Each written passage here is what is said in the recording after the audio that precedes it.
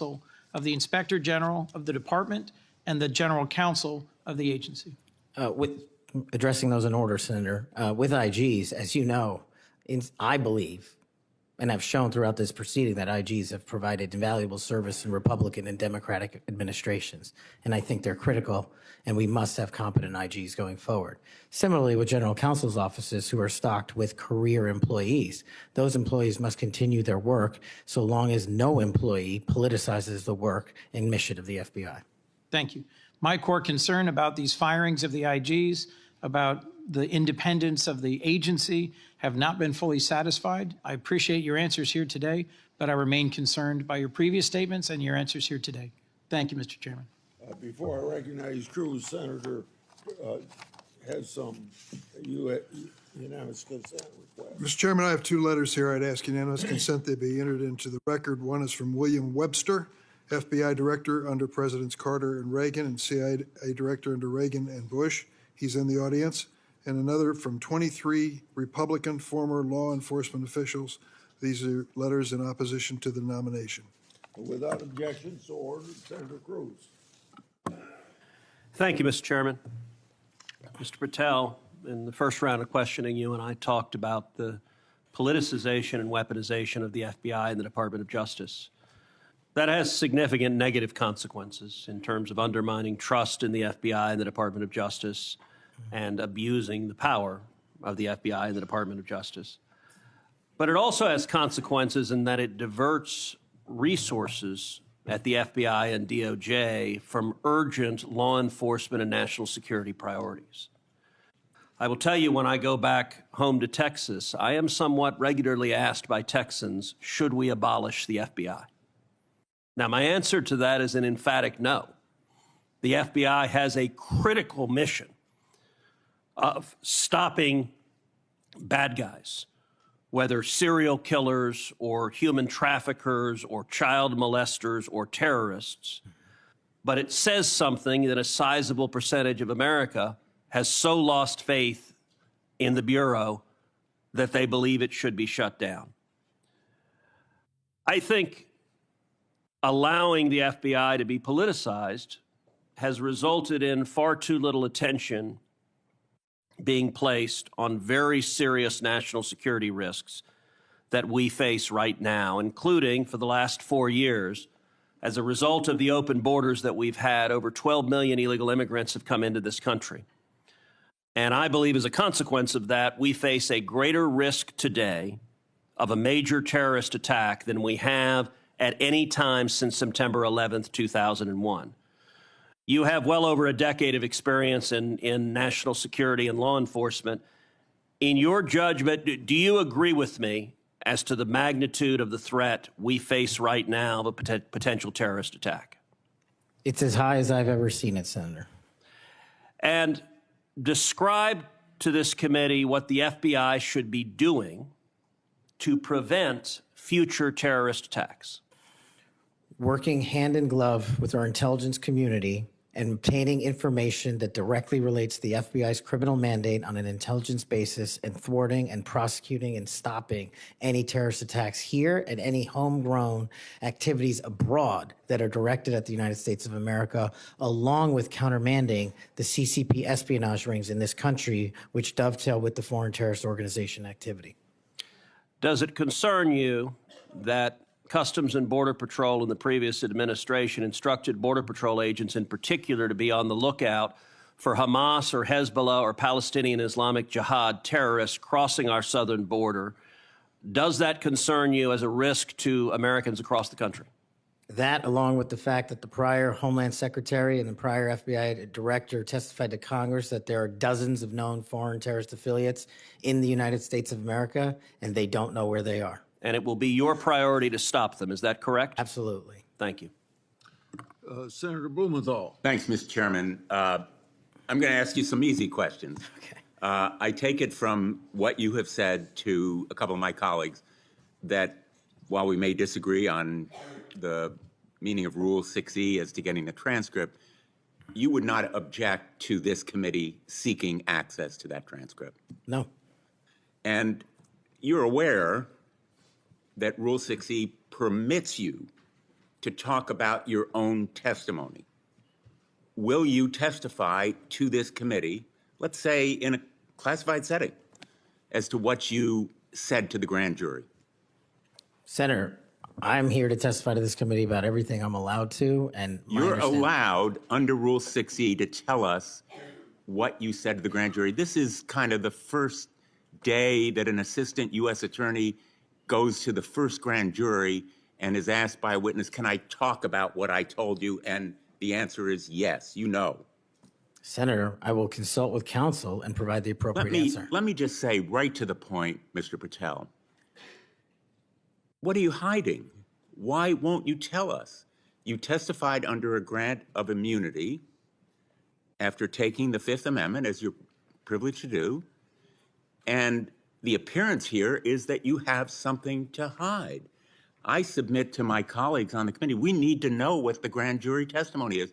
We need access to that second volume.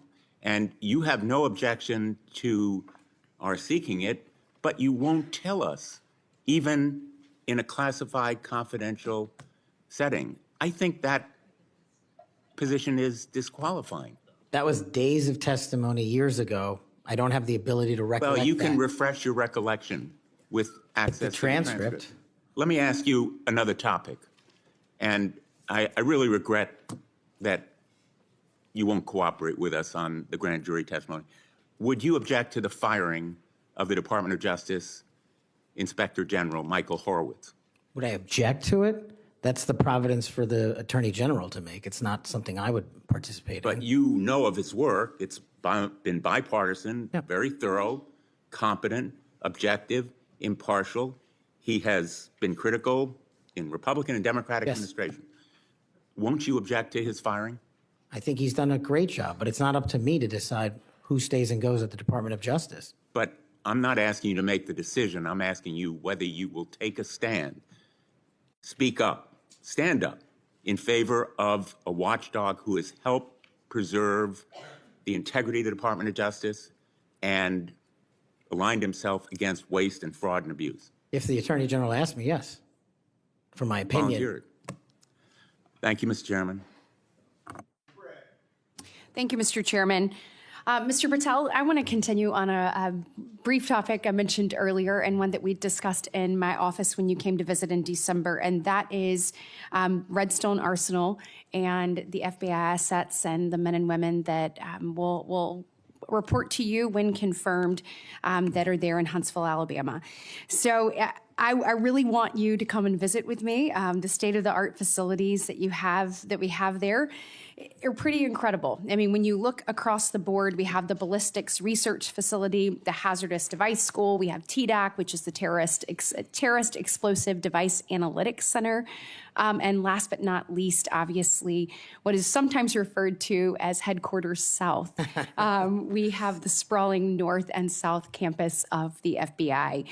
Look, there has been over $4 billion invested there. It is truly remarkable that the training that is going on there. They are delivering to missions when it comes to emerging technologies, investigating lead generation, security, and contracts personnel and human resources, just to name a few.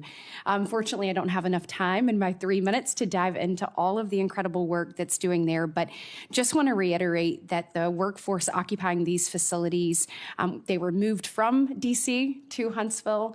They are working diligently each and every day to make sure that men and women in uniform are the best trained, equipped, and ready that there is. And I would love a commitment from you just to come with me to visit those facilities, see what those men and women are doing, what they're learning, and all of the training that's right there at their fingertips. Senator, you have that commitment, and this is a great example, real quick, of the FBI's capabilities and infrastructure systems around the country that already exist to the tune of billions. Billions. And not only is it, I believe, a 38,000-acre sprawling campus, this Congress billeted 2,500 seats, but 4,000 seats still remain open. So let's go to work. I'll come to Alabama and let's fill those seats. Absolutely. I love it. I love to hear that. And another thing, too, obviously, as we've looked over the last couple of years, I'll put on my appropriator hat. The budget, obviously, for the FBI has been decreased. Obviously, you're going to help us return America's trust in the FBI. But as we look at that and we try to make those numbers work, I just want on your radar, I want you to be thoughtful about this. You know, it's easy to say, let's cut training. That's an easy thing to cut first. I think that that's the worst thing that we can do. We want to make sure that our men and women are ready, that they're ready to find leads that lead to child trafficking rings and other things. And you've talked about the rapes, the fentanyl overdoses, the murders. We want to make sure that we are equipping them with all the tools necessary to make those strides for the American people. And so just want your commitment from you that as we look at those things, that you will take a good look at training and make sure that that's not the first thing that gets cut. Absolutely. High standards and merit. That's Thank what you we'll so do. much. It's in 59 seconds. Thank you, Mr. Chairman. As we talked about, Mr. Patel, truth incredibly important in an FBI director, and a number of the things I asked you about in the first round you didn't recall or you wanted more context. I'm going to give you one of those. I'll give you the rest on the record. That was about when I asked you about the Capitol Police officers who testified in the January 6 hearings and you accused them of lying. You said, and I quote, "I don't think that's accurate." I actually have the transcript here, which was reported by the Washington Post. And that was in March of 2024 on Joe Pack's podcast. He asked you, the Capitol Police in that fake January 6 committee, they didn't tell the truth, did they? Patel, no. Not just them, many others. And lying under oath is a federal offense and they should be investigated for it. Do you believe that about the police officers? That's a general statement and a mischaracterization of what I said. I encourage you to read the rest of the interview. This is why snippets of information are often misleading and detrimental to this committee's advice and consent process. If you consent, I would love to have 5 hours of questions and then I could read the whole transcript. You've got 2 minutes. Wow. In September, you referred to the FBI's intel branch, which was stood up after 9/11 and works to protect us from foreign adversaries like China, as, quote, the biggest problem the FBI has had, unquote. And you said you wanted to, quote, break that component out of the FBI. It was the same sentence where you said about turning the FBI headquarters into a museum. Do you really think that closing the intel branch will make Americans safer? Again, it's not what I said. The intelligence component of the FBI has seen some politicization and weaponization that we've discussed here today, and intelligence collection capabilities belong in the intelligence community. Having served in both law enforcement and intelligence communities, I'm uniquely qualified to bring the intelligence limited component back to the FBI that ties back to the legislative mandate of prosecuting and investigating criminals. Okay, last, I will end early, Mr. Chairman.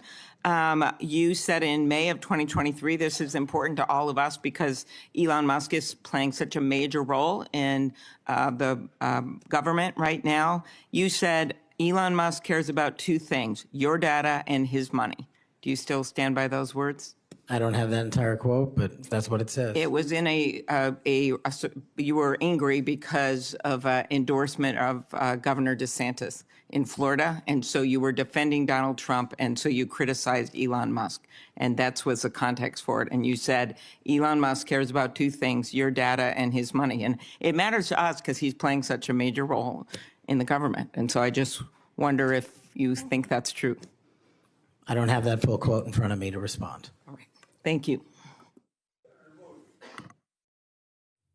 Thank you, sir. It sounds to me like my fellow senator is trying to get you to move FBI headquarters to Alabama. I have a full list of why it should move to Florida, and at the very least, maybe a Florida-Bama FBI HQ. Florida-Bama. Good people there, good recruits. We would fully support it. Moving on to a more serious matter, I know you would be shocked to learn this. As AG and as the chair of the Human Trafficking Council in Florida, we saw trafficking explode around the nation as a result of the Biden administration wide open borders. That's no surprise to anyone. But it might shock you to know that the National Human Trafficking Hotline that was funded by Congress to report tips to law enforcement in the last 4 years decided that they would no longer report tips to law enforcement, that they would take a more victim-centered approach And this fell in line with a lot of what we saw over the last 4 years, with people saying things like defund the police, abolish the police, nonsense policies that lead to an explosion in crime. You and I both understand that from our prior work experience. Absolutely.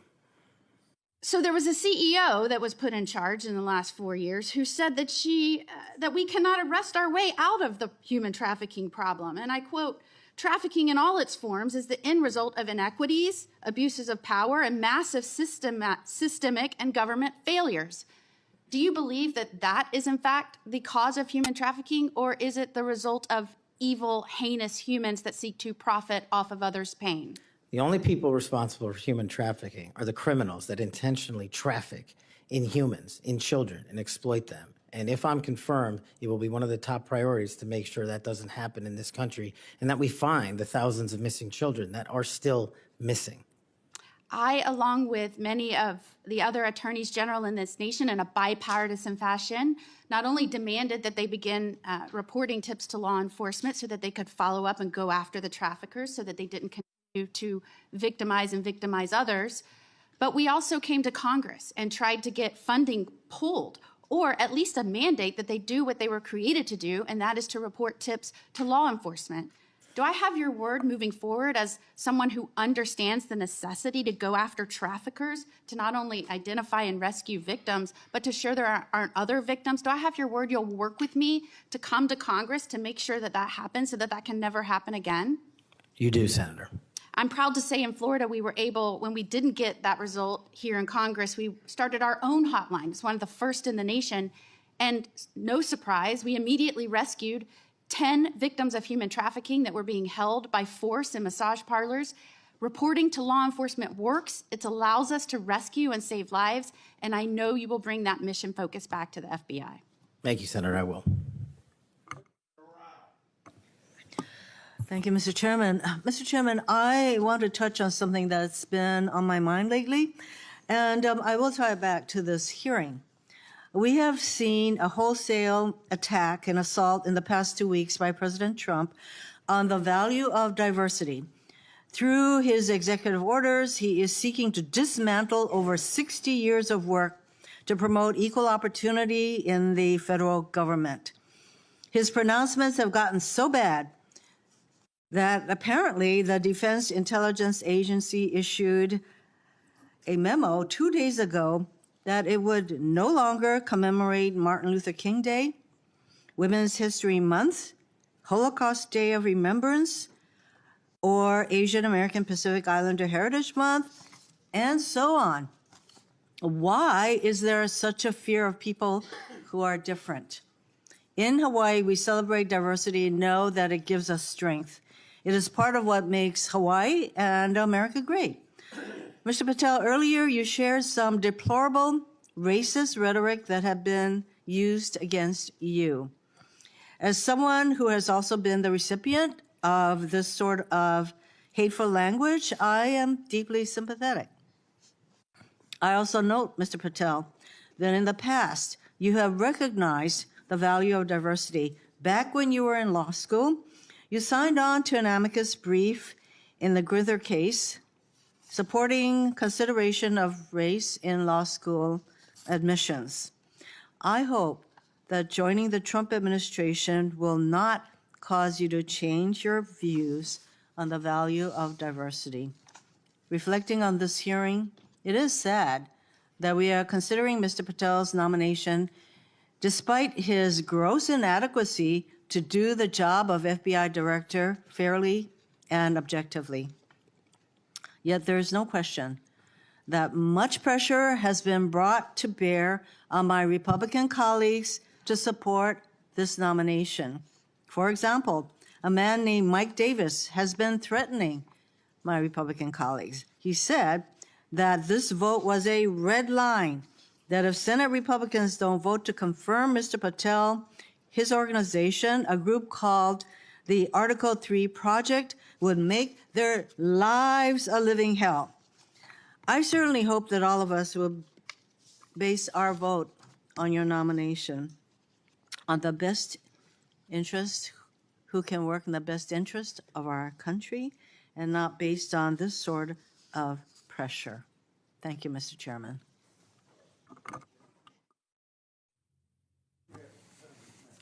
Thank you, Mr. Chairman. I want to give you a chance to respond to this because I think my colleagues are misstating the law here.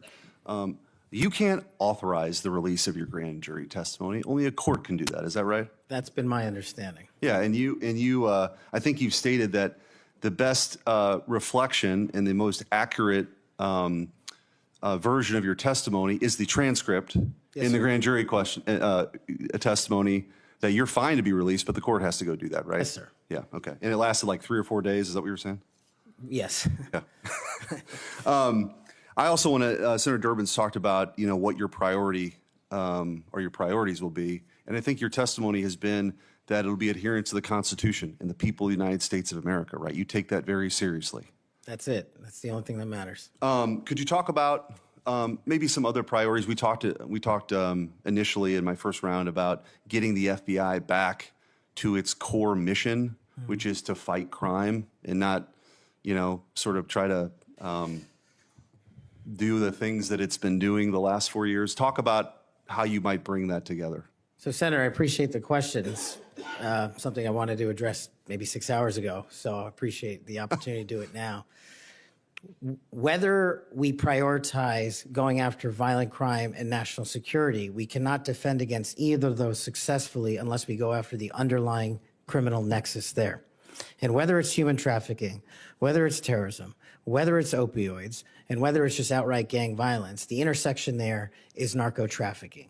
It is the underlying underbelly, the evil, illegal underbelly of all those operations. And we have not prioritized, in my opinion, as a law enforcement agency, the collective power we can rain down on criminal narco trafficking networks. And ideally, if I'm confirmed, Senator, I would like to work with Attorney General Pam Bondi, if she can be confirmed, to set up regional drug interdiction task force where our local sheriff's offices, our local PDs, and our local precincts are folded in with the FBI on an information and authority sharing basis to take down the criminal networks. And the advice and consent process has been extremely informative to me. I do not know your jurisdictions as well as you all ever will. That's what makes this so critically important educational. I did not know that Memphis was the homicide capital of America per capita. I did not know that there was a corridor in Ohio that speaks to the human trafficking volume more so than any intersection in the country. That is what I will rely on your expertise across the aisle to fold in those resources and target those criminal active hotbeds. And I believe if we are successful in actually crippling the narco trafficking networks, we will see a decrease monumental in violent crime and at the same time protecting Americans' national security. And maybe, just maybe, where you have a third of the personnel for the FBI here in Washington, D.C., maybe, just maybe, one of the reforms is to get more of those folks out into those areas across the country to go do that, right? That's what you're talking about. I think so, sir. Thank you. Thank you, Mr. Chairman. Mr. Patel, do you know any of these 5 individuals? Erica Knight, Tom Ferguson, Greg Mentzer, Steve Reese, or Carlos Fernandez? Yes, Senator. Who are they? People I've worked with in the past at some point. I'm told that those are the people that will be additional political appointees to help run the FBI. Is that correct? That's news to me, Senator.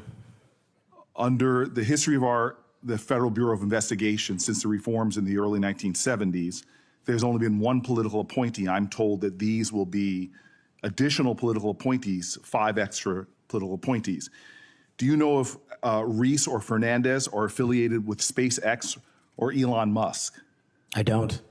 I'm told that they are affiliated with SpaceX and Elon Musk, and that he had influence in who will be placed around you as political appointees. Mr. Patel, did you see the President of the United States declassify the documents that were found at Mar-a-Lago? I witnessed the President of the United States issue a declassification order for documents. That did not answer my question. Did you or did you not see the President of the United States declassify the documents that he was holding, the classified documents that were at Mar-a-Lago? And did you? I don't know the answer to that question because I don't know what was fully found because the Justice Department hasn't made that public. you claim publicly that you saw President Trump declassify documents. Is that correct? That's correct, Senator. So you did indeed see President Trump declassify the documents that were found at Mar-a-Lago that he refused to turn over. Is that correct? No, what I said, Senator, was I heard and witnessed the president issue a declassification order for a number of documents. For the documents specifically that were at Mar-a-Lago? When he issued that order, there was documents. I don't know what was found and what was not found at Mar-a-Lago. I wasn't there. So this is the issue. The question is will you lie for the President of the United States? Would you lie for Donald Trump? No. I hear you saying no, but the best way to clarify that would be to testify, as you are allowed by law, upon what you said to the grand jury. Because that grand jury, as you just said to my colleague, 2 or 3 days of it was about this specific issue. And so as my time ends, Mr. Chairman, it would be utterly irresponsible for this committee to move forward with his nomination unless we know factually, which can be proven by looking at the documents that he's refusing to testify towards. It would be irresponsible for us to move forward if we do not know that the future head of the FBI would break the law and lie for the President of the United States. We can find that out factually if we had access to the testimony or if he would tell us what he said to the grand jury, which by the law of the United States of America, he's allowed to, but he's refusing to do so. He is refusing the transparency that he claims to adhere to. He is refusing to be direct with the United States Senate. He's refusing to be transparent and put it all out there. Did he or did he not lie for the president? That is the question. Thank you, Mr. Chairman. I appreciate that. And thank you for your patience today. We do appreciate it.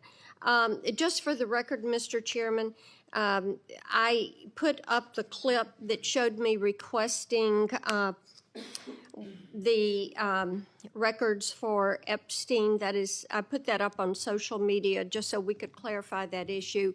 Mr. Patel, what I'd like to ask you about, you mentioned that Memphis is the homicide capital of the country. That concerns us. And we've recently had an issue where the FBI wanted to consolidate the Memphis and Knoxville offices into a Nashville office. And of course, this causes us some concern. And I would like to get your commitment that you will make certain that we have every resource we need in Memphis to deal with this issue, and that the FBI will be appropriately resourced in the state of Tennessee. You absolutely will, Senator. Thank you so much for that. And then we've had some talk today about DEI, and we've talked about this in this committee, and the emphasis the FBI put on DEI and things like counting Swifty bracelets and things of that nature, and not on investigations. And what we want to make certain is that we have qualified individuals who are going to stick to that core mission. And you have talked about that mission today, and thank you for being able to recite what it is. We appreciate that. And I want you to just talk a little bit about those first few actions that you can take to build back the recruiting and the training in order to accomplish that mission. Absolutely, Senator. Quite simply, I know we have limited time, is that people who sign up to serve the FBI must meet the rigorous high standards, merits, and physical fitness standards, and those will not be changed. So that will be a priority for you. And I think people who want to join the FBI do so with the dedication to serve this country and an adherence to law enforcement. And we will allow those folks that graduate from the academy and enter the FBI to carry a gun and a badge in representation of this country to protect its citizens. And when we allow the good cops to be cops and put handcuffs on the bad guys, I think you will see an exponential increase in enrollment and how we keep people at the FBI. And that is a day one item for you. Yes, ma'am. Thank you. Thank you, Mr. Chair. Mr. Patel, do you believe that background checks for firearm purchases are constitutional? I don't know the in-depths of it, but I think that's what the Supreme Court has said, Senator. So the word would be YES, yes. Can you say yes, are background checks constitutional? I can say whatever the Constitution and the Supreme Court ruled is the rule of the land. And what is the rule, the law of the land at the moment? I'm not an expert on state-by-state background checks. You're going to be universal background checks. Well, that's different. I think actually your answer is pretty telling. Let me ask you another question. Do you believe that civilian ownership of machine guns are protected by the Second Amendment? Universal background checks are different. That's not. I asked you a separate question. Do you believe civilian ownership of machine guns is protected by the Second Amendment? Whatever the courts rule in regards to the Second Amendment is what is protected by the Second Amendment. Yet another telling response, colleagues, on another important issue. We've all talked, both sides of the aisle, about our concern about gun violence in America. I raise these questions because of an association I can observe between Mr. Patel and gun owners of America, a group staunchly opposed to firearm regulation, a group that Mr. Patel addressed in August, and a group that in December issued a press release applauding his nomination to be FBI director. Gun Owners of America has taken extreme positions, including the position that all background checks are unconstitutional and that civilian ownership of machine guns is protected under the Second Amendment. Mr. Patel, let me remind you that as FBI director, you would oversee critical responsibilities related to firearm regulation, including administering the National Instant Criminal Background Check System. Yes, it's constitutional. It's in place for a reason. You would also regulate the distribution of machine guns to prevent them from falling into the wrong hands.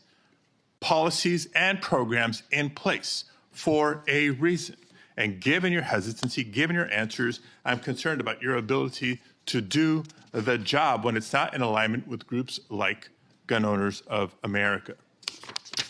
Colleagues, we've been hearing a lot of partial responses and lack of recollections throughout the day, and I can't help but identify the pattern of Mr. Patel calling FBI leadership corrupt, labeling agents as gangsters, accusing them of being part of a criminal deep state conspiracy.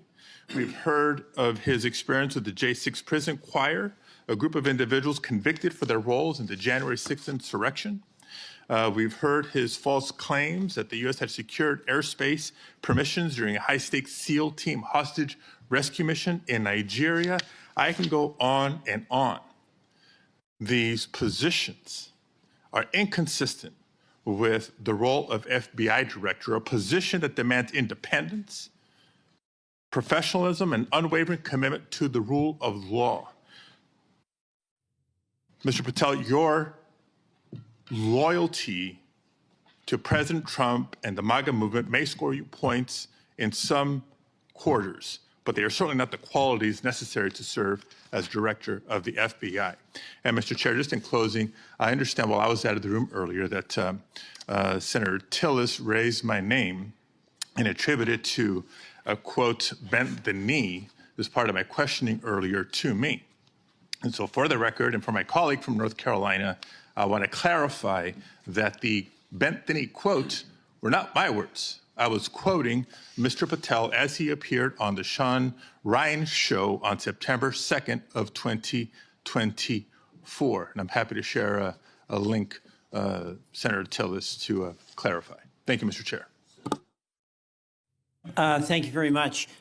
I don't want to belabor this, but it certainly would be of benefit to us if that grand jury testimony could be released. But my understanding is the Senator Whitehouse testimony point that you don't need, you as a witness could reveal what you said. And I'm just suggesting you might give that some further thought. The second thing is that you have everybody who runs an agency has enormous responsibility for the people who work there. I happen to have an incredibly high opinion of the FBI. The first time I came to Washington as a boy, I remember the thrill I had going to the FBI headquarters. I thought it was a big deal that my senator then got me special tickets to go, and I've always admired them. There's a lot of apprehension there, and it's not just on this question of weaponization. There's a lot of disruption in a new administration. And if you've seen, the president announced an impoundment in effect. It's been rescinded by the courts. But we've received calls from folks in various agencies who we've worked with or seen over the years, and there's just an immense amount of insecurity. Do I have my job? Don't I have my job? And frankly, I think this is my point to the president. Chaos is one thing, but cruelty is another. And having people be really uncertain about do they have a job today or not and leaving them in limbo, I don't think is a good thing for morale. And I don't care whether it's a Democratic or Republican president. I'm just looking to you to assure me that the tradition that we've had anchored in the FBI since 1972, when it was politicized. I mean, J. Edgar Hoover went after Martin Luther King in a disgusting and despicable way. He went after some John Birch Society folks for their political beliefs in a disgusting and horrible way. And we have no political appointees over there. So it's going to be up to you to, I think, strengthen that tradition.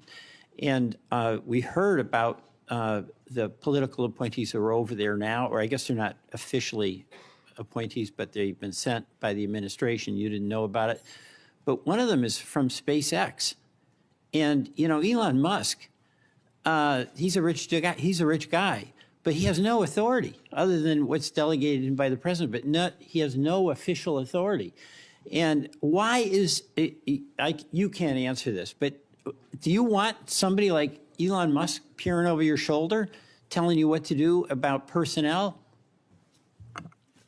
No, the FBI must be independent. Go kick him out. I mean, I'm with you on that. He has no basis. He has no reason to be there. There's some former FBI people. You'll pick the people that you want to listen to. You'll have to make the decisions. You'll be accountable to this committee. But no on Elon Musk. He's just a political crony who knows nothing about law enforcement. So thank you for that assurance. Thank you, Mr. Chairman. Mr. Patel, when Mr. Booker was asking you questions in his first round, you said, Senator, the grand jury testimony is available to you. I encourage you to make it public. You also later said, or previously to Mr. Booker said, get my grand jury testimony. I asked the Department of Justice to make it public. I asked the Department of Justice to make it public. Do you stand by that testimony? If that's what I said. So you asked the Justice Department to make your grand jury testimony public? At the time of my appearance in the grand jury. Yeah. And who did you ask to do that? The lawyers. Mr. Chairman, since the witness has said that he encourages this testimony to be public, that he in fact asked the Justice Department to make it public, I would ask you, Mr. Chairman, if you and the ranking member would be willing to write to the court acknowledging the witness has asked for this to be public, supporting it being made public. I can't imagine there's a court in the land that would say no to a bipartisan request like that. I won't tell you. Let me say something. I'm not going to take this out of your time. It's not directly answering your question, but I think it'd be significant what Richard Grinnell put on X. I testified in front of Jack Smith's grand jury, at Justice Department, and Jack Smith's prosecutor told me directly that I could not talk about my testimony or risk legal actions. Then he goes on to say that certain senators, I won't mention here, should, as those ask those lawyers why they instructed witnesses this way. Thank you, Mr. Chairman. We'd welcome the chance to have Mr. Grinnell testify under oath as opposed to on X. But nevertheless, what I would ask, given that this witness has said he made the request, this witness has said he would like us to read the testimony, I would ask if you and Senator Durbin would be willing to make that request of the court. I wouldn't answer your question without get all the background I need considering the conversation between you two, I couldn't make that judgment now. Yeah, I appreciate your consideration, Mr. Chairman. And the reason why I think it's so important is let's remind ourselves what those documents were in Mar-a-Lago. According to the indictment, the classified documents Trump stored in his boxes included information regarding defense and weapons capabilities of both the United States and foreign countries, United States nuclear programs, potential vulnerabilities of the United States and its allies to military attack, and plans for possible retaliation in response to a foreign attack. So testimony that goes to the care or lack of care, the truthfulness or lack of truthfulness of Mr. Patel would be directly relevant to whether he should be confirmed as FBI director, and those records are there for the asking. No court's going to turn us down. Mr. Patel may be, I don't know, but he may be the first nominee for FBI director in history who felt it necessary to plead the fifth, to say that he wouldn't testify to a grand jury because it might incriminate him. Maybe the first nominee for FBI director ever to feel the necessity of pleading the fifth. Shouldn't we ask for that testimony when the witness himself says he would encourage it? Finally, I would just say we need to think about where we are in this moment. We have a new president. He's fired prosecutors who investigated him. He's investigating other prosecutors, or his Department of Justice is. He's fired inspector generals who might hold him accountable. And this is just the start. And as FBI director nominee, he's chosen someone whose primary qualification, in my view, is his willingness to say yes when everyone else would say no to whatever the president wanted, to say whatever he wanted, to do whatever he wanted. That's why he is sitting here. I mean, look at the people who held that job before Mr. Patel, the stature of the people that held that job, the qualifications of the people that held that job. And how can any of us think that his background, his qualifications hold a candle to the people who went before him? How did we get here where we are defending a nominee like this, who makes songs with convicts who attack law enforcement? How did we get here? And where are we going? History is littered with democracies that lost their freedoms and didn't notice it while it was happening. Let's not be one of them. Your time's up.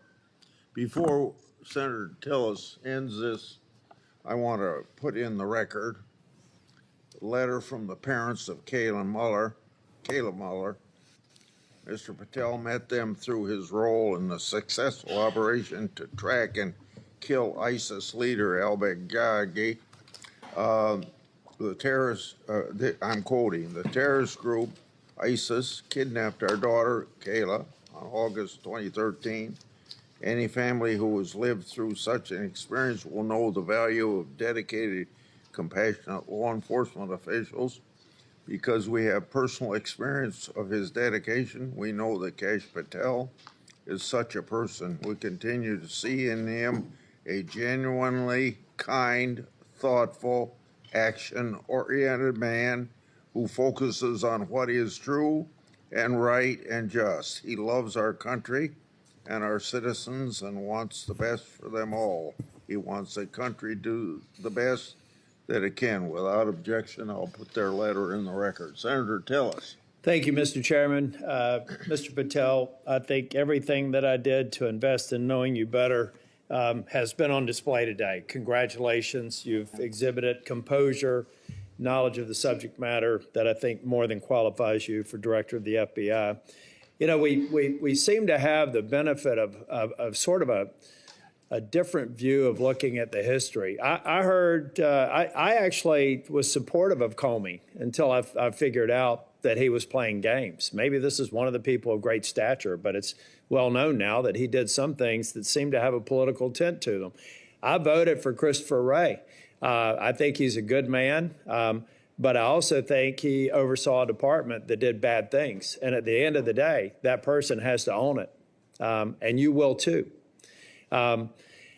It's probably going to disappoint the audience to hear what I'm about to say, those who are watching at home. But you may be surprised to know that most of us at this dais on both sides of the aisle like each other.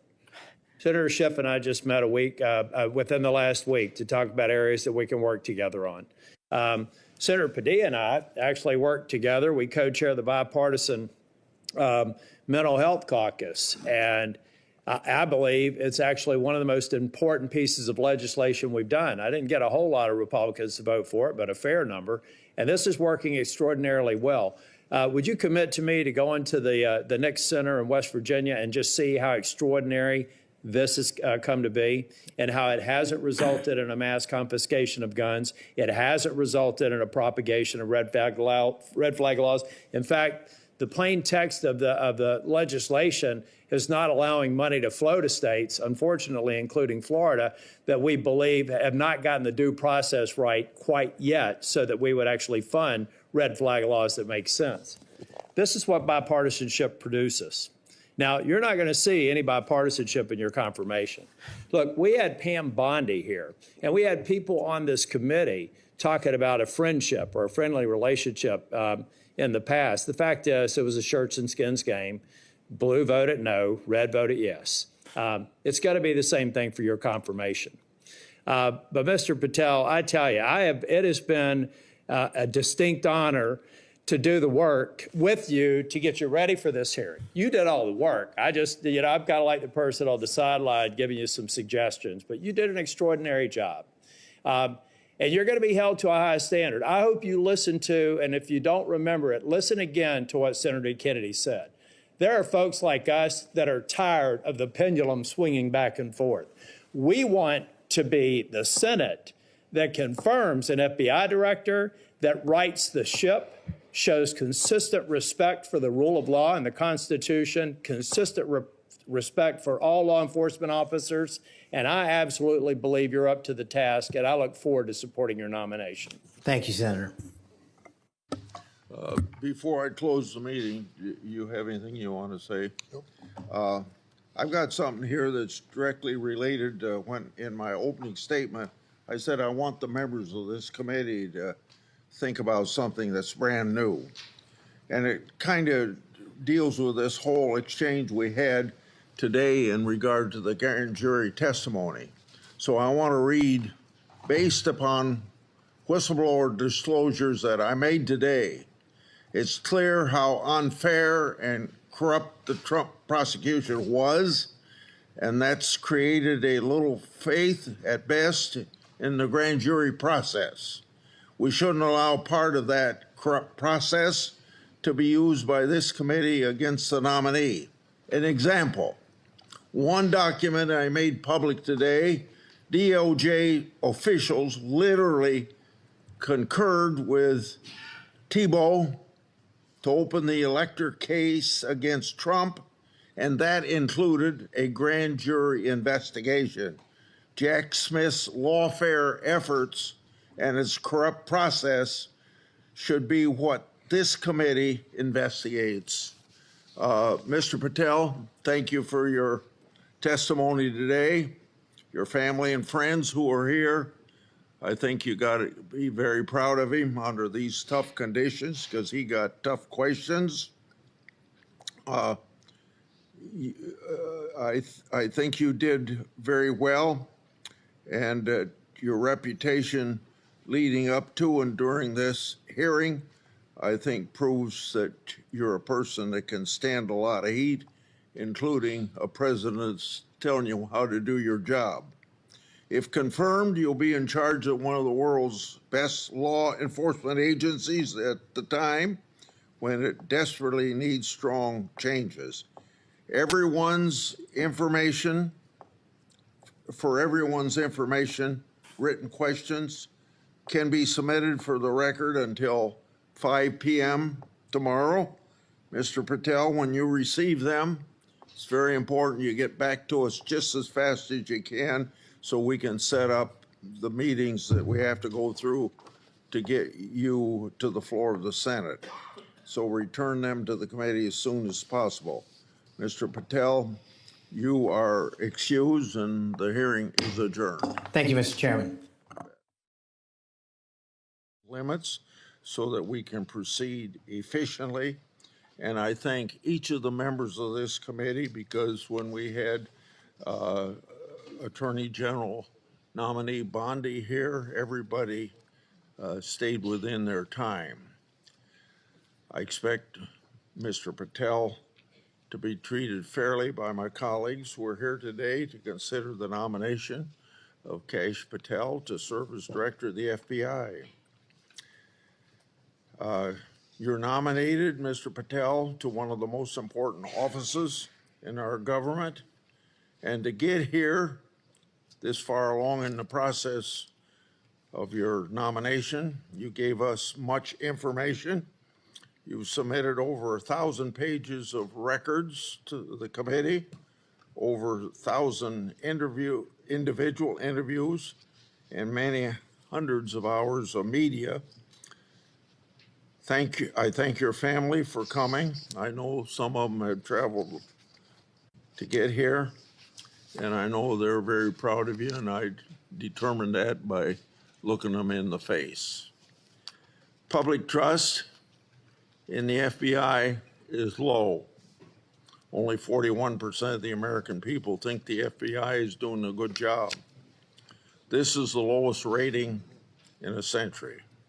It's no surprise that public trust has declined in an institution that has been plagued by abuse, lack of transparency, and weaponization of law enforcement.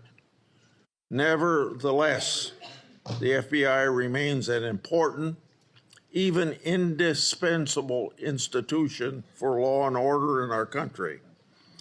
It's the people on the top floor of the J. Edgar Hoover building, not your local FBI agents, that have caused the low approval rating. Mr. Patel, I know you know this, but it's your job to restore the public trust and return the FBI to its core mission of fighting crime. Your extensive background gives you a unique position to make this happen. Mr. Patel's career has been a study in fighting unpopular but righteous causes, exposing corruption, and putting America first.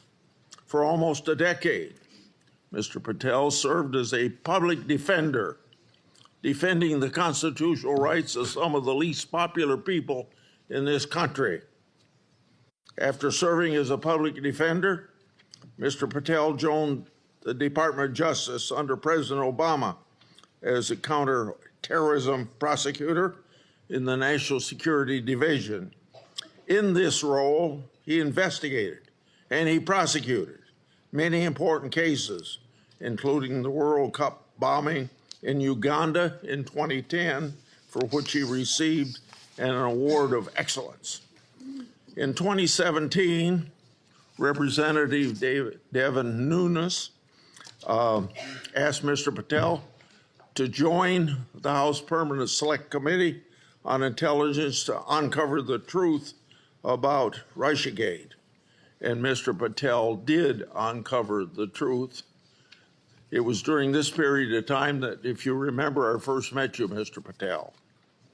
Through tireless works, Mr. Patel showed that Crossfire Hurricane was based upon fraudulent, discredited information paid for by the Democratic National Committee and the Clinton campaign.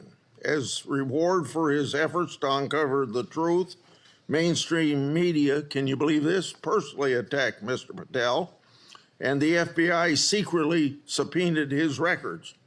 Now, I know what that is because my staff received similar treating during my investigation. The attacks Mr. Patel faced during his work in the House of Representatives are similar to the ones that he faces today. I expect many of these underhanded attacks will be repeated today. Mr. Patel has been accused of having, quote unquote, an enemies list. This is not a fair characterization, as he stated, quote, there is no revenge list, end of quote. Mr. Patel has identified those he believes have put politics and personal ambition over service to the country. He's called out those who've used the institutions like the FBI to achieve their own personal gain. Mr. Patel has said he believes that people who do this should be named and that Americans deserve transparency so that they can make their own judgment as they did in this last election. Other attacks against Mr. Patel are similarly unfounded.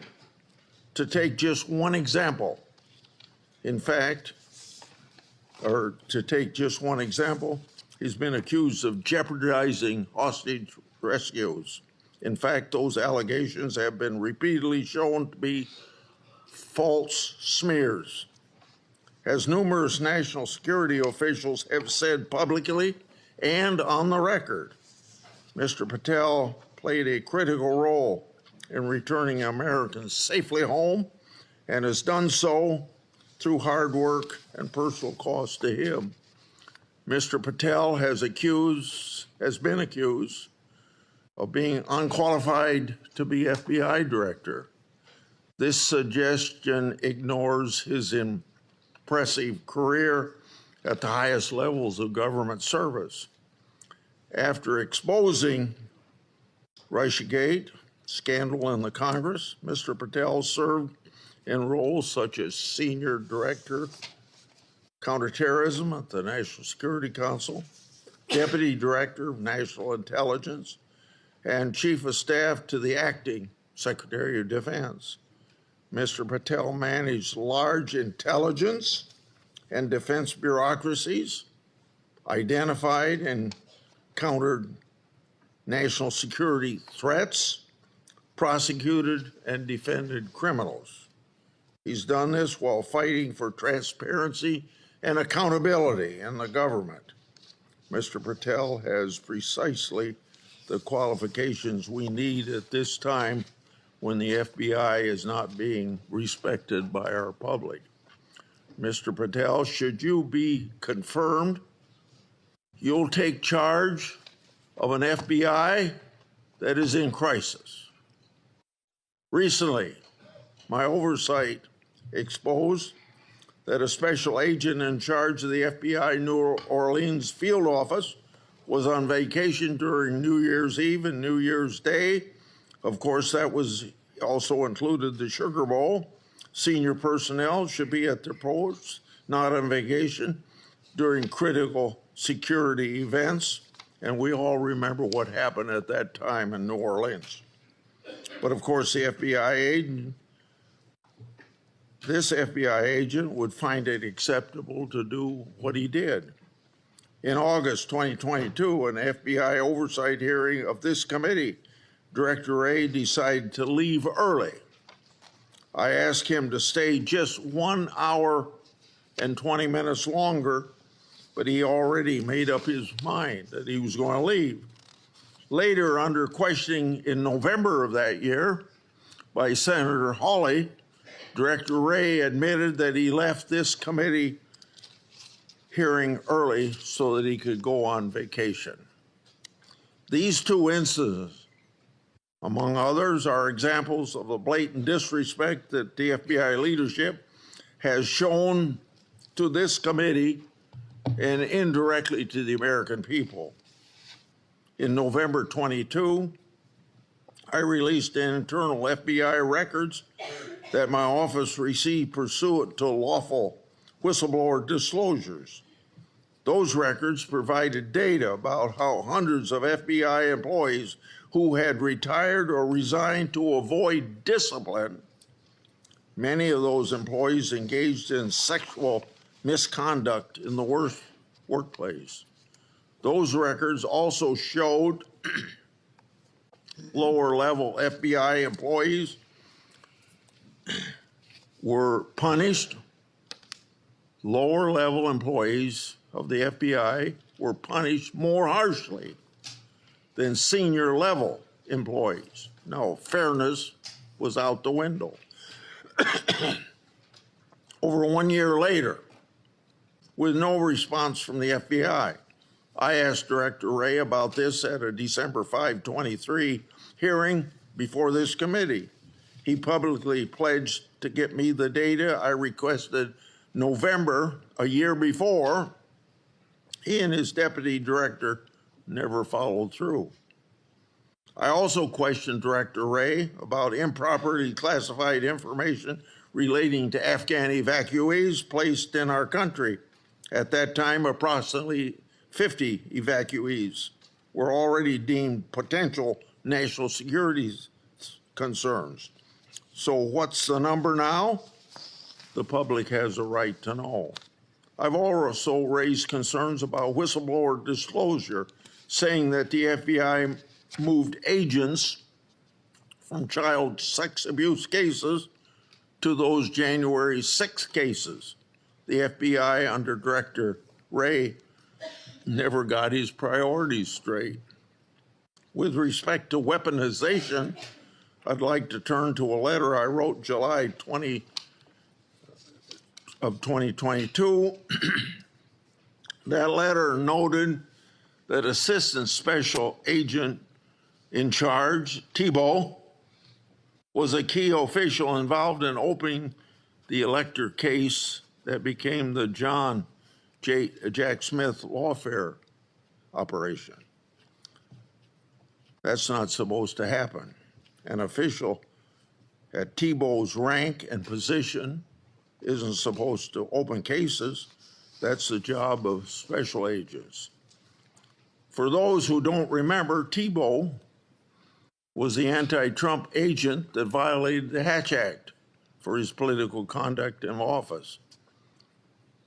My letter also noted that Richard Pilger, who ran the Justice Department's election crime branch, was involved in the approval. Now I'd like to call the committee's attention to something I'm going to share with you, information about the FBI's that's never been made public before. Do you have those? Oh, yeah, I'm sorry. In my hand are a series of FBI emails. The first is an email that Thibault sent to subordinate agent on February the 14th, 2022.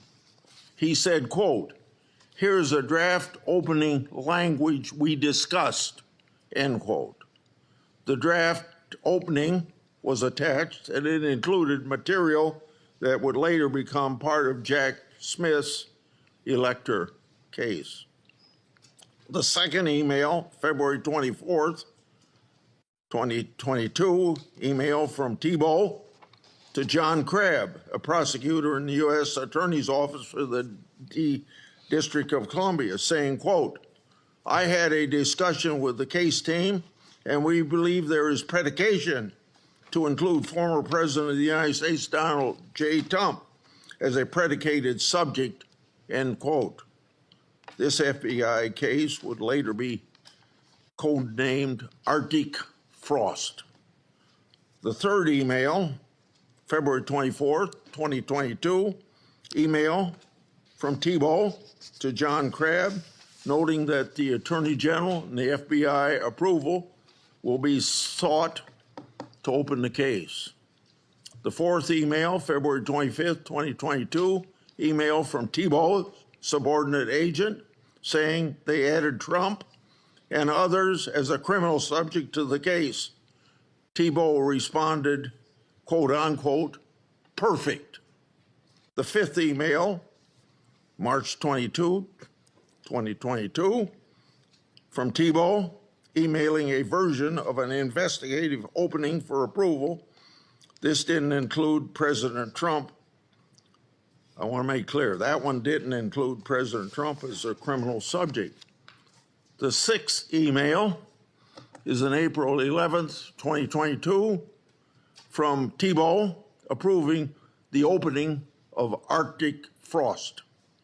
The seventh email is an April 13th, 2022 email from FBI agent to Thibault stating that the FBI deputy director approved its opening.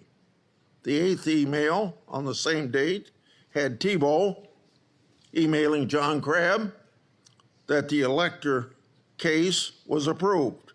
Crabb responded, quote, "Thanks a lot. Let's talk next week," end quote. Between March 22nd and April 13th, other versions of the document opening the investigation existed because a 9th email shows that the FBI General Counsel Office made edits on March 25th. Was Trump still removed as an investigative subject? If so, which Justice Department FBI officials other than Jack Smith later added him for prosecution?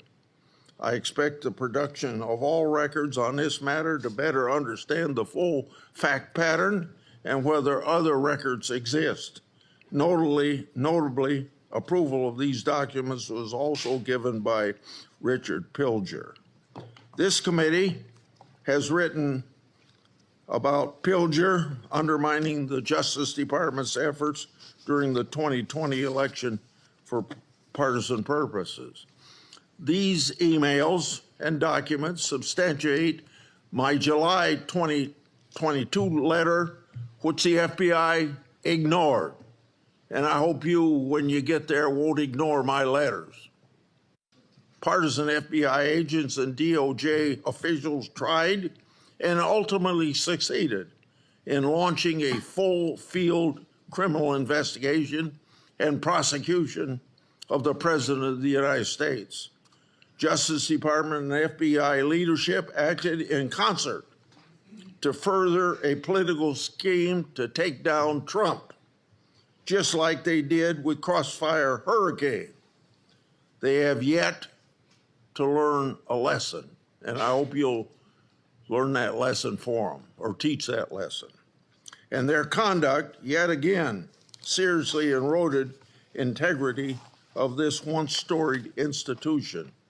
As I've said before, if a politically charged investigation is to be open, it must be done the right way, and that didn't happen here. Mr. Patel, in my time, I've never seen our law enforcement intelligence community institutions so badly infected with political decision-making.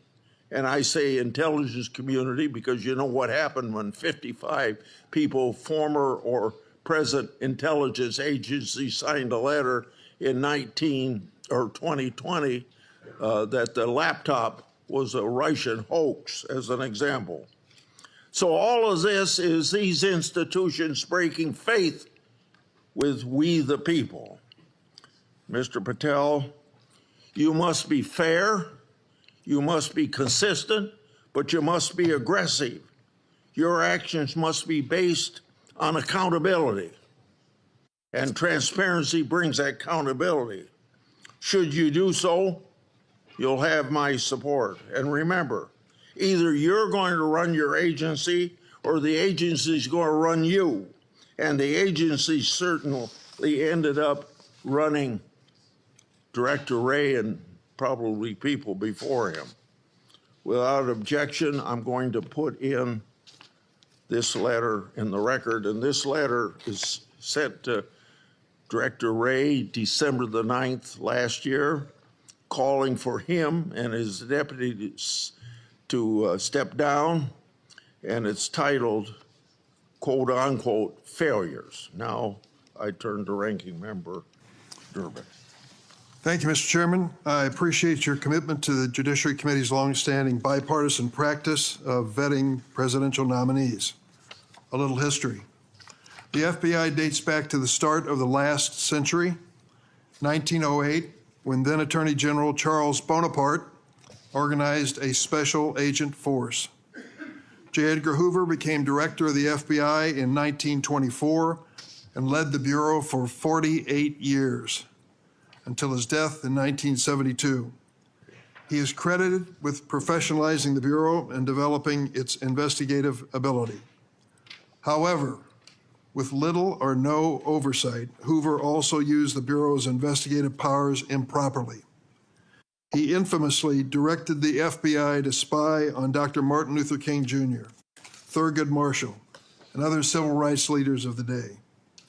In 1975, the United States Senate created Frank Church's committee, and they disclosed widespread abuses by the FBI and other U.S. intelligence agencies. The Church Committee concluded these agencies had engaged in illegal surveillance, and as a result, quote, groups and individuals have been assaulted, repressed, harassed, and disrupted because of their political views, social beliefs, and their lifestyles. And quote, the intelligence agencies have served the political and personal objectives of presidents and other high officials. The Hoover era of the FBI, the Watergate scandal, and the findings of the Church Committee highlighted the risk of political interference in FBI investigations and led to significant, important reform. In 1976, Congress passed a law that limits the FBI director to a single term of 10 years, which was intended to insulate that position from political influence. And critically, we made the FBI director's appointment subject to the advice and consent of the Senate. That's why we're here today. Since 1935, the motto of the FBI has been fidelity, bravery, integrity. These qualities represent the Bureau's core values and the high standards that are expected of all of its employees, including the director of the FBI. After meeting with Mr. Patel and reviewing his record, I do not believe you meet this standard. Mr. Patel has neither the experience, the temperament, nor the judgment to lead an agency of 38,000 agencies and 400 field offices around the globe. During the time I've served on this committee, I've had the opportunity to consider 4 FBI director nominations. Each one was a Republican, and I voted for all of them. My concerns about the director of the FBI are not partisan. As much as Republicans claim that President Biden and former Attorney General Garland weaponized the FBI, let's look at the record. President Biden kept the FBI director, a lifelong Republican who'd been appointed by President Trump. Contrast that with President Trump. Fired his first FBI director, James Comey, forced out his second FBI director, Chris Wray, for being insufficiently loyal. With Mr. Patel, however, obviously the president has found a loyalist. Mr. Patel's loyalty includes touting conspiracy theories that threatened efforts at President Trump's enemies. How do we know Mr. Patel's theories, his beliefs, what motivates him, what he really believes? He wrote it in a book. This book, Government Gangsters, I urge all of you to read before you cast a vote for this gentleman. Mr. Patel has published at the back of this book a list of 60 people whom he calls, quote, members of the deep state, 60.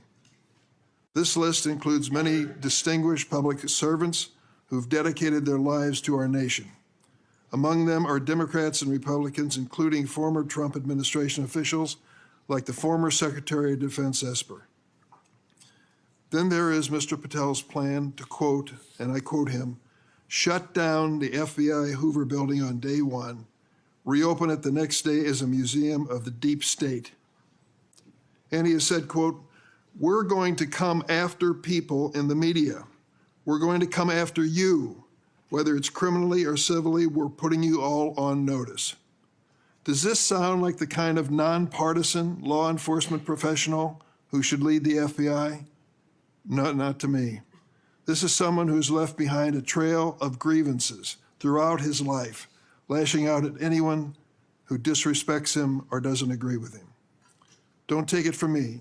Listen to these Republicans who worked with him during the Trump's first administration.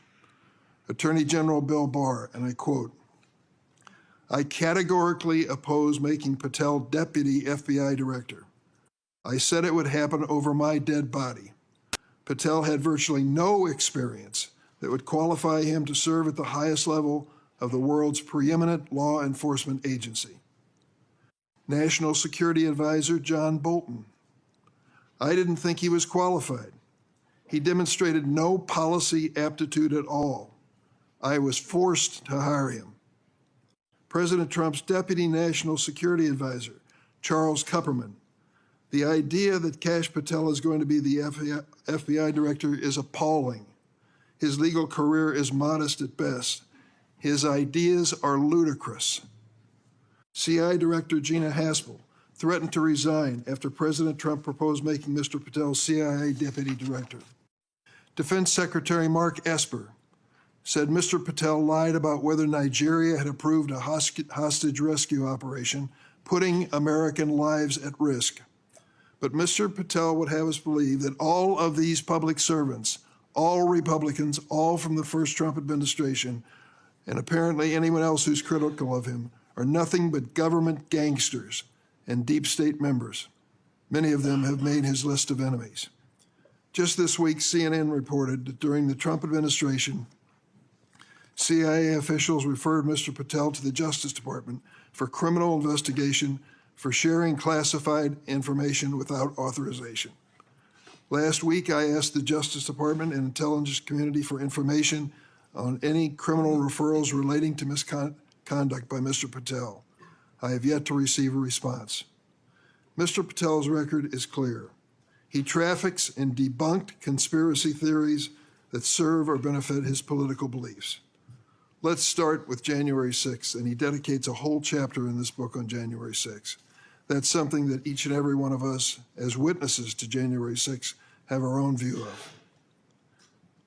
I'll be grateful always to the Capitol Hill police officers who risked their lives defending me, members of Congress, and visitors to the United States Capitol on that day. Mr. Patel posted on social media, quote, January 6th, never an insurrection. Cowards in uniform exposed. End of quote. Let me repeat that. Cowards in uniform exposed. Who was in the Capitol building on January 6th in a uniform? The Capitol Police were. Do you think they were cowards?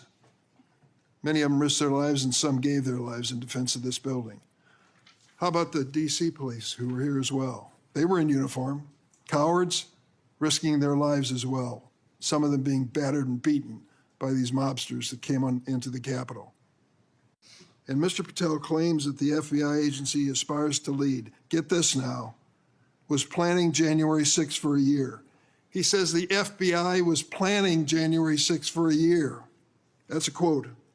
Mr. Patel has gone so far as to co-produce and sell musical recordings of a song performed by January 6 rioters in jail, rioters who violently assaulted police officers. He has described this January 6 choir as, quote, political prisoners. Political prisoners. But at least 6 members pleaded guilty to assaulting law enforcement officers on January 6. All 6 have now been pardoned by President Trump. Here are some of those people who received blanket clemency by President Trump on his first day in office in the second term. Julian Cater assaulted Capitol police officers with pepper spray, incapacitating 3 officers. Ryan Nichols sprayed pepper spray on multiple police officers. After the attack, Nichols posted on Facebook, and I quote, "So yes, I'm calling for violence and I will be violent." Jordan Mink struck officers, quote, aggressively with a long pole. He spat at officers and threw large items at them. Armed with a knife, Ronald Sandlin shouted at officers, quote, "You're going to die, get out of the way." Sandlin shoved officers when they tried to lock the doors to the Senate gallery. After breaching the Capitol, James McGrew struck an officer and lunged for his baton. McGrew also threw a wooden handrail with metal brackets at officers. I want to read a sentence from this book on the January 6th experience, just to give you an idea of Mr. Patel's take on what he calls a haphazard riot.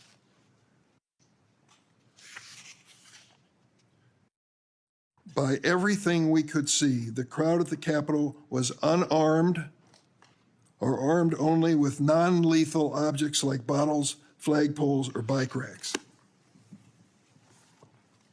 Mr. Patel has also peddled conspiracy theories for his own financial benefit, promoting a line of dietary supplements that claim to help people detox from COVID-19 vaccines.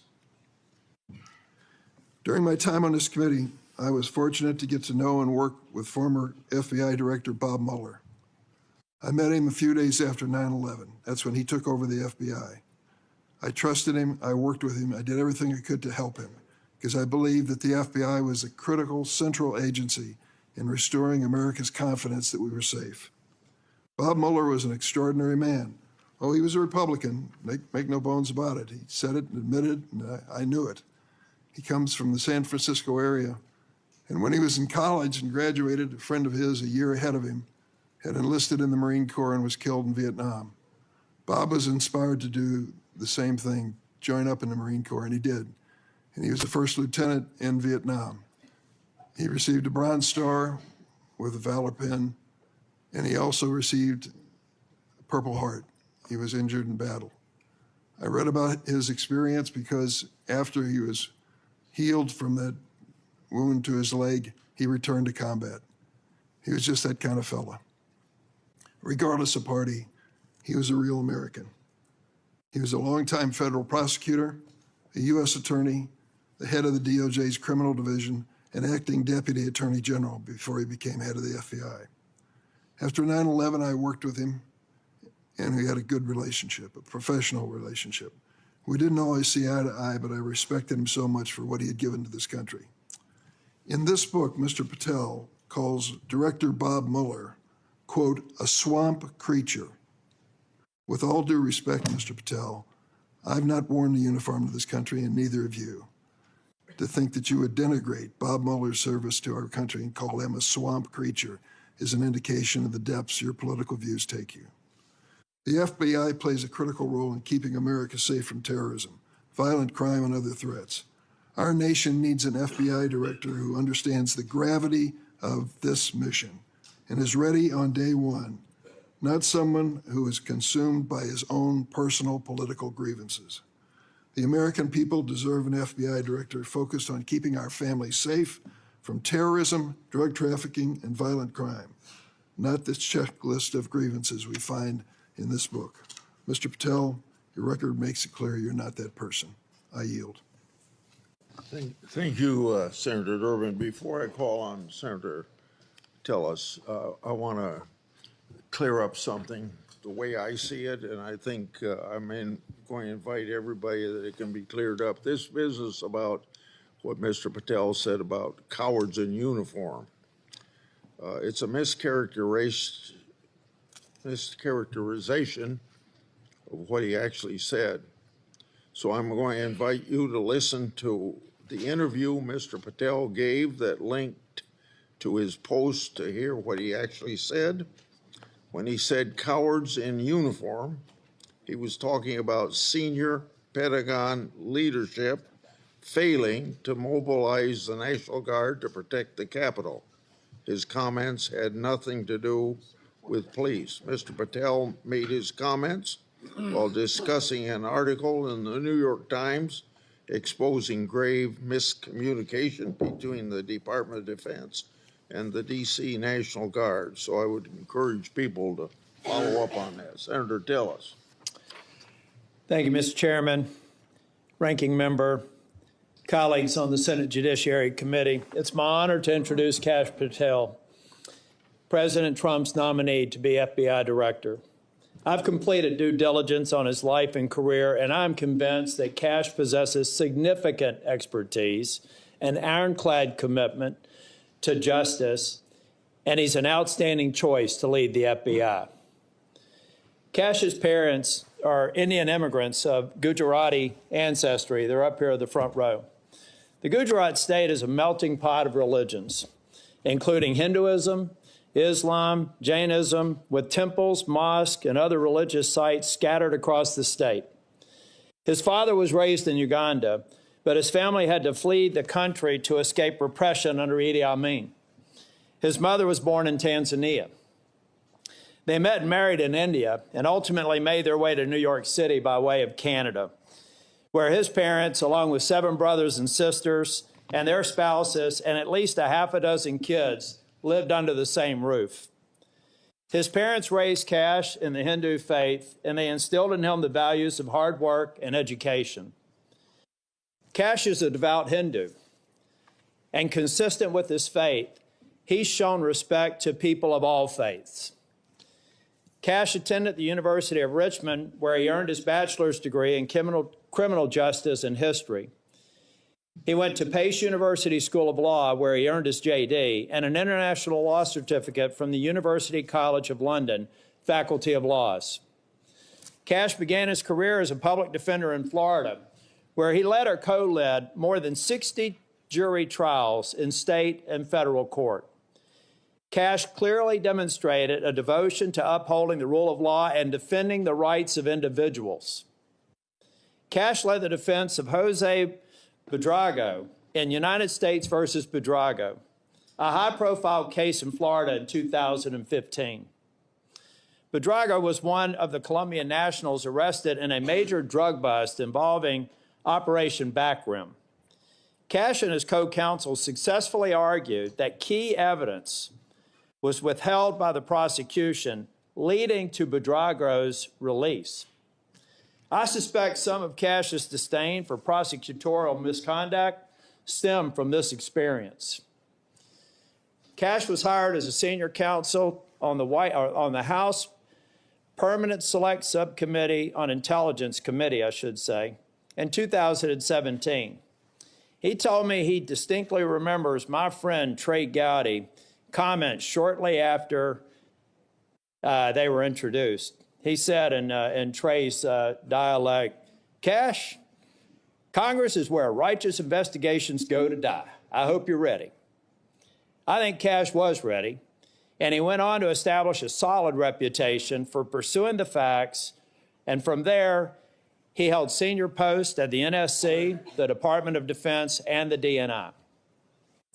Since leaving the administration in 2020, Kash has written articles and books on national security, law, and governance. Through his work as an author, Kash continues to advocate for justice and transparency, and to be ever vigilant in defending our great democracy and the rule of law.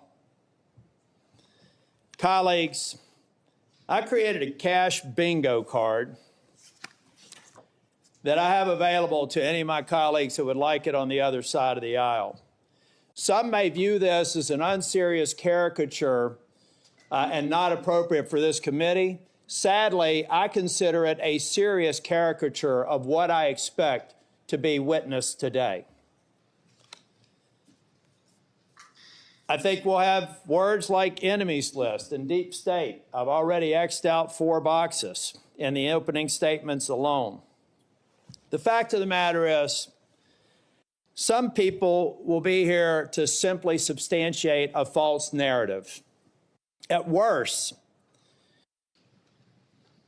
they may be just going through an unfounded litany of quotes and half-truths, some of which have already been dispelled by the chairman after the opening statements. Mr. Chair and Ranking Member, in my 10 years in the Senate, I hope I've established a reputation for being fair, doing my homework, and taking tough positions that have been met with harsh criticism. Heck, I've even been censured by my entire state and 30 counties for taking tough positions. And I stand by those decisions today and my decision to support Kash Patel. When President Trump announced his intent to nominate Kash, I contacted Trey Gowdy and others who worked with Kash, and they gave me glowing recommendations. So I called Kash on December the 2nd, and I offered to help him with his nomination. Since then, we have spent hours together, in person and on the phone. I've asked them difficult questions, and I've urged them to reach out to members across the aisle. In fact, Kash Patel has met with 60 members of the U.S. Senate. Every member except the last 3 who were sworn in, and the majority of the members on the other side of the dais in this committee and members off the committee. Chair Grassley, Ranking Member Durbin, friends and colleagues on the committee, I've completed my due diligence of Kash Patel, and I am honored to provide my strongest recommendation for his confirmation. Thank you, Mr. Chair. Thank you for that introduction. Before I swear you, I want to make clear that before you give your statement, if you want to introduce family and friends in the audience, you're welcome to do that. Would you please stand? Raise your hand. Do you swear or affirm that the testimony you're about to give to the committee will be the truth, the whole truth, and nothing but the truth, so help you God? I do, Mr. Chair. Okay. You may proceed. Chairman Grassley, Ranking Member Durbin, and members of the Judiciary Committee, thank you for the opportunity to appear today. I must start with a word of prayer for the tragic accident that befell our nation last night, where we lost civilians and service members. I pray for their families. I pray for law enforcement and military personnel, and I pray for their souls, and hopefully God will find them peace in the near future. I'd like to welcome my father, Pramod, and my mother, Anjana, who are sitting here today. They traveled here to get here from India. My sister's also here, Nisha. She also traversed the oceans just to be with me here today. It means the world that you guys are here. Jesse Krishna. I wouldn't be here today without their guidance, their unwavering support, and their relentless love. When President Trump informed me of his intention to nominate me as the director of the FBI, I was deeply honored. Sitting here today, I carry not only the dreams of my parents, but also the hopes of millions of Americans who stand for justice, fairness, and the rule of law. My commitment to these principles is deeply rooted in my family's history, which has profoundly shaped my worldview. My father fled Idi Amin's genocidal dictatorship in Uganda, where 300,000 men, women, and children were killed based on their ethnicity, just because they happen to look like me. My mother is originally from Tanzania. She studied in India, as did my dad, and they were married there. They would later emigrate to New York, as the senator pointed out, where I was born, and we were raised in a household of my father's 7 siblings, their spouses, and at least half a dozen children. That's the only way we knew how to do things at the time, in the 70s and 80s, the Indian way. But we would soon learn the American way. These values have shaped and been the driving force of my career in 16 years of government service.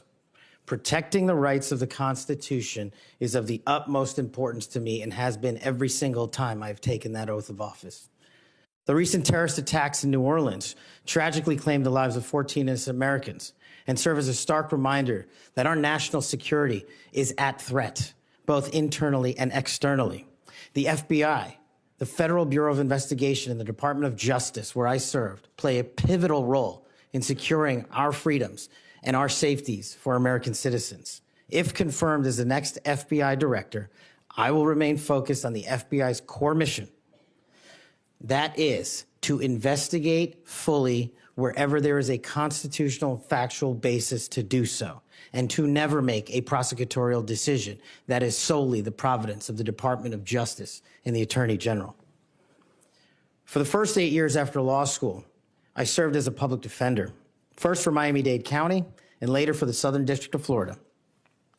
During that time, I represented some pretty awful human beings, charged with some pretty heinous crimes. But what I learned there was the core value that has been enshrined in me since, that due process must be provided without bias to all Americans. And if we cannot provide due process to the worst, then there can be no due process for anyone, and our constitutional republic fails. But I battled on that hill for that due process. I would later serve in the Obama Justice Department as a terrorism prosecutor in the National Security Division, where we successfully contributed to the prosecutions of terrorist organizations like Al-Qaeda, Al-Shabaab, and others. I was honored to receive the 2017 Assistant Attorney General's Award from Loretta Lynch for my work in helping the Ugandans bring members of al-Shabaab to justice for murdering 74 innocent people, including an American.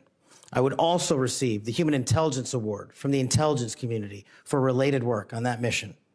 My experiences at the National Security Division and would later be followed by my experiences on the National Security Council as Senior Director for Counterterrorism, and later as a Deputy Director of National Intelligence responsible for the production, creation, and promulgation of the Presidential Daily Briefing, our nation's most sensitive classified information and secrets to protect our country.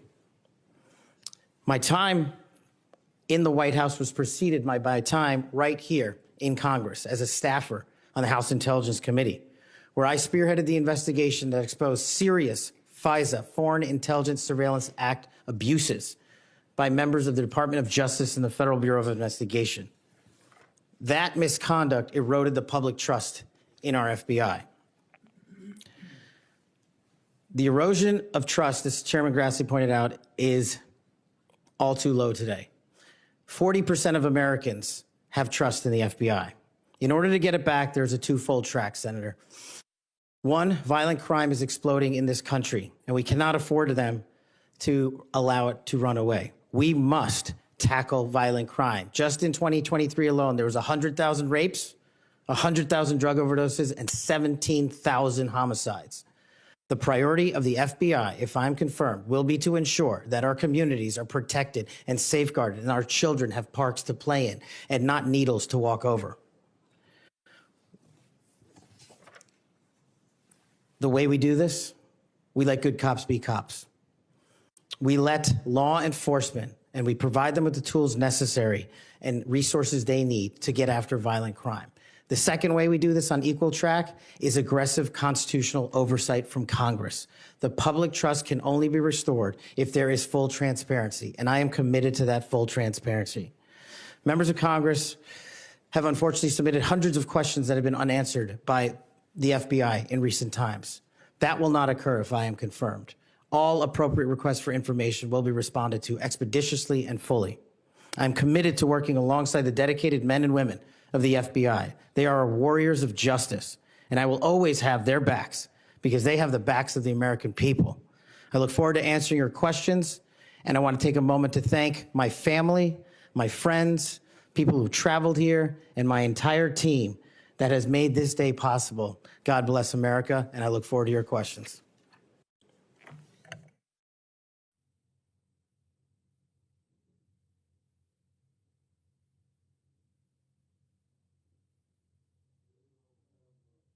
Seven minutes first round, is that right? 7 minutes for 3 minutes the second round. Mr. Patel, I'm not going to go through all the things that you've done through your career because I said those in my opening statements, but Democrats on the committee say you don't have experience. What are you most proud of from your career in public service? Mr. Chairman, I appreciate the question. It's really humbling to be afforded the opportunity to have served this country for 16 years. But I think what I'm most proud of is my work in national security, protecting the no-fail mission, returning American hostages, killing high-value terrorists that brought hate and destruction to our shores. I've served that mission in Democratic and Republican administrations, and it is the one mission that we cannot fail, and it is the one mission where the FBI must play a critical role. Okay. As you well know, and you and I discussed this in my office, whistleblowers are critical to rooting out waste, fraud, and abuse.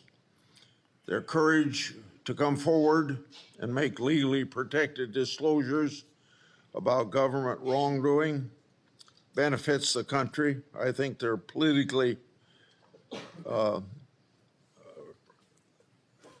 they are good American citizens, just want the government to do what it's supposed to do.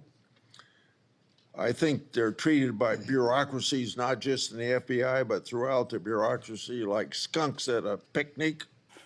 Will you protect whistleblowers from retaliation, unlike former Director Wray, and promote a culture at the FBI that values whistleblowers' important contributions?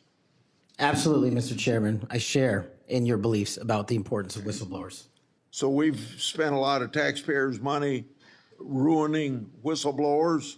Will you commit to ensuring that no taxpayer money will be used to identify and retaliate against whistleblowers? Senator, if I'm confirmed, it will not. Okay. You and I have heard a lot of criticism about various statements about January 6th. You said, quote, those who broke actual laws should be prosecuted, end of quote. But you've also called out the partisan nature of prosecutions and compared how the Biden Justice Department treated January 6th defenders with how they ignored many other crimes. Those include crimes related to illegal immigration, as well as riots that took place around the country. So explain your position on January 6th to this committee, and how do you respond to critics who say that you're anti-law enforcement? Mr. Chairman, I greatly appreciate the question, the opportunity to discuss that.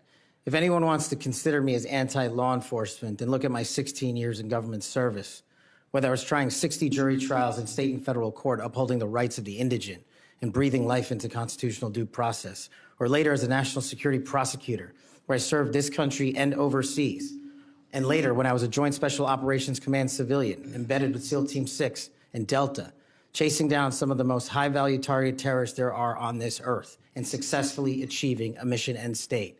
I have always respected law enforcement. I have taken that oath and will take that oath again, God willing, to be the next director of the FBI. As for January 6th, I have repeatedly, often, publicly, and privately said there can never be a tolerance for violence against law enforcement. And anyone that commits an act of violence against law enforcement must be investigated, prosecuted, and imprisoned. And on January 6th, I said the same thing about acts against law enforcement. The Capitol Police, who I have served with, and when I was Chief of Staff at the Department of Defense, rushing to the aid of the members of this committee and your colleagues to provide the National Guard, was my top mission priority, not politics. And that is my love of this country, to protect our laws and our way of life. And it was no different. If there's any ever corruption, I have been the first to call it out. And I will continue to call out corruption in government service, because it is a privilege to serve this nation. Thank you, Mr. Chairman. Outside of this committee, and some people on this committee have accused you of promoting the QAnon movement. My colleagues have already asked your future boss, Mr. Bondi, many questions about this. I think it's easy to see these attacks for what they are, guilt by association. Are you a follower or promoter of QAnon? No, Senator. In fact, I have publicly, including in the interviews provided to this committee, rejected outright QAnon baseless conspiracy theories or any other baseless conspiracy theories.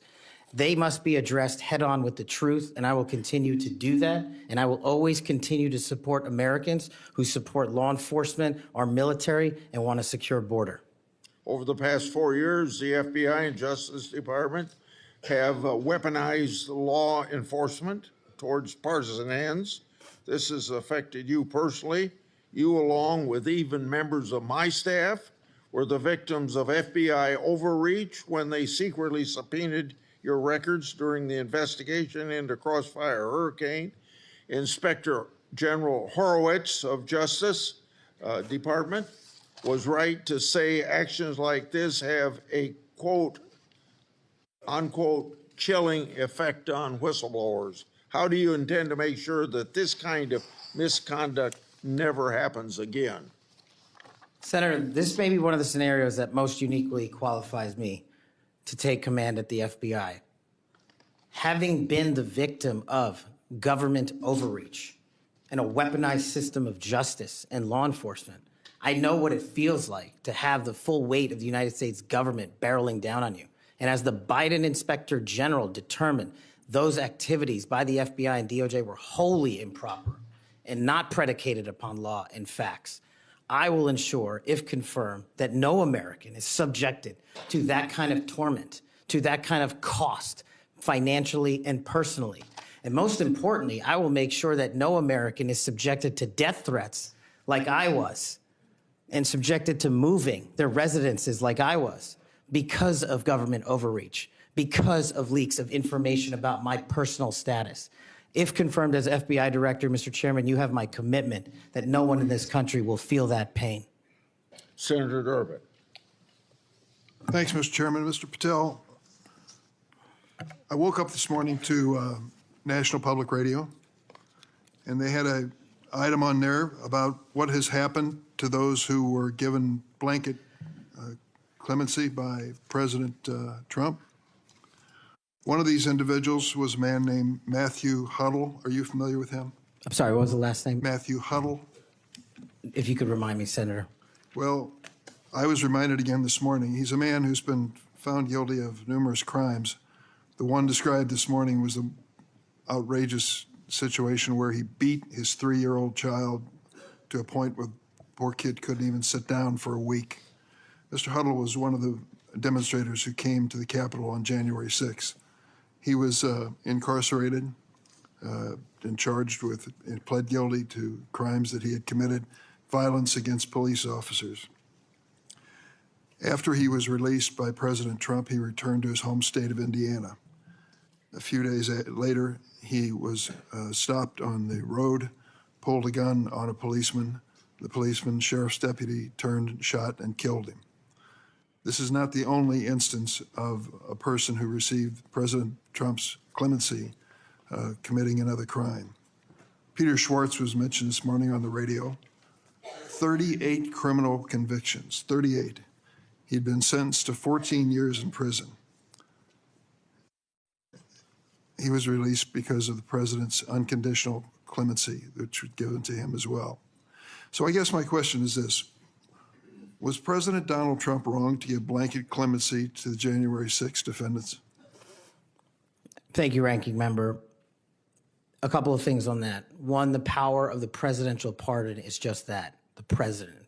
Well, I concede he has the authority. I'm asking, was he wrong to do it? And as we discussed in our private meeting, Senator, I have always rejected any violence against law enforcement, and I have, including in that group, is specifically addressed any violence against law enforcement on January 6th, and I do not agree with the commutation of any sentence of any individual who committed violence against law enforcement. So do you think that America is safer because these 1,600 people have been given an opportunity to come out of serving their sentences and live in our communities again? Senator, I have not looked at all 1,600 individual cases. I have always advocated for imprisoning those that cause harm to our law enforcement and civilian communities. I also believe America is not safer because President Biden's commutation of a man who murdered 2 FBI agents, Agent Kohlers and Williams' family, deserve better than to have the man that point blank range fired a shotgun into their heads and murdered them released from prison. So it goes both ways. Leonard Pelletier was in prison for 45 years. He's 80 years old, and he was sentenced to home confinement. So he's not free, as you might have just suggested. He killed 2 FBI agents. That's true, he did, and he went to prison for it and should have. My question to you, though, is do you think America is safer because President Trump issued these pardons to 1,600 of these criminal defendants, many of whom violently assaulted our police in the Capitol? Senator, America will be safe when we don't have 200,000 drug overdoses in 2 years. America will be safe when we don't have 50 homicides in a day. So you just won't answer the question. I'm going to say, here. I don't think we're safer that Matthew Huddle was sent back to Indiana.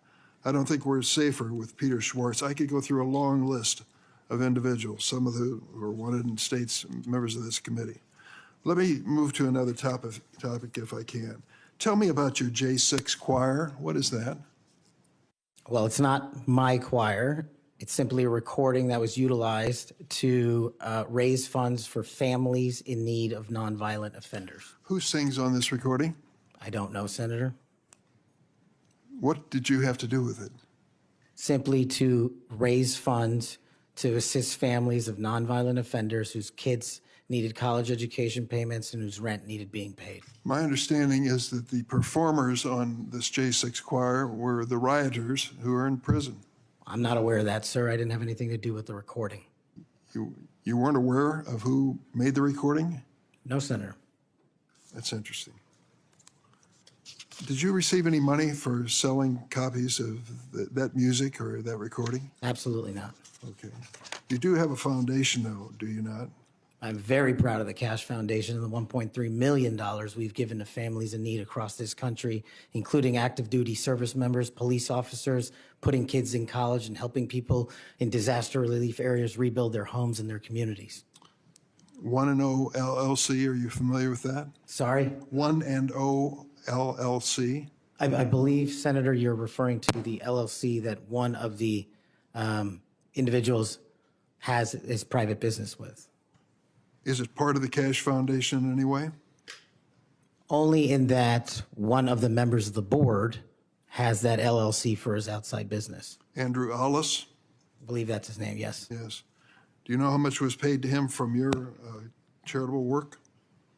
Yes, like any other charity, we had to go out and fundraise, something I'm sure every member of this committee is familiar with. And we used digital marketing campaigns, and I believe we paid a digital marketing company through 1&0 $250,000 to raise $500,000, which we gave away to families in need, like when hurricanes struck Florida, Texas, and North Carolina. We will be going through the details of your foundation and the expenditures with the questions for record that the chairman has mentioned. I look forward to a chance to answer those under oath. Mr. Patel, you frequently associated with and sometimes praised extremist figures with well-documented histories of racism, anti-Semitism, conspiracies, and the like.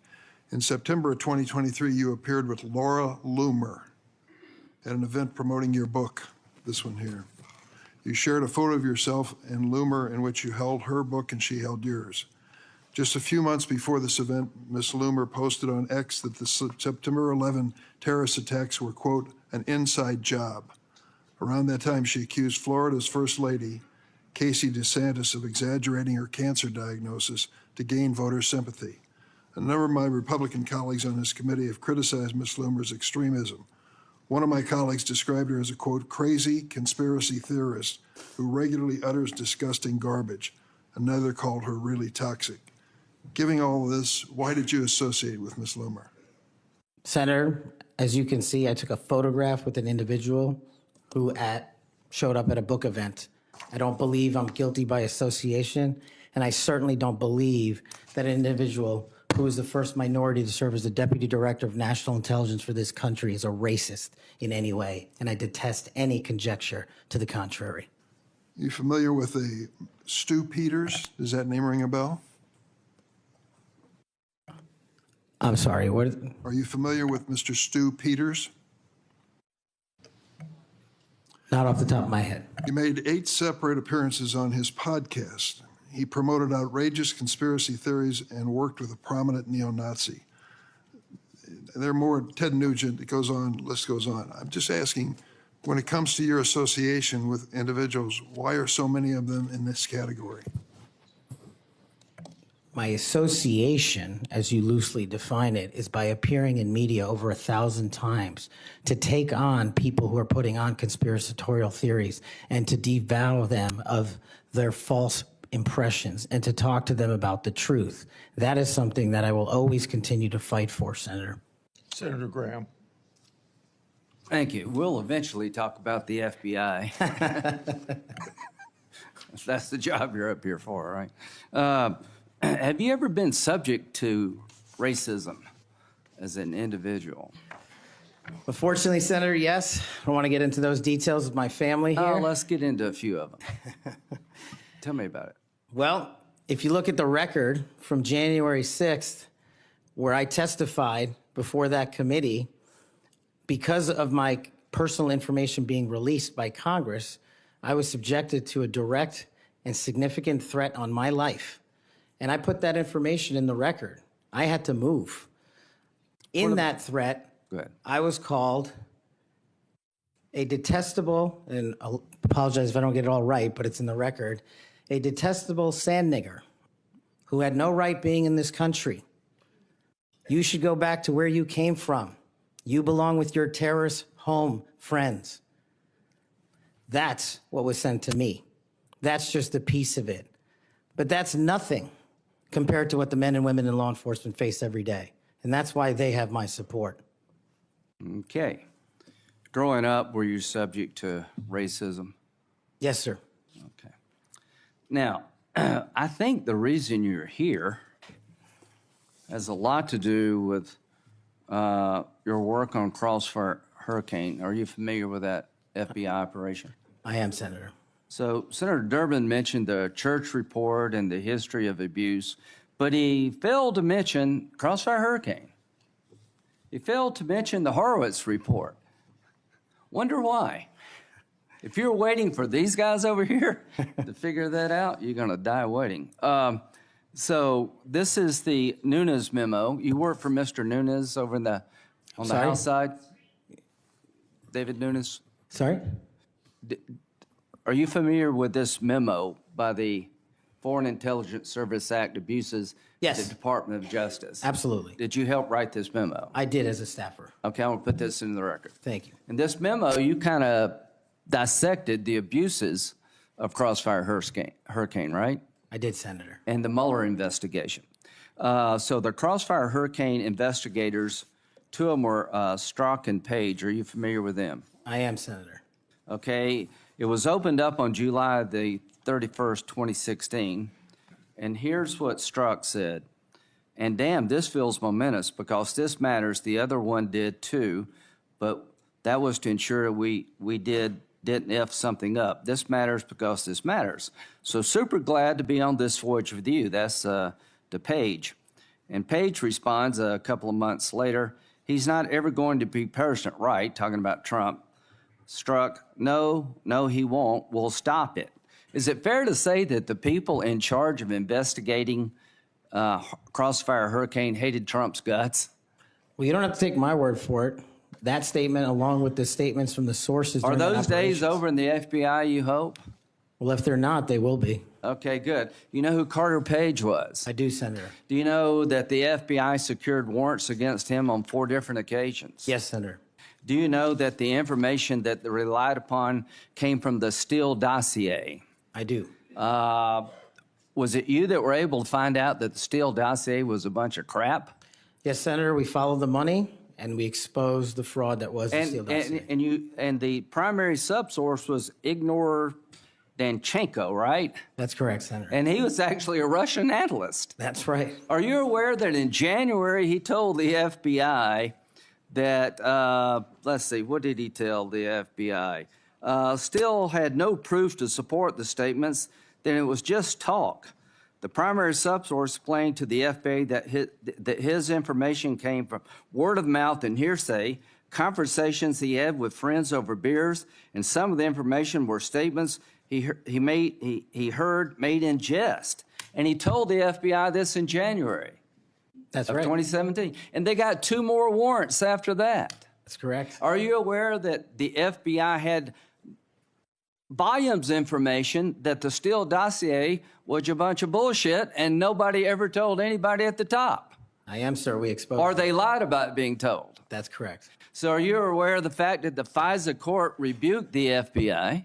Are you aware of the fact that an FBI lawyer went to jail because he misled the court by manipulating a email from the CIA? I am.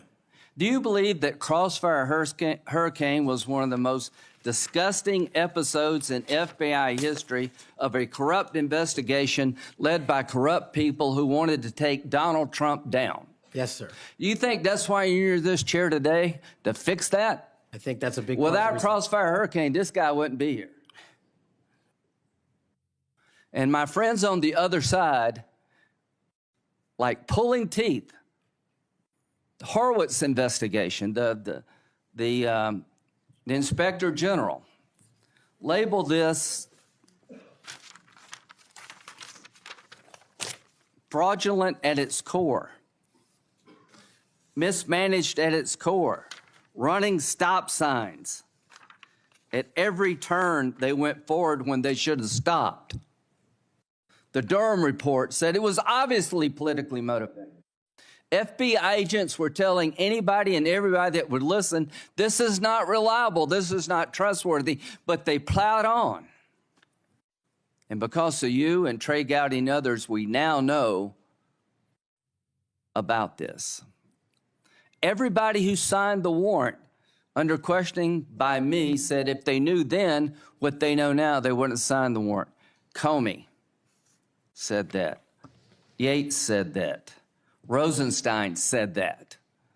The reason you're here is because most of the public, almost every Republican believes that the FBI has been used continuously in a political fashion, ignoring evidence, making up evidence, lying to get Donald Trump. And when it came to the Hunter Biden laptop, they told every social media outlet in October 2020, oh, that's Russian disinformation. That was BS too. Right before the election, the FBI intervened to shut reporting on the Hunter laptop down as being Russian misinformation, according to Zuckerberg. Do you promise all of us those days are over at the FBI? Yes, Senator, they are. Are you proud of what you did to find all that? Absolutely. You think that's why you're here today, is to make sure that never happens again? The American people deserve just that. Thank you. Senator Whitehouse. Thanks, Chairman. Welcome, Mr. Patel. I remember January 6th. Colleagues running through our halls to flee the mob, colleagues shouting that rioters should be shot, us returning to our constitutional business through hallways cleared for us by automatic weapons carrying SWAT teams. None of you, none of us, said those violent rioters should be pardoned. A Republican colleague said such pardons would be hard to believe, even absurd. Your former colleague, J.D. Vance, said the violent rioters should not be pardoned. Even Jim Jordan said pardons would, and I quote, focus on all the people who didn't commit any violence. Well, Trump pardoned all of them. And there's a lesson in that. Every time you think Trump would never go that far, rethink that. We all seem to agree that violence against police is unacceptable, yet more than 600 people who physically attacked Capitol Police officers were just put back on the street, part of a 1,500-person personal Trump army, now out there with people who have proven themselves willing to do violence on Trump's call. In only 10 days, some are already back committing crimes. We've also tried as a committee together to address the dangers of illicit drug sales over the internet, and I assume we're all against murder for hire.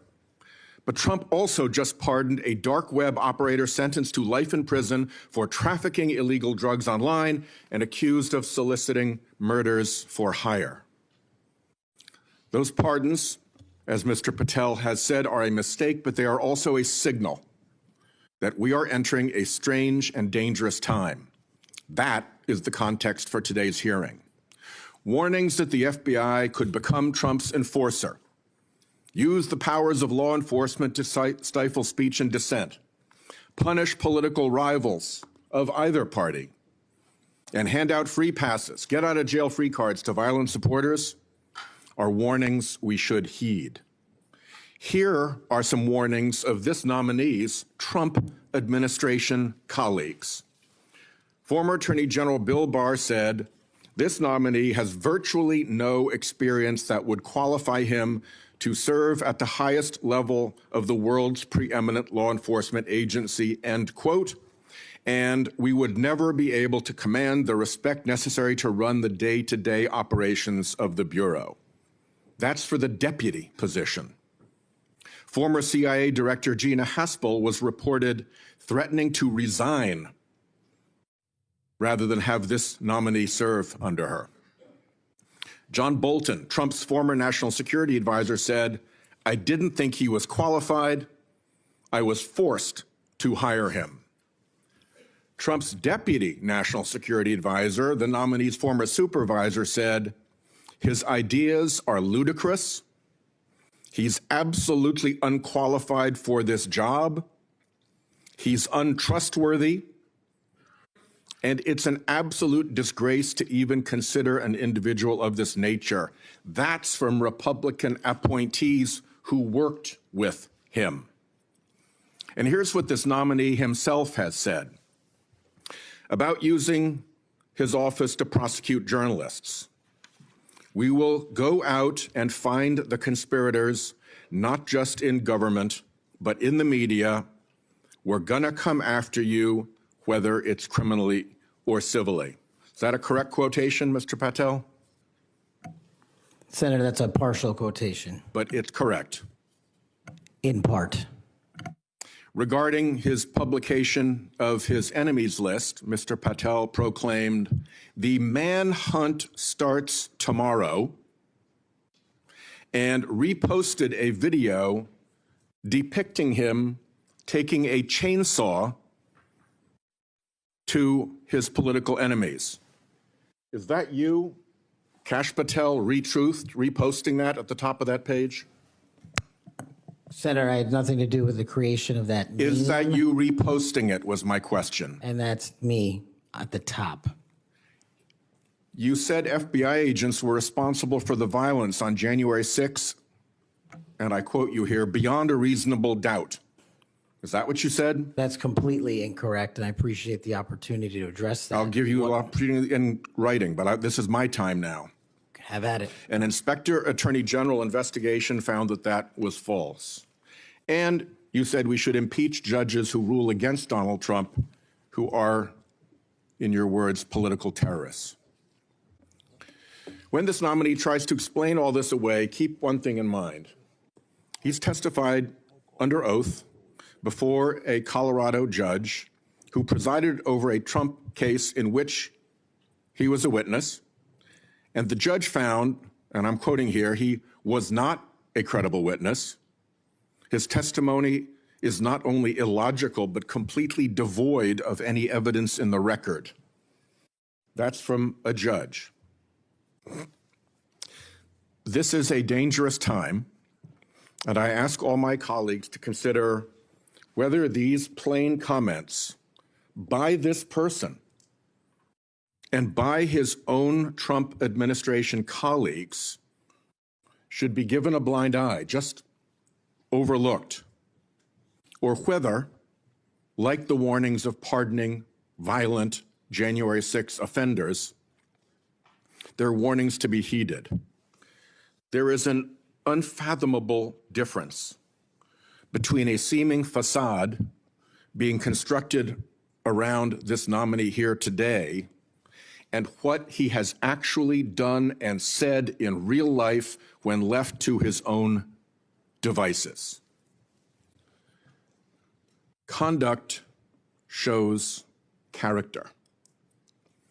And if you look at history, you see the danger of security chiefs in authoritarian regimes becoming the tools of political power. The characteristics that they often show are that they are vengeful, that they are grandiose, that they are intemperate, that they are partisan and blindly loyal, and that they are servile and won't say no. I'm afraid that the history of this nominee's conduct raises those warnings. And I yield my 1 second back. Before Senator Cornyn, you said you'd like to explain something. I forget the point he made. You can do that now if you want to. Simply this, Senator. In the collective, all of those statements are taken out of grotesque context. And anyone that thinks my 16 years of service isn't exemplary on how I would proceed if confirmed as FBI is intentionally putting false information into the public ether and creating more public discourse. The only thing that will matter if I'm confirmed as a director of the FBI is a de-weaponized, depoliticized system of law enforcement completely devoted to rigorous obedience of the Constitution and a singular standard of justice. Before I call on Senator Carnan, I'd like to say that we've heard about the January 6th pardons. I think it's important that we remind people at the same time of some pardons by the previous administration. Thomas Sanders, a kidnapper who murdered a 12-year-old girl named Lexis and her mother, Swellen Roberts. Adrian Peeler, a Connecticut drug kingpin who was convicted in the death of an 8-year-old boy and his mother. Leonard Peltier, that's already been referred to, that murdered 2 FBI agents.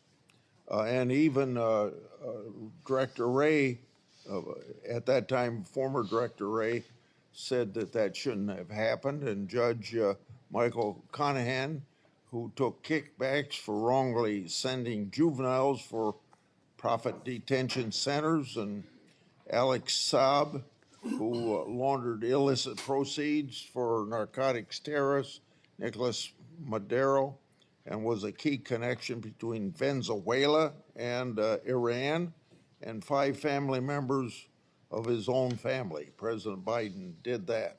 Senator. Welcome, Mr. Patel. Do you believe America is an exceptional nation? It's the greatest nation. Your family went through a lot to get here. They sure did. And your life story is, I think, a great example of people pursuing the American dream. Do you believe a large part of what makes America an exceptional nation is the rule of law? It is one of the fundamental precepts that determines that. And why is that? Because without a singular application of a rule of law, we go back to the Uganda that my father fled in Idi Amin. I believe that the 2 most important institutions in America to preserve and protect and enforce the rule of law are the FBI and the Department of Justice. And the sort of politicalization that Senator Graham and others have already talked about during the Crossfire Hurricane investigation or project of James Comey at the FBI, and the abuse of intelligence tools like Title I of Section 702 are a betrayal of American values and adherence to the rule of law. And I think your biggest task is going to be, along with Pam Bondi at the Office of the Attorney General, is to restore the rule of law to the Department of Justice and the FBI. Are you willing to do that? Absolutely, Senator. Without regard to partisan affiliation or politics? Absolutely.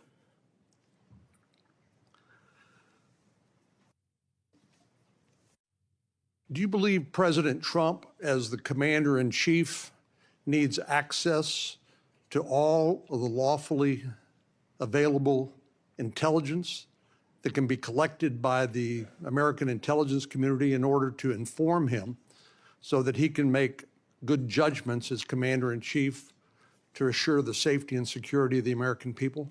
Having been responsible for the collection and predication and promulgation of that intelligence, I firmly believe he and every president must have it. And so you would not support any impractical or perhaps immaterial or unworkable ways to inhibit the flow of that information to President Trump? No, I would not. So let me just ask you, you and I have talked about this a number of times, and this has come up before in a number of different contexts. But as I've always said, I think Section 702 of the Foreign Intelligence Surveillance Act is the most important law that most Americans have never heard of. Yeah. But when I was questioning my fellow Texan, John Ratcliffe, who now has been confirmed as the director of the CIA, about this, we talked about some of the reforms that have been made to Section 702 over the years. This has been an ongoing conversation here in Congress. People like my colleague here, Senator Lee, and others have proposed reforms, which I think have gone a long way to help protect the privacy rights of American citizens. But let me just point out some of the improvements that have been made over the years. This is not the same 702 that was in effect during President Trump's first terms. These are a number of things that we did together on a bipartisan basis to make sure that the balance between the national security interests of the American people and the privacy and constitutional rights of American citizens were protected. Do you agree with that? Yes, Senator, I do. And I think Senator Tillis, with his typical outstanding graphics, has a wonderful handout which lays all of that out. But one of the things that's come up, and we've discussed this, is the idea that in order to query lawfully collected intelligence under Section 702, that somehow if a U.S. person's name is involved, that a warrant would be required. Now, you're a lawyer who's represented defendants as a public defender. You understand that what probable cause is required, what sort of evidence is required to be produced to a judge in order to get a warrant. Do you believe a warrant requirement is a practical and workable or even a necessary element of 702? If I may just give some context on that, Senator. Having a background not only utilizing FISA and 702 as a national security prosecutor, but as a civilian at JSOC and later as an intelligence official and the Deputy Director of National Intelligence, 702 collection formulates over 45% of the presidential daily briefing that you referred to earlier. I actually have heard it's as high as 60%, but anyway, it's a lot. It's a lot. And the issue for me is not with FISA and 702. The issue has been those that have been in government service and abused it in the past. And so we must work with Congress to provide the protections necessary for American citizens. Dealing with these matters, including hostage rescue operations in real time, which we use FISA collection to find and save American hostages, having a warrant requirement to go through that information in real time is just not comportive with the requirement to protect American citizenry. I'm all open to working with Congress on finding a better way forward, but right now, these improvements that you've made go a long way. Well, and Director Ratcliffe said that he did not believe that, given the context of 702 collection, whether a foreign target communicates with a U.S. person, that there'd be sufficient evidence to go to the Foreign Intelligence Surveillance Court or any other court to demonstrate probable cause. Do you agree with that? Yeah, just in real time, Senator, excuse me, it's almost impossible to make that function and serve the national no-fail mission. I think you hit the nail on the head when you point out the lack of trust. Any of these tools can be abused by people who are willing to break the law or abuse these tools or violate the public trust. Director Ratcliffe again used, I thought, a helpful analogy. I'll see if you agree with it. He said the knives in your kitchen have a very useful and beneficial purpose, but they too can be misused do you agree with that? Absolutely, Senator. And similarly, do you agree that tools like Section 702 of the Foreign Intelligence Surveillance Act can be used appropriately to protect national security, but they can also be abused by people who are willing to cross a line they should not cross? They're both true, and that's why we need to work together to make sure Americans have trust again in these surveillance measures that we utilize to protect our country. Thank you. Senator Klobuchar. Thank you very much, Mr. Chairman. Mr. Patel, I think you know that I have great respect for the men and women of the FBI, their mission, fidelity, bravery, integrity. I believe they deserve a director who respects our work and sacrifices, and they deserve a director who's focused on their mission. This is not about bingo cards or games. This is not about revenge. This is about the safety of our country and the people that work in the FBI. And the FBI runs on facts, it runs on truth. Truth matters, and without truth, the whole system breaks down. You said that Donald Trump has every right to tell the world that in 2020, 2016, and every other election in between was rigged by our government because they were? Yes or no, did you say that? I don't have that statement in front of me. But Okay, that was from August 27th, 2023 Thrive Time show. I'll put it on the record. These claims made in that statement were rejected by courts, including by Republican judges. Is that correct?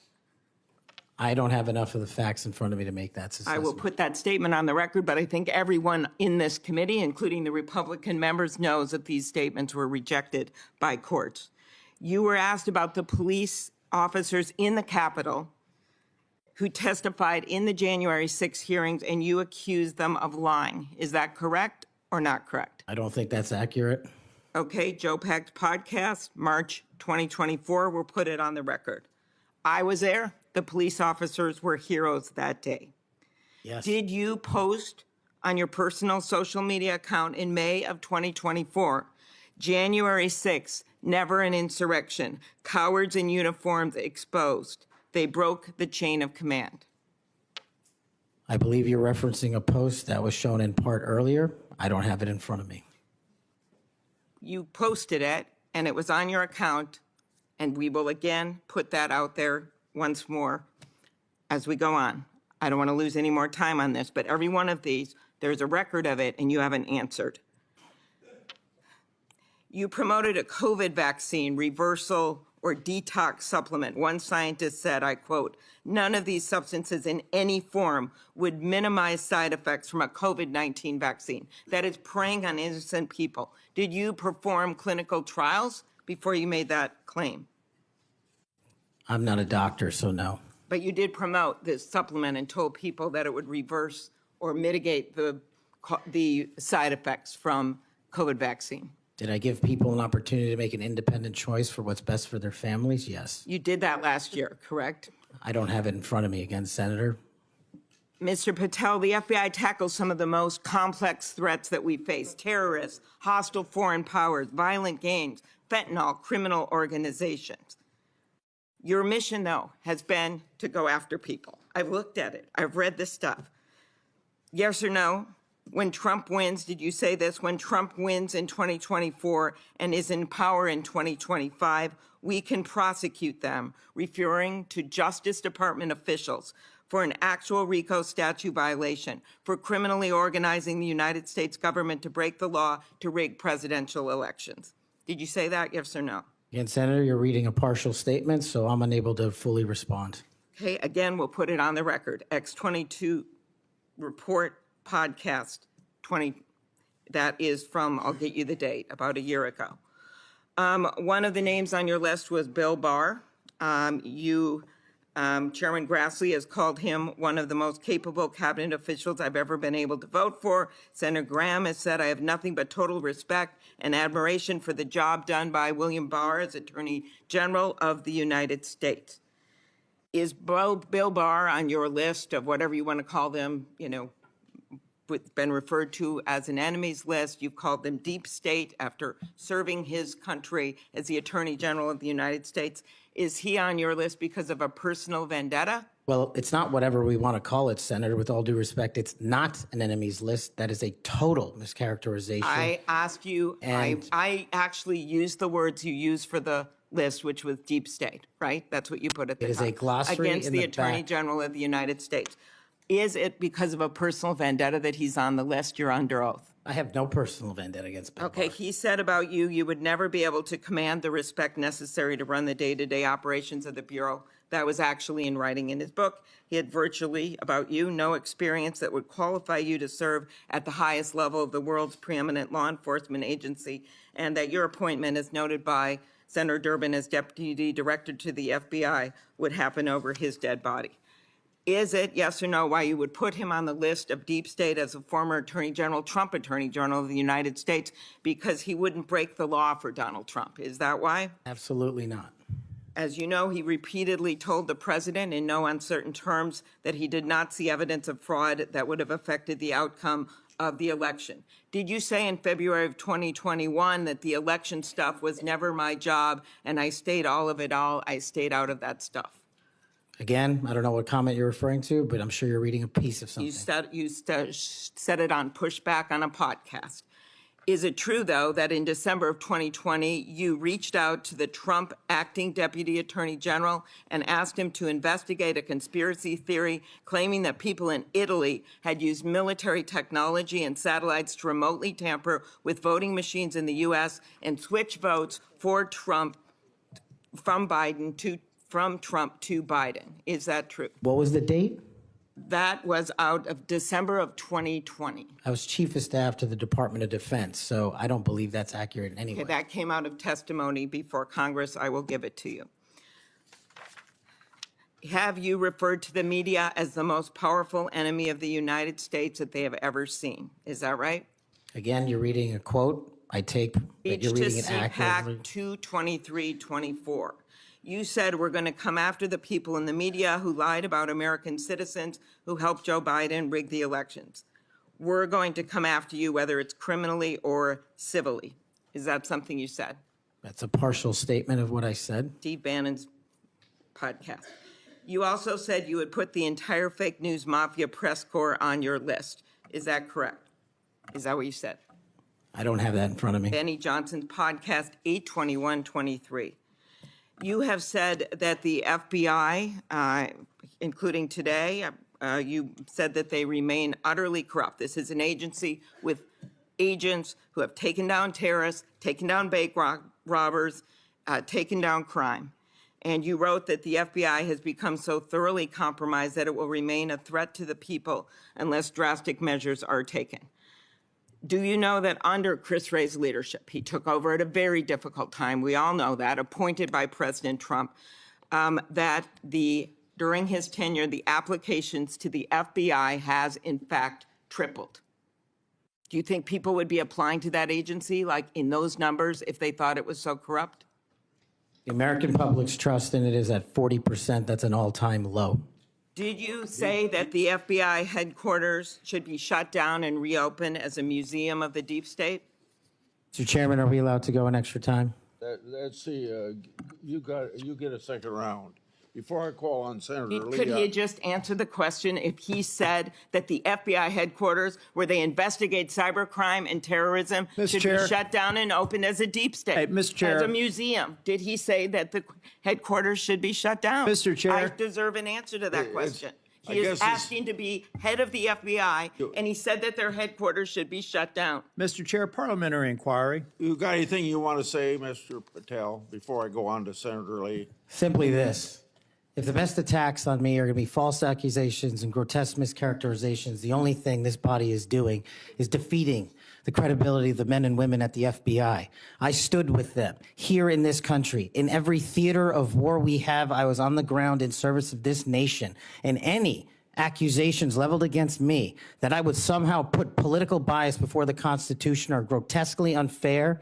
And I will have you reminded that I have been endorsed by over 300,000 law enforcement officers to become the next director of the FBI. Let's ask them. Mr. Chairman, I am quoting his own words from September of 2024. It is his own words. It is not some conspiracy. It is what Mr. Patel actually said himself.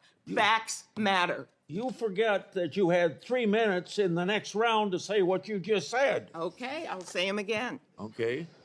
Before I call Lee. Mr. Chair, just parliamentary inquiry, and it was on time. It wasn't disputing any of the debate, but I intend to keep to my 7 minutes, and I appreciate you keeping everyone to it. If we go over, can we have that decrement against the time in the second round?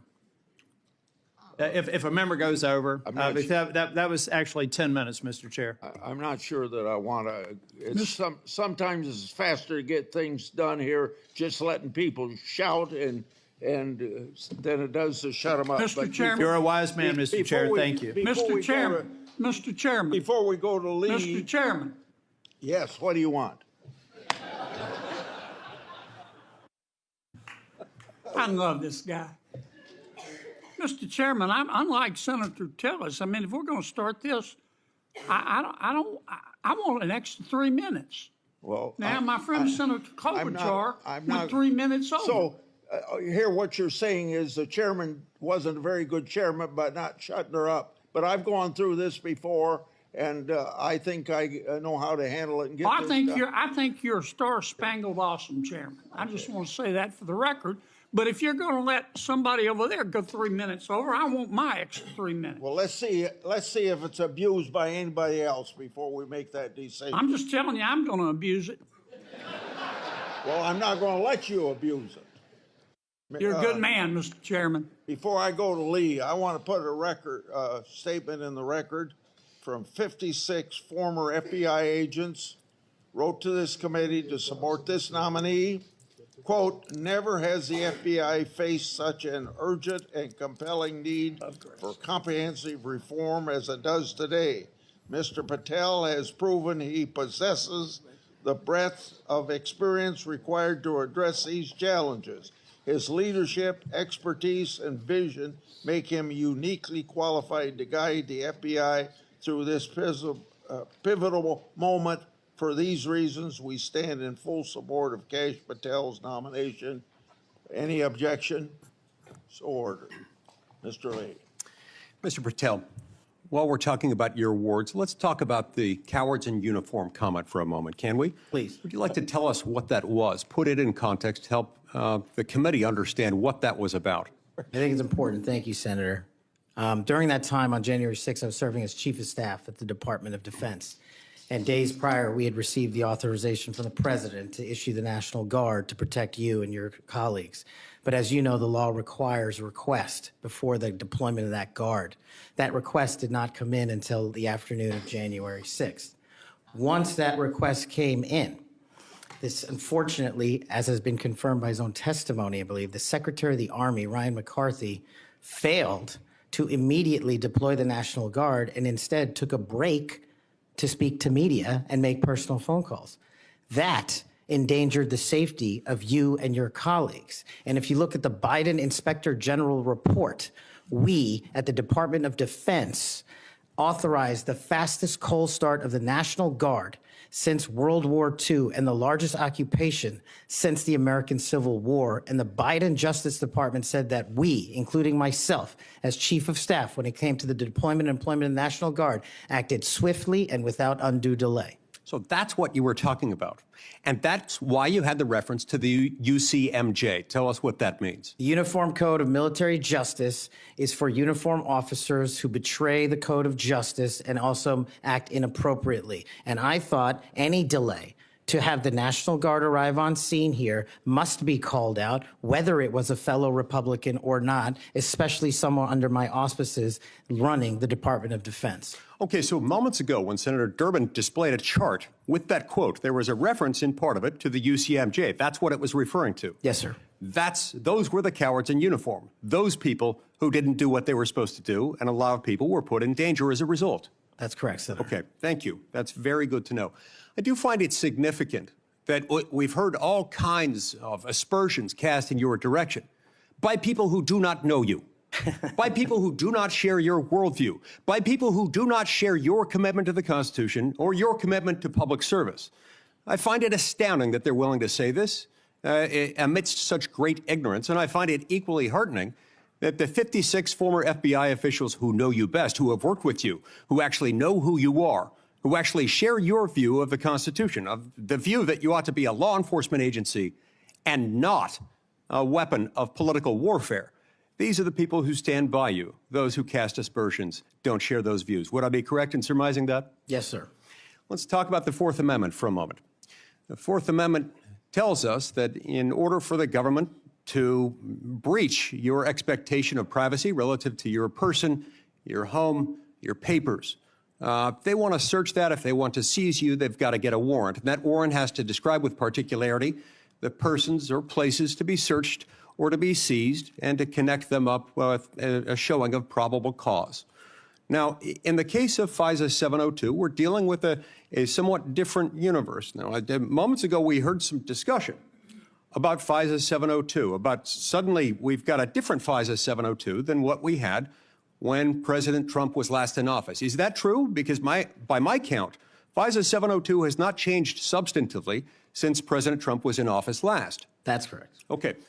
And there was also some back and forth discussion about FISA 702 and the use of it and the fact that in real time, it might not work to get a warrant. This, in my view, misses the point. The concern that the American people have with FISA 702 is not about the real-time collection of communications regarding foreign targets. The concern is that once those communications are stored, you have within them what are referred to as incidentally collected communications of Americans. Text messages, emails, recorded phone calls, and so forth. If they want to go in and search for someone, let's say you, if someone wants to go into one of those databases after they've been collected, let's see if you're unwittingly communicating with somebody who, unbeknownst to you, happens to be an agent of a foreign power or otherwise under surveillance under FISA 702. If they wanted to search for you, they wanted to enter your name, your phone number, your email address, or some other personal electronic identifier, would they have to get a warrant to do that under current law? Under current law, I believe so, Senator. Under current law, they routinely access that without getting a warrant. In order to access it, they've got their own internal procedures. They're not supposed to use this for light or transient reasons. They're supposed to have a perfectly good reason, and yet we found that on hundreds of thousands of occasions, they have accessed the private communications of Americans, searching for those individual Americans by name, by number, by email address, whatever it is, without a warrant or anything tantamount to it. On occasion, they've even been used for overtly nefarious reasons. One agent deciding to look in on his father because he suspected his father might be having an extramarital affair. On another occasion, an agent looked at people who were thinking about renting an apartment from him to make sure they were upstanding citizens and could be trusted. Are these appropriate uses of FISA 702? As you alluded to, the FISA court, it's not me deciding it. The FISA court put out a report in 22 or 23 where 255,000 illegal improper queries of American citizens had occurred. 255,000 reasons why the American people don't trust it. And that's what we must work together, Congress and me, if I'm confirmed as FBI director, restore that trust and protect the mission. Music to my ears, because I've been a U.S. Senator for 14 years. I've been on this committee the entire time. You were the very first FBI director or FBI director nominee who, when I've asked about this, hasn't said, oh, don't worry about it. We'll handle it okay. We've got good people on the inside. We would never breach the trust of the American people. Do you know what? They were lying. I was willing to believe that they thought they were telling the truth, but they were mistaken. But they were lying. Time has told us that they were lying. You will not lie, and that's why I wholeheartedly support you. In the closing seconds that I have, I want to add my dismay and my disgust for the fact that you've been smeared, you've been attacked. You've been associated with racism, with being a Nazi. You are none of those things, sir. Just as your father lived as a racial minority in Uganda, you've been raised as a racial minority in this country, and you've been nothing but a patriot. Your commitment to the Constitution, to the rule of law, and to the American people is remarkable. And I'm honored to know you, to call you my friend, and to give you my vote. Thank you. Thank you, Senator Coons. Thank you, Chairman Grassley. Mr. Patel, to you and your family, congratulations on your nomination. And we had a constructive conversation last week. I appreciate your taking the time. In particular, a conversation about the prosecution of the World Cup bombing in Uganda that took the life of a Delawarean whose family I knew. I found moving. But the role you've been nominated for is central to our security as a nation, central to the protection of our constitutional rights. And I voted to confirm Trump's previous FBI director, Chris Wray. I believe he's lived up to the Bureau's motto of serving with fidelity, bravery, and integrity. And I also think my vote for him and for many of Trump's cabinet in his first term shows I take my constitutional advice and consent role seriously and do not reflexively vote against his nominees. I look at three factors when I assess a nominee: qualifications and experience, policy views and whether they're in the best interest of the American people, and character and capacity to do the job independently where called for. My colleagues have referenced quotes from Attorney General Barr, National Security Advisor Bolton. The FBI is enormous, 38,000 agents, $9 billion budget. I am troubled by your lack of senior law enforcement leadership. We disagree on some important policy views, but the thing that bothers me the most is a whole series of statements you've made in a variety of settings that suggest you would struggle to be independent from White House direction or control, as has long been the modern history of the FBI. Who does the director of the FBI work for, Mr. Patel? Senator, thank you for that question. The immediate report for the director of the FBI is into the Office of the Deputy Attorney General. Then that report is taken into the Office of the Attorney General and ultimately the White House and the chain of command there. So the FBI works for the White House? No, the FBI is a member of the Department of Justice and has been the long-standing application. And who does the Department of Justice work for? They're in the executive branch, as all members do at the White House. Attorney General Bondi gave a different answer when I asked her the same question, that they work for the Constitution and the American people. President Trump's made clear in public statements he wants to use the FBI to persecute political adversaries. He's publicly said that folks ranging from Liz Cheney to Adam Kinzinger to former Vice President Harris should be investigated and criminally prosecuted. If President Trump were to order you to open an investigation into any of these individuals, let's say Vice President Harris, would you? Senator, this question speaks directly to my ability to leave political bias and allow independent behavior to be the only guiding light. As a public defender, I learned that in the harshest of arenas. And any law enforcement investigation, if I'm confirmed at the FBI, will only be launched on the following qualification: a factual, articulable, legal basis to do so. The president has said publicly that he will allow the FBI to remain independent, and I have said as much as well. So if FBI agents brought to you a factual legal basis, predication, and you are about to refer it to a prosecutor, and you get a call from the White House saying, don't proceed. This is a major donor. This is someone close to the president. This is inappropriate. What would you do? Simple. I think you answered it partially in your question.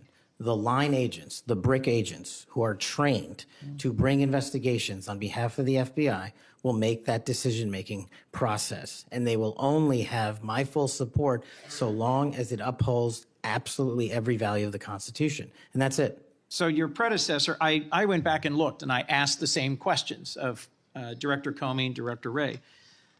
Director Wray, quoting former Attorney General Bell, said, "You should be willing to resign if necessary over conduct if you're pressed to engage in it that's unethical, illegal, or unconstitutional. If pressed by the president, would you resign?"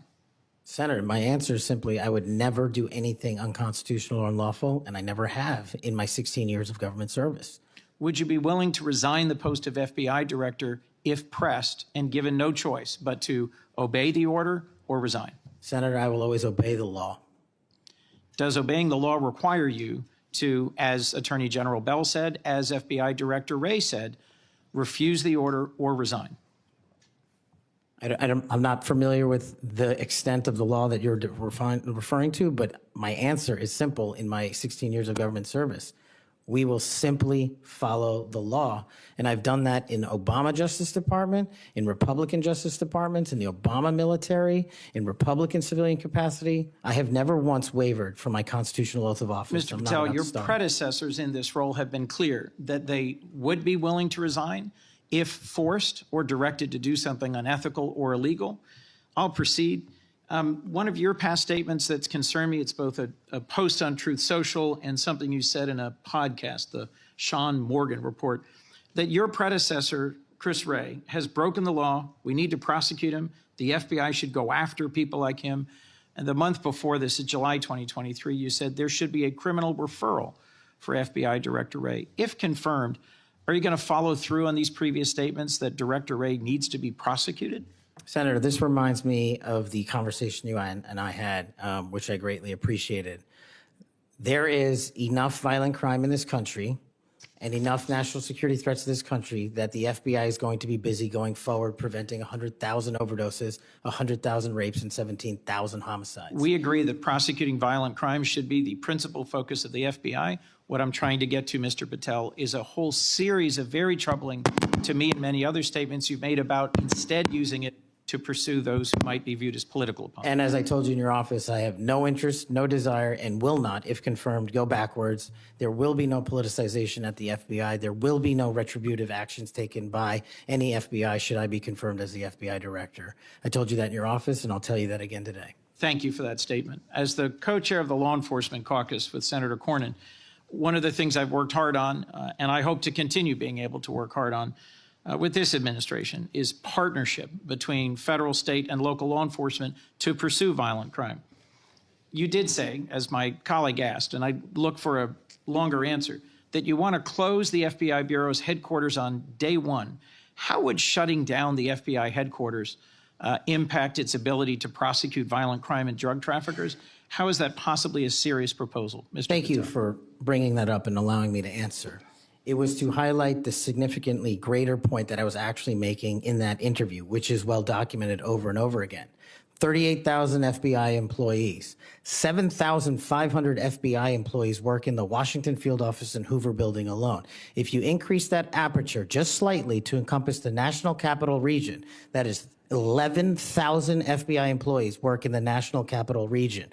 A third of the workforce for the FBI works in Washington, D.C. I am fully committed to having that workforce go out into the interior of the country, where I live, west of the Mississippi, and work with sheriff's departments and local officers, and having one agent prevent one homicide, and having one agent in Washington prevent one rape. And I will do that over and over and over again, because the American people deserve the resources, not in Washington, D.C., but in the rest of the country. And Mr. Patel, frankly, if that had been your statement, that would be something that would be defensible. It's the rest of it, saying you're going to turn it into a museum of the deep state, that causes repeated questions and concerns from people like myself.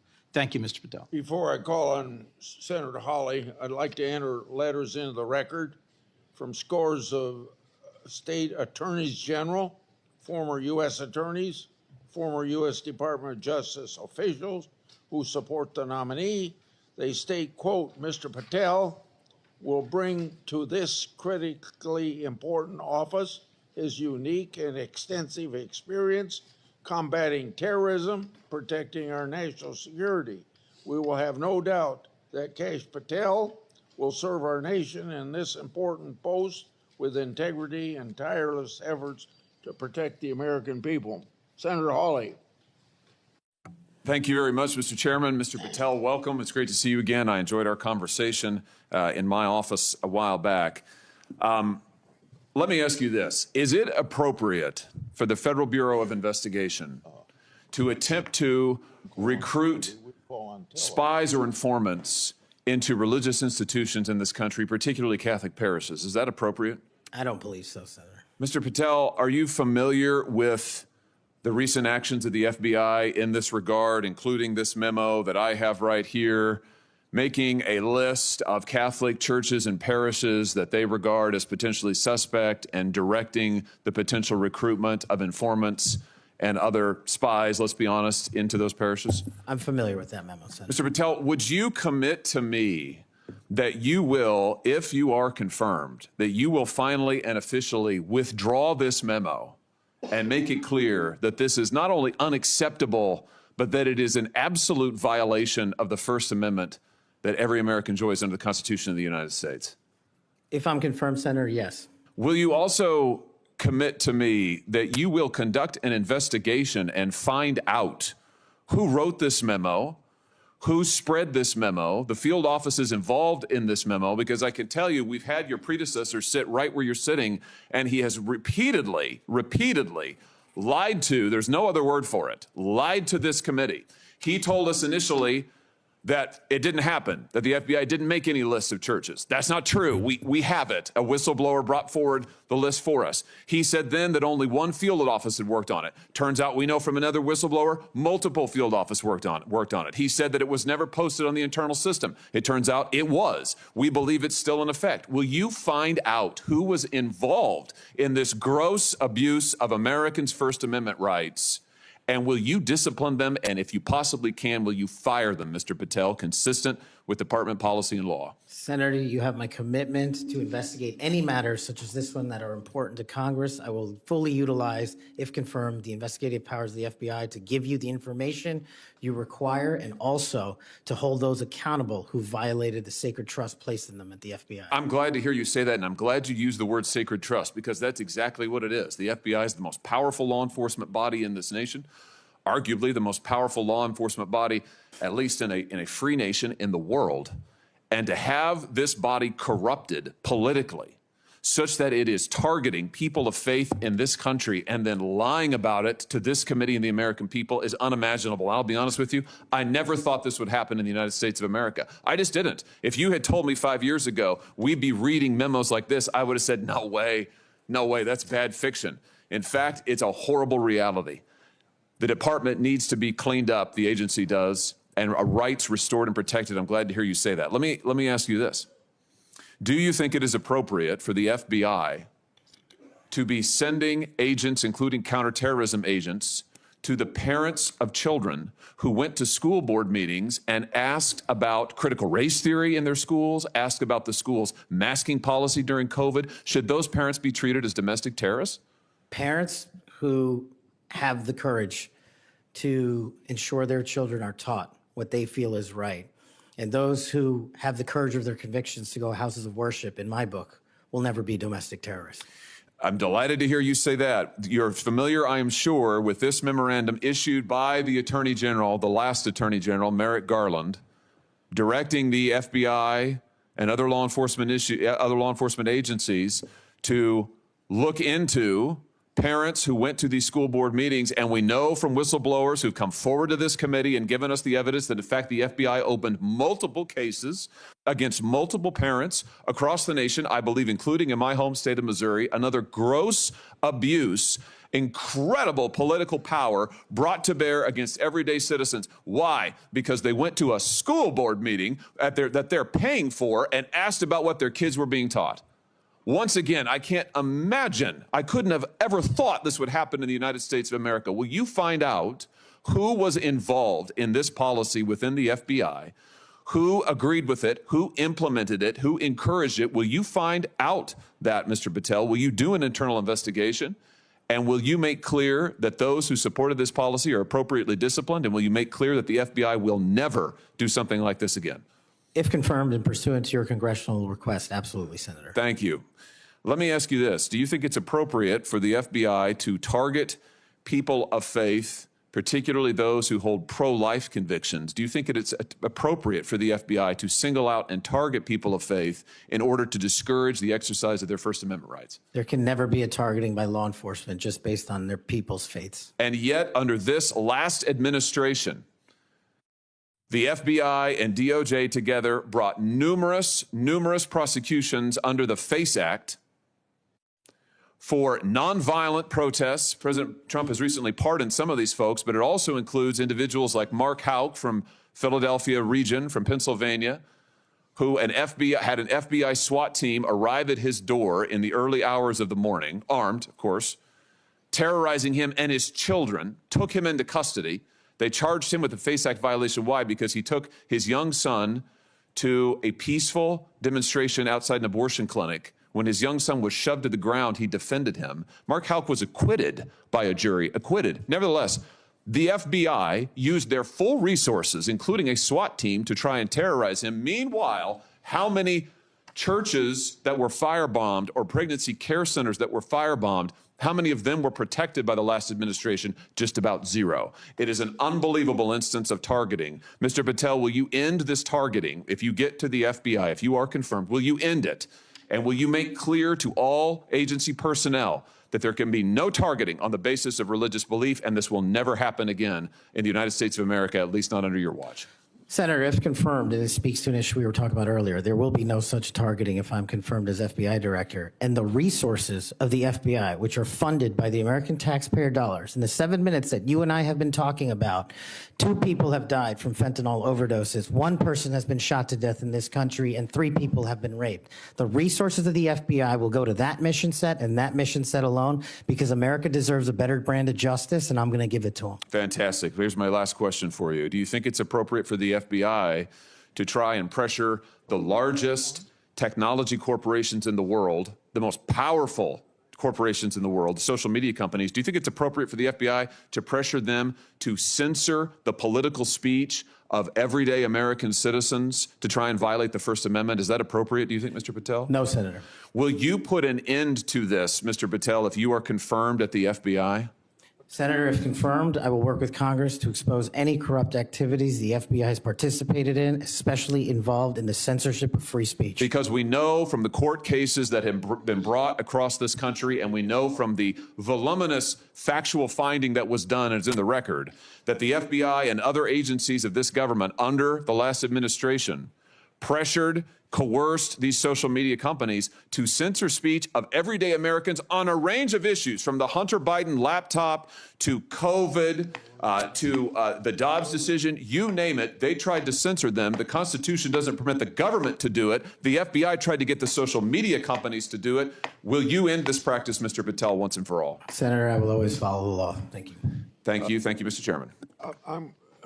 Senator Blumenthal is next. I want to say, when he's done,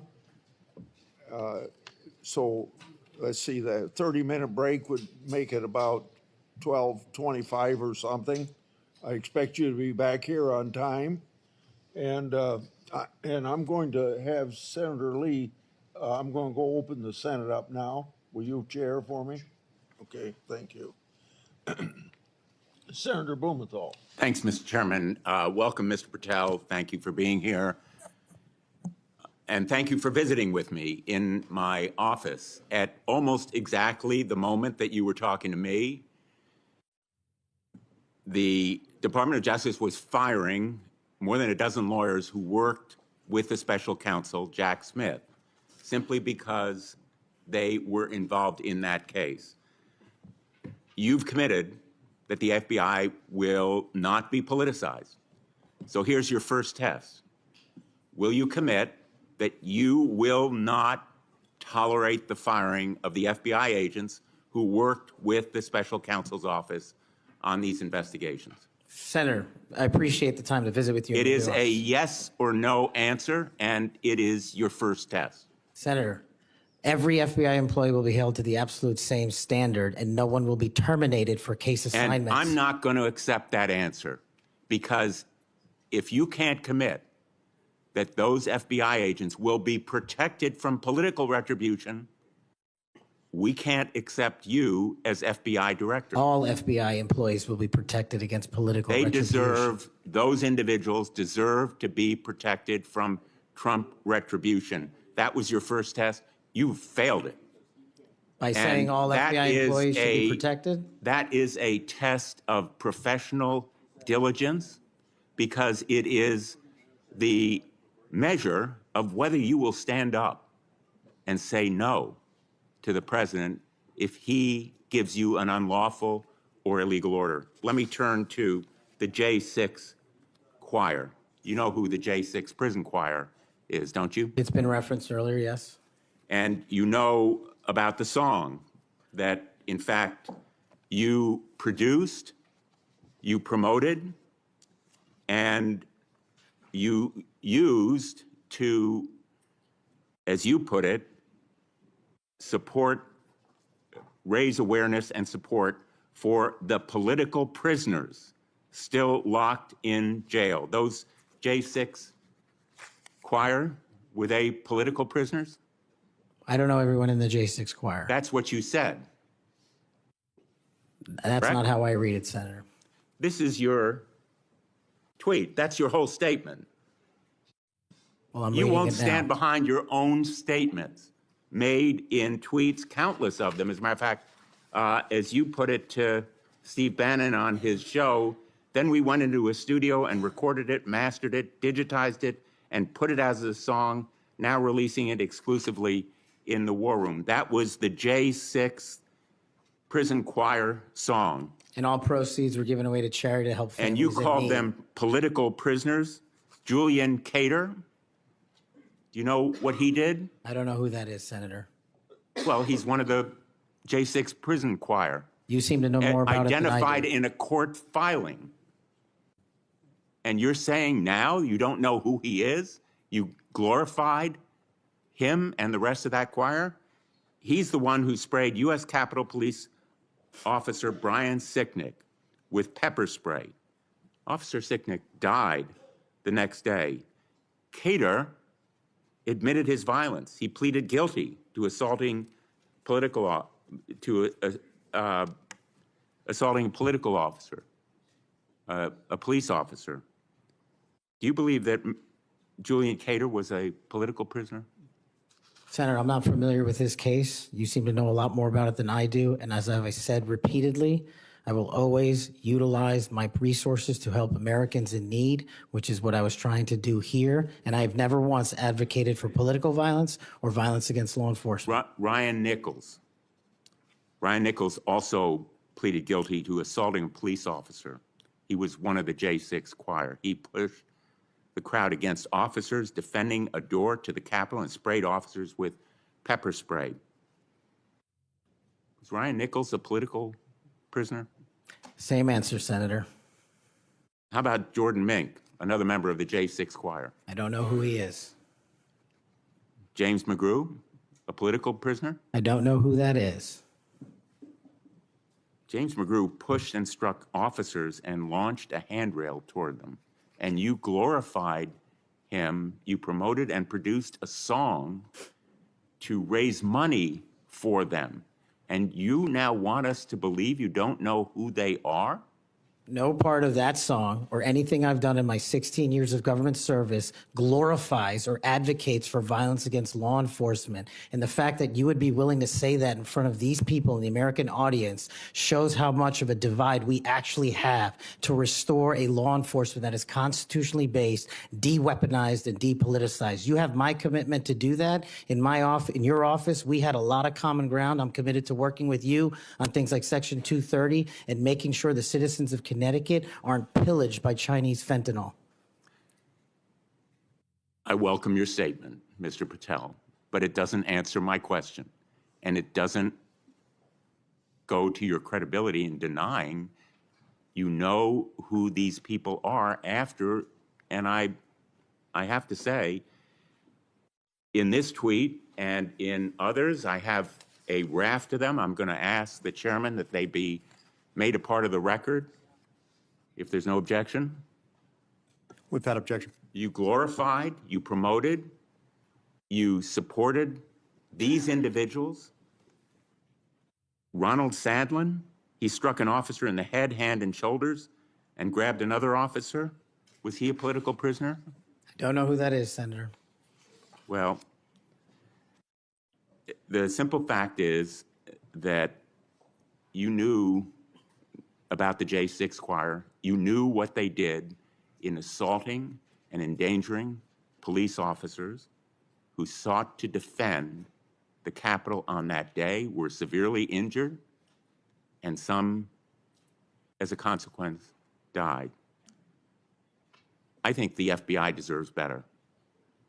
The men and women in the FBI put their lives on the line every day. I've worked with them as United States Attorney for 4.5 years, and then as Attorney General off and on for 20 years. I've admired them for the 14 years that I've been in this body. I think they deserve better. Thank you.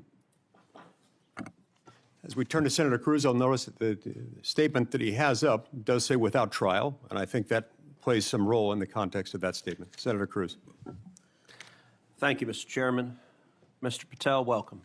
Let me first of all say thank you. Thank you for saying yes when President Trump asked you to serve in this role. I think there are very few roles in all of government that are more important than director of the FBI, and there are very few roles in all of government that are more in need of a fundamental change.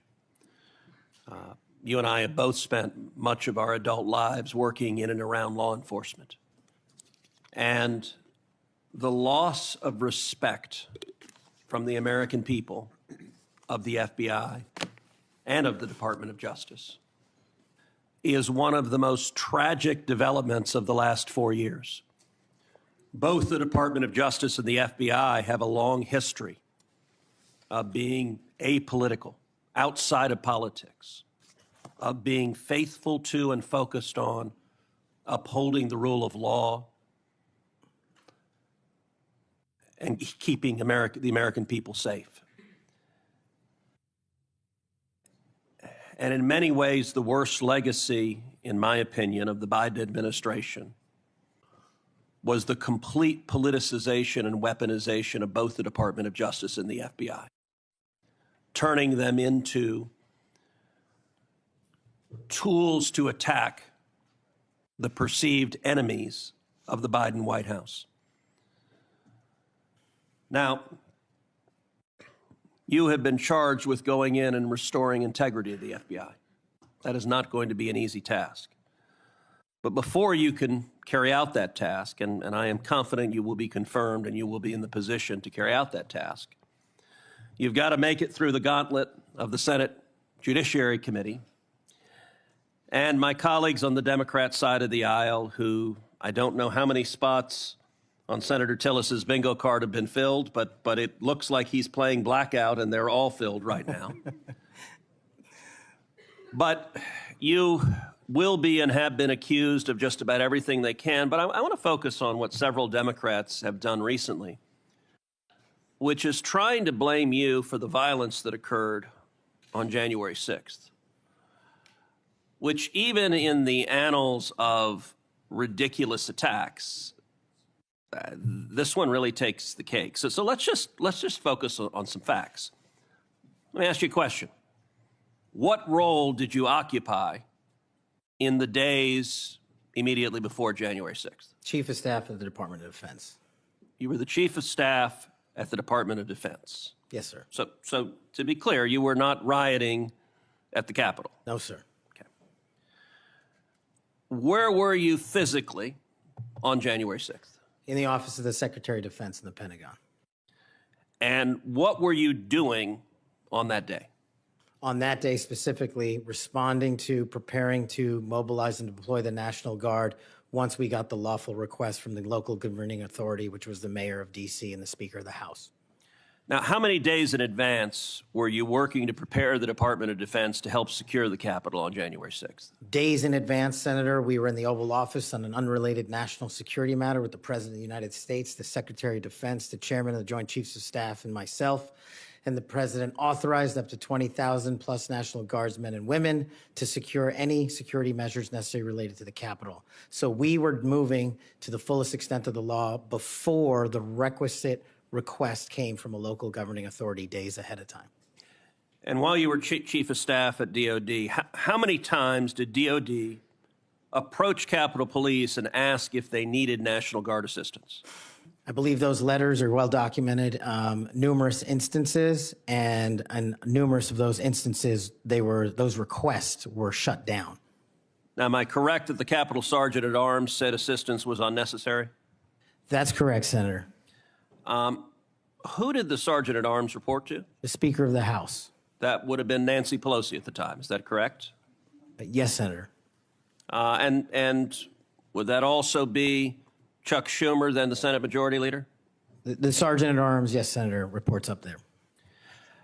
Did Mayor Bowser, the Democrat elected mayor in D.C., either request or allow National Guard assistance? She put in writing on the days leading up to January 6th a declination for National Guard additional support.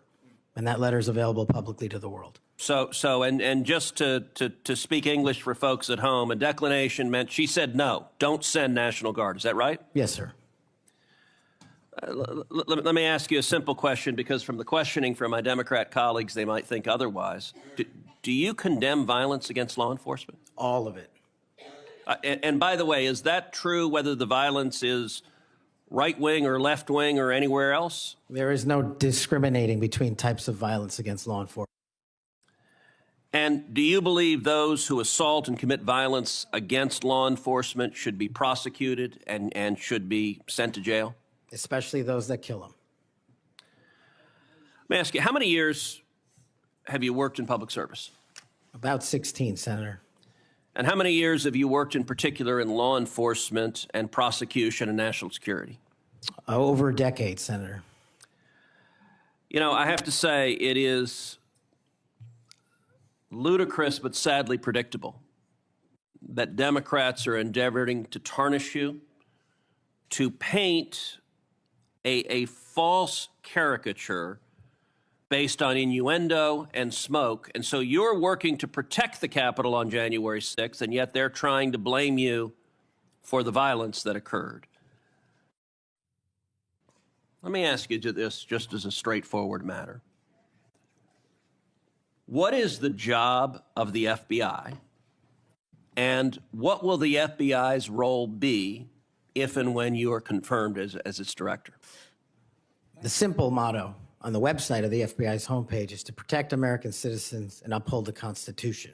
If I am confirmed as the next director of the FBI, that's what we're going to do and redirect resources to making sure that occurs every single day.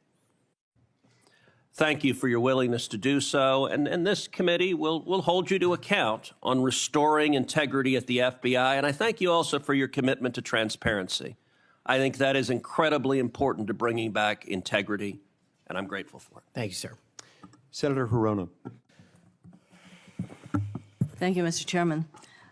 Mr. Patel, as part of my responsibility as a member of this committee, I asked the following two initial questions of all nominees before any of my committees. Since you became a legal adult, have you ever made unwanted requests for sexual favors or committed any verbal or physical harassment or assault of a sexual nature? No, Senator, I have not. Have you ever faced discipline or entered into a settlement relating to this kind of conduct? No, Senator, I have not.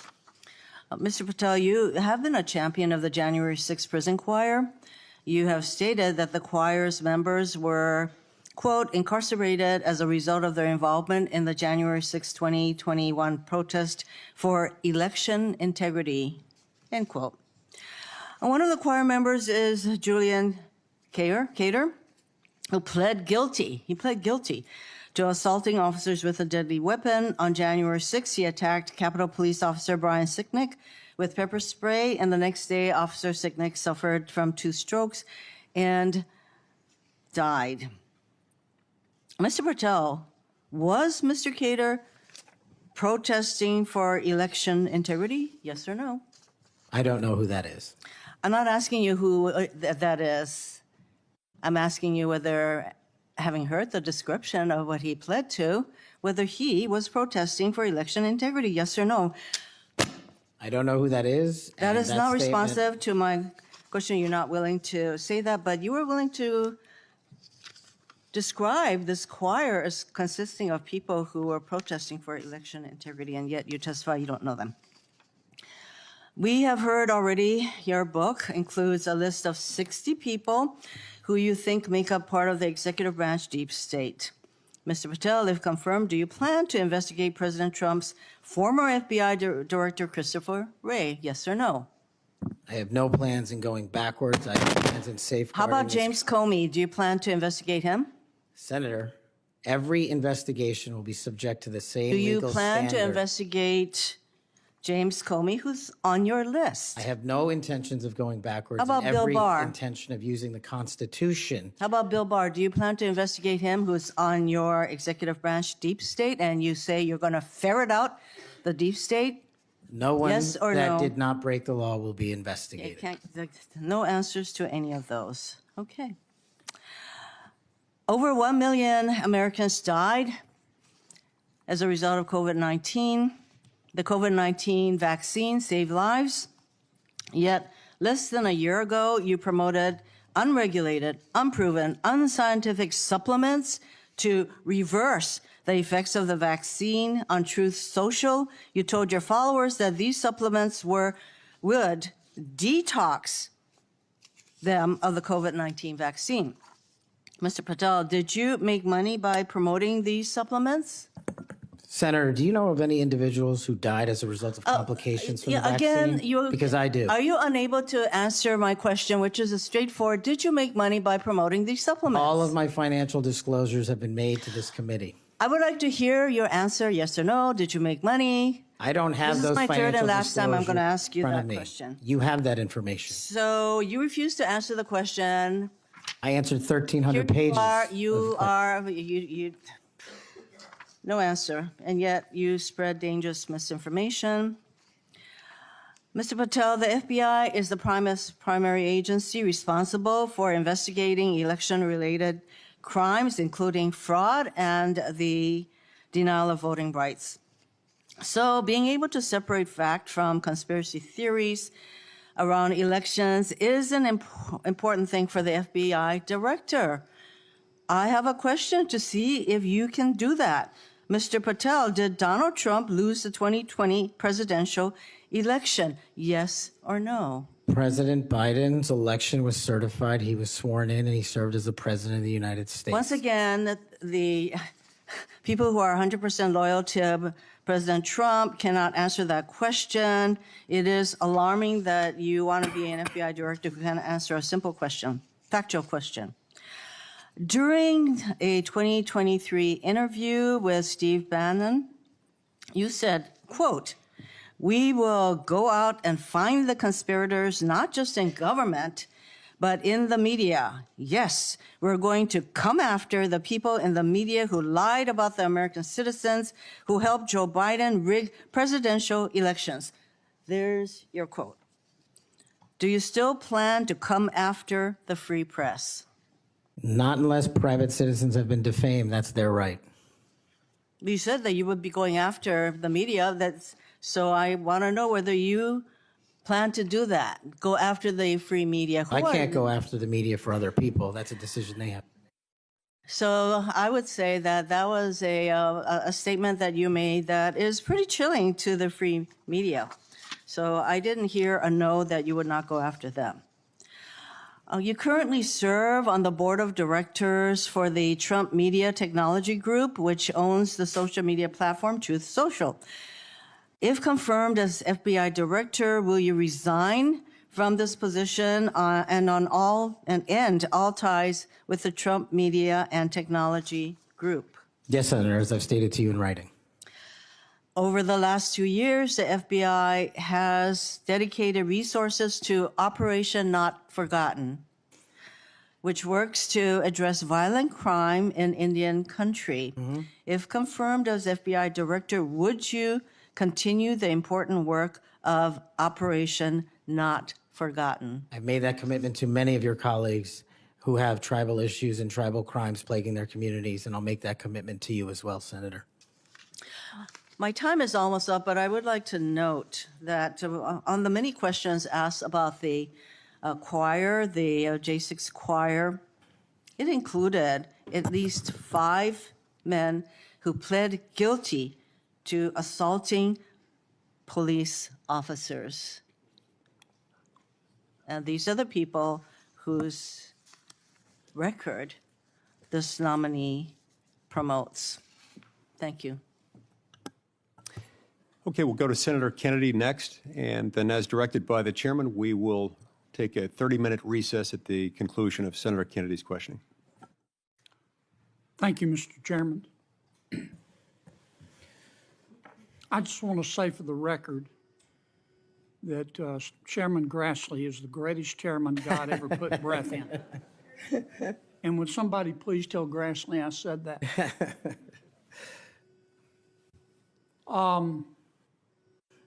You've made a lot of people mad, haven't you, Mr. Patel? Seems so, Senator. You think maybe you've made the right people mad? As my FBI agents, the BRIC agents told me when I was running cases with them across this country and around the world, if you're not ticking off some people, you're not doing your job right. My colleague and friend, Senator Durbin, called you a conspiracy theorist. You remember that? I do, Senator. You were instrumental in revealing that the Trump-Russia election collusion hoax was a hoax, weren't you? Yes, sir. I was a lead investigator.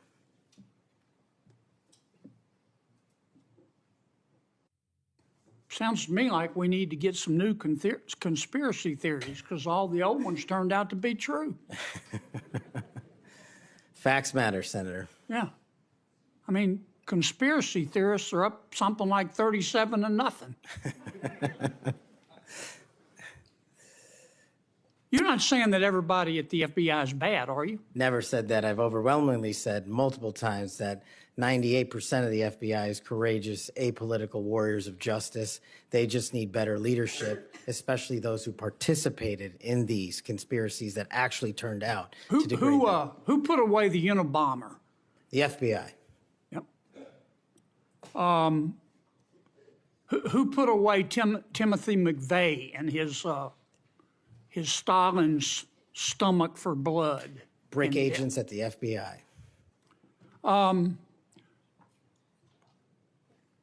Who helped investigate Jussie Smollett, who, in an effort of self-aggrandizement, set back the fight for minority rights for years?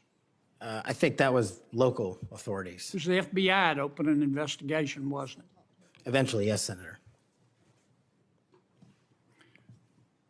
There have been or were some bad people at the FBI and the Justice Department, which work hand in glove, weren't there? Unfortunately, yes, Senator. Secretary Clinton's lawyer, a gentleman by the name of Michael Sussman, had a pass to come and go at the FBI building as he wished. Don't you think the American people have a right to know about the details of that? Not just that, but what a political party was doing with the secure compartmented information facility with direct access to the Federal Bureau of Investigation. Mr. Hunter Biden cheated on his income taxes. Didn't pay $1.4 million in income taxes over 4 years. And he filed fraudulent returns.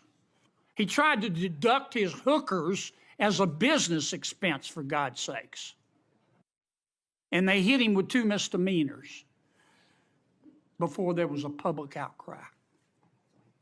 Don't you think the American people are entitled to know the details of that? The American people are entitled to a singular form of justice and the details to every public corruption investigation. You remember Peter Strzok? I sure do. One of the lead investigators for Mr. Mueller's Russian collusion hoax? Yes, Senator. Do you remember when the Inspector General, not his colleagues, turned him in? Inspector General found that Mr. Peter Strzok said, quote, sent an email to his girlfriend, quote, just went to a Southern Virginia Walmart. I could smell the Trump support, end quote. Remember that? He did that while employed at the FBI while working on that investigation. Do you remember when the IG revealed another email by Mr. Strzok to his girlfriend? Mr. Strzok said, quote, I am riled up. Trump is a fucking idiot, is unable to provide a coherent answer, end of quote. You remember that? Peter Strzok said that.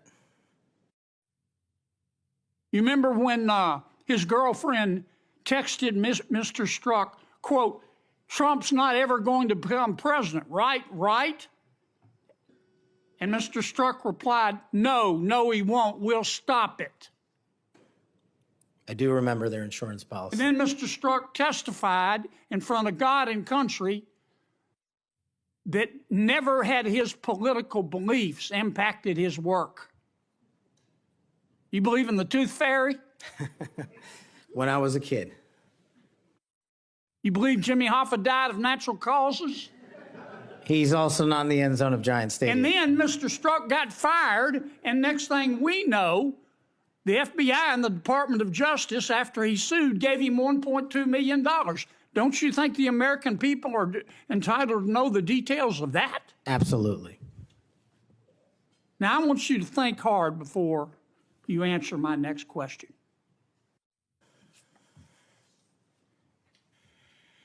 Do you believe in the adage that 2 wrongs don't make a right, but they do make it even? Senator, I think if anyone commits a wrong in government service, the American public deserve to know the absolute secular detail of that corrupt activity. When reforming the FBI and the Justice Department, 2 wrongs don't make a right, but they do make it even, is the wrong approach, isn't it? That's correct. And we're going to hold you accountable for that. I hope you do. Now, there's some good people at the FBI. Lots. And there have been and may still be some bad people there. And you've got to find out who the bad people are and get rid of them in accordance with due process and the rule of law. And then you've got to lift up the good people. Don't go over there and burn that place down. Go over there and make it better. Do you commit to us today that you will do that? I commit to you, if confirmed, Senator, every single day, 24/7, 365, the FBI will be the premier law enforcement agency in the world. Thank you, Mr. Chairman. We'll now recess for a 30-minute lunch break. We'll return at approximately 12:40, and we will resume with Senator Booker's questions. Senator Booker. Thank you, Mr. Chairman. I'm struggling with a bit of the flu here, but thought it was really important to come. Everybody's got flu. Yeah, it's been pretty rough, but I appreciate the time. And Mr. Patel, if I can jump right in, 12 prosecutors, career prosecutors, were involved in an investigation and prosecuting the cases against President Trump and were recently fired. Some of those that were involved in the Mar-a-Lago classified documents case. Do you know who Brett Reynolds is? Maybe, but it doesn't ring a bell at this point. So You're under oath. You have no recollection of who Brett Reynolds is? if you could provide me with a little more context, I could possibly remember. Are you aware of any plans or discussions to punish in any way, including termination, FBI agents or personnel associated with Trump investigations? Senator, just to be clear, I did not participate in any of those DOJ Sir, decisions. that's a yes or no question. Are you aware of any plans or discussions to punish in any way, including termination, FBI agents or personnel associated with Trump investigations? Yes or no? I'm not aware of that, Thank you. Senator. There is no evidence of wrongdoing by FBI employees involved in these investigations. If you do pursue investigations of those involved, will you commit to using standard processes, including a standard review by the FBI Inspections Division and the Inspector General? Senator, I will honor all those review processes. You will honor those review processes. Yes, Senator. If these are actions that the FBI employees, if there are actions against FBI employees that do not follow those standards process that happen before you get in, will you commit to reversing any decision prior to your arrival so that those standard processes and the standard review by the FBI Inspections Division will take place? I don't know what's going on right now over there, but I'm committed to you, Senator, and your colleagues that I will honor the internal review process of the FBI. Have you made any commitments to anyone about pursuing any investigations or targets if you are FBI director? Only violent criminals and terrorists.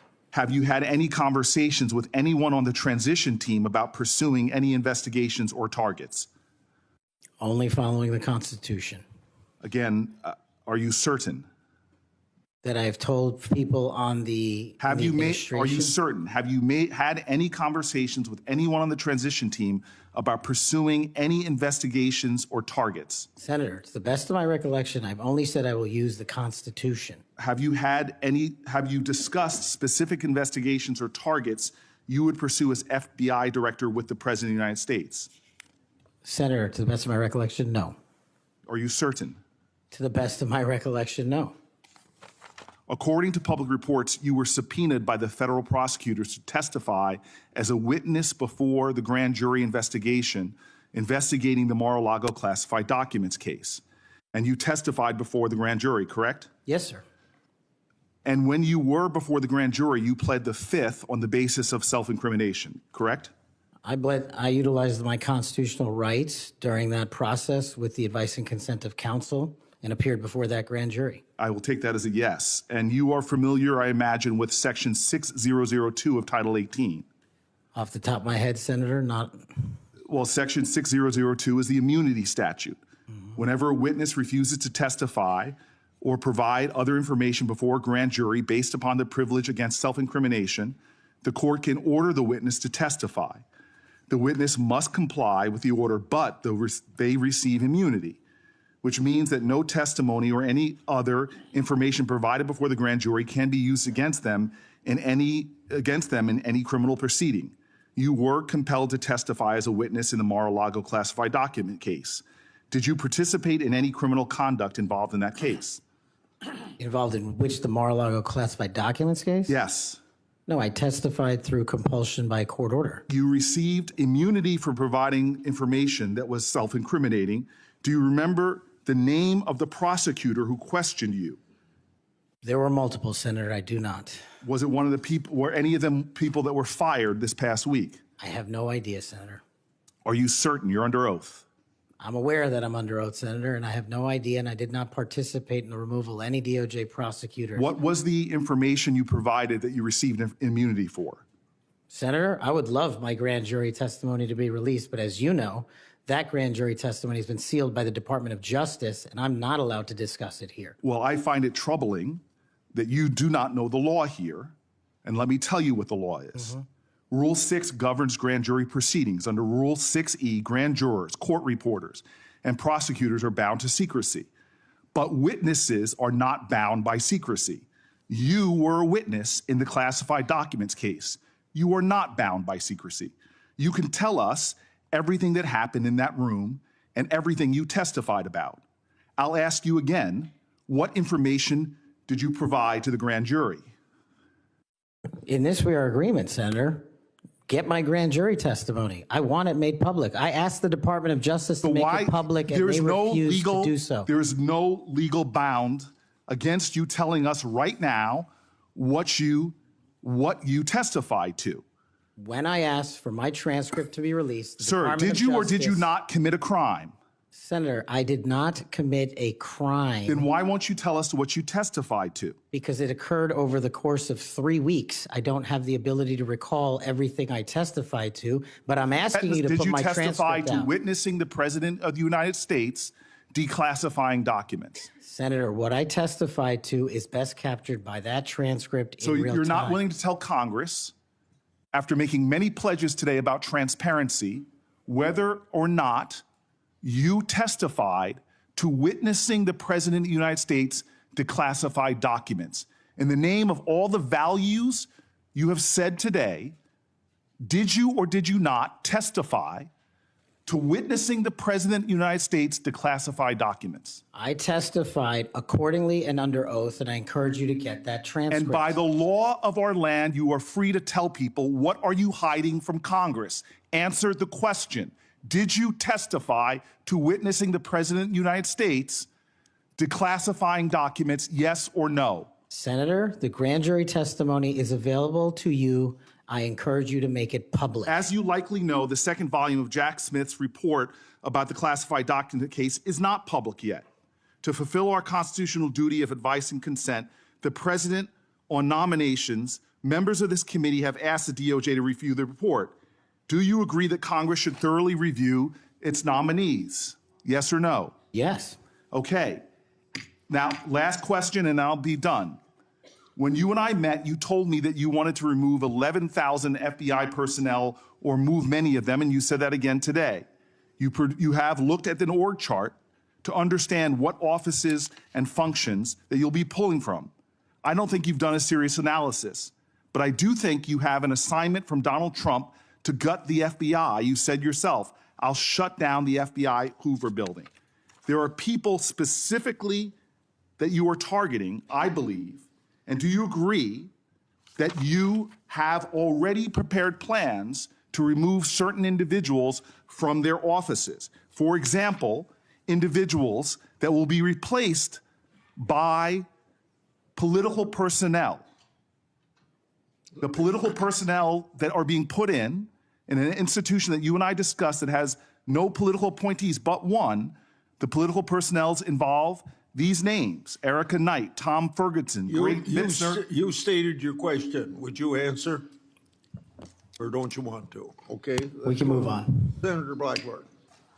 Thank you, Mr. Chairman. And Mr. Patel, there is absolutely no doubt that you have the experience and the expertise to lead the FBI, and we welcome you here today. We are pleased that you are here. I've been listening to my colleagues across the dais and listening to their questions, and it has led me to one thing. Why are the Democrats so afraid of you? I don't know, Senator. You'd have to ask them. Well, I tell you what I think, and listening to their questions and your responses, which we appreciate, they know that you're going to go in and you're going to clean up that political cabal that has been over there for years. You are going to reposition the FBI to its core mission. You stated that earlier, in this hearing, and there will be no more political persecutions and no more 2 tiers of justice. And they have liked having 2 tiers of justice. They have enjoyed it, and it has helped them, they think, in their political mission. They've enjoyed targeting Catholics. They've enjoyed targeting parents. But the American people have said they want no more of that. And our colleagues know you're going to clean it up. I want to talk to you about the Epstein case. I have worked on this for years, trying to get those records of who flew on Epstein's plane and who helped him build this international human trafficking, sex trafficking ring. Now, earlier I urged then Chairman Durbin to subpoena those records, and I ended up being blocked by Senator Durbin and Christopher Wray. They stonewalled on this, and I know that breaking up these trafficking rings is important to President Trump. So will you work with me on this issue so we know who worked with Jeffrey Epstein in building these sex trafficking rings? Absolutely, Senator. Child sex trafficking has no place in the United States of America, and I will do everything, if confirmed as FBI director, to make sure the American public knows the full weight of what happened in the past and how we are going to countermand missing children and exploited children going forward. Thank you for that. I do want to touch on the political persecution. I find it so interesting that they feel like you would carry out political persecution. Your parents are with us today. They fled Uganda and persecution from Idi Amin. And I think that with your background and given your family's history, that you would never move to political persecution. Is that accurate? Yes, Senator, that is. And we appreciate that you would remove any kind of 2 tiers of justice from the FBI, because they have practiced that every day for years. Not all FBI agents. There are some good ones, and we certainly want to keep them, but the politics has got to be moved out of the agency. Now, they've tried to frame you as being anti-police. We've discussed that some today. And I know that you grew up working with NYPD officers in your community. And I know that law enforcement groups, including the National Association of Police Organizations, have endorsed your nomination. And on top of that, your brother is a law enforcement officer. Is that accurate? Many of my family are, yes, Senator. How many of your family, sir? Well, I guess the Indians have a different definition of family. We got a really big one, and they're all family. We all love big families. So we got a lot. I appreciate that. But it is accurate to say that in your role, you're going to do everything that you possibly can to protect the men and women who are protecting our communities. That is of the utmost importance. Thank you. I want to go to the Nunes memo. You were the principal author of the Nunes memo. Is that accurate? Yes, me and staff. Thank you. And that did really so much to focus the light on the Russiagate hoax and the political cabal that was for years operated out of the DOJ and the FBI. And I know that there are some that felt like that memo was not accurate. We know now differently. And I'm quoting a comment that was made about that memo and by a member of that House Intel Committee, and I quote, "It was meant only to give Republican House members a distorted view of the FBI," end quote. I find it so interesting. They use the term distorted view. I think the American people who for 4 years under Biden saw the FBI weaponized against them, against parents, against people of faith, weaponized against President Trump, I think they would disagree with that. Do you stand by the good work that you did on the Nunes memo? Our team, and yes, absolutely. And the Nunes memo was accurate in its description of the details, correct? As confirmed by the Inspector General, the Special Counsel, because the Nunes memo only contained sworn information received pursuant to transcribed interviews and production of government materials, including FBI 302s and DOJ memorandum. So the Nunes memo is accurate. Yes, ma'am. Thank you for that. In your new role as director, how will you work to root out two tiers of justice at the FBI? The same way I have always done so, ma'am, with the utmost fidelity to the Constitution and integrity to law enforcement. Government must allow those who are privileged to serve to execute their law enforcement duties fully, but at the same time, the American people deserve accountability inwards to government, to any of those who violate that sacred trust. And as you prepare to take this new role, what are the top areas of concern for you as we look at our national security? The top areas when it comes to national security, ma'am, have remained unchanged and the threat dynamic has increased. It's thwarting terrorist activities and terrorist attacks here and overseas against our citizens and our allies. And it also includes CCP espionage, which is running rampant these last 5 years through our country, including our cyber infrastructure and our agricultural properties. And it also includes taking on Iran, the #1 state sponsor of terror, and any other adversary that wishes to harm America. Thank you. I look forward to a yes vote on your confirmation. Thank you, Thank you, Mr. Chairman. Mr. Chairman. Senator Padilla. Mr. Chairman. Oh, yes. Since the senator from Tennessee raised my name, I'd like to respond. Please go ahead. Mr. Chairman, while I was chair of the committee, protecting children from sexual exploitation was one of our highest priorities. We chaired hearings on kids' online safety, and we decided on a bipartisan basis to call the big tech CEOs in for an important, maybe historic meeting of this committee. Last year, the committee reported 6 bipartisan bills to help protect child safety online, including one of my own, Stop CSAM, and Senator Blackburn's Report Act. In the previous Congress, Senator Blackburn and I led legislation that was signed into law that eliminated statutes of limitation for federal civil suits by survivors of childhood sex abuse. I've worked to ensure the DOJ's unethical non-prosecution agreement with Jeffrey Epstein is investigated. As I've argued in this committee, my Inspector General Access Act would allow the Inspector General to investigate that.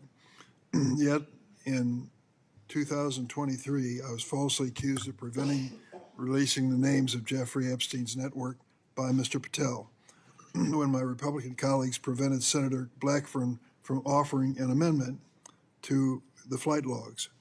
Prior to the committee's November 9th, 2023 Supreme Court ethics subpoena markup, Senator Blackburn had never raised Epstein's flight logs with me publicly or privately.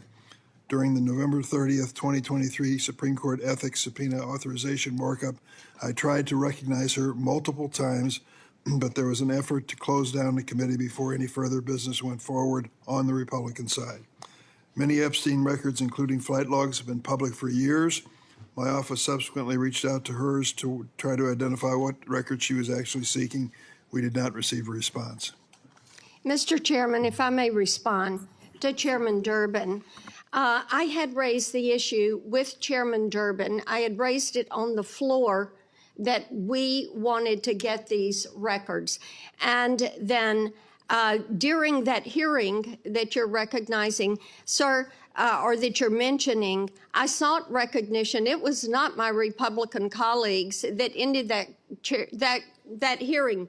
Mr. Chairman, you had the gavel, and you were the chairman, and you sought not to recognize me. And I know, and you know, and so many people are aware, sir, that you and Christopher Wray did not want those out. And I know we need to move on for questions, but Mr. Chairman, we have fought this issue for quite some time. I look forward to having an FBI that will work to help get these records and end this human and sex trafficking in this country.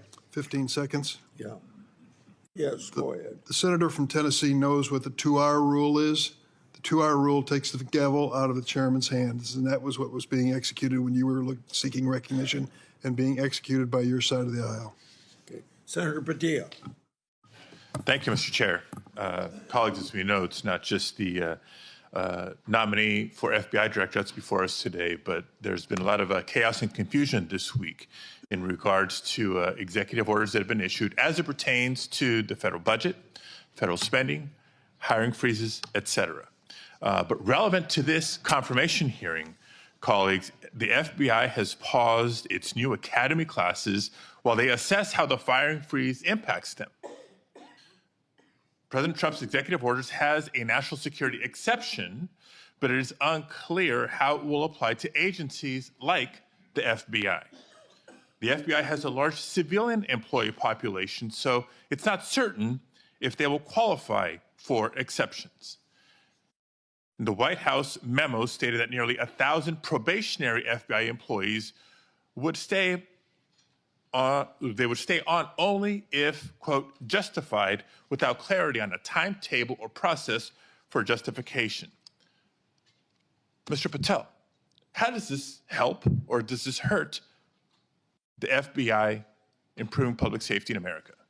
Senator, I know about as much as this late-breaking news as you do by reading it in the media, and I will say the following in terms of FBI employees, if I'm confirmed. FBI employees represent the front line of defense for national security and crime, and if I'm confirmed, I will ensure that all FBI graduates of the Academy will be protected and funded so that we can continue the fight together. But would you agree that even just causing a pause or confusion in being able to grow the ranks is not helpful to public safety in America? Not having a law enforcement there. Thank you. 7 minutes goes by fast, so I want to get to as many topics as I can.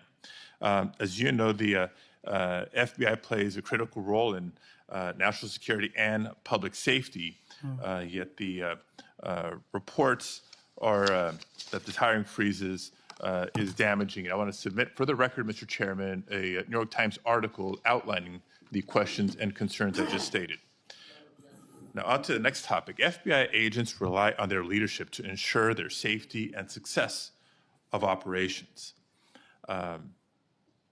As Senior Director for Counterterrorism at the National Security Council, you were involved in a SEAL team rescue mission to recover a 27-year-old American hostage in Nigeria. According to former Secretary of Defense Mark Esper, you falsely informed senior leadership that the United States had secured permission to fly over other nations' airspace en route to Nigeria. This misinformation forced the aircraft to circle the border for an additional hour, potentially jeopardizing the mission's success and putting service members at undue risk. Can you explain your decision to falsely claim airspace permissions had been secured for the mission? I greatly appreciate this. This is one that hits home squarely because my guys, my friends, were on that operation. They were in that helo. They were in that V-22. And there's never a time in my career that it would jeopardize the safety of the men and women in uniform. And if you ask the National Security Advisor of the President of the United States, who's with me on that day, who has gone on the record publicly, as has General Tony Tata, who's the Undersecretary of Defense, they have both stated with affirmation that I acted appropriately, relayed all information accurately, and never jeopardized the safety of the hostages. And our men were on the ground for 59 seconds and executed 6 sentries and rescued an American hostage named Philip Walton, and he's home today with his family because of it. So your friend's word versus the former Secretary of Defense, that's what we're going to be asked to consider. Next topic. In September of 2024, just a couple of months ago, you stated that Chris Wray was caught illegally using 702 collection against Americans 274,000 times. That's a quote. And you criticized Congress for failing to implement necessary reforms when reauthorizing Section 702.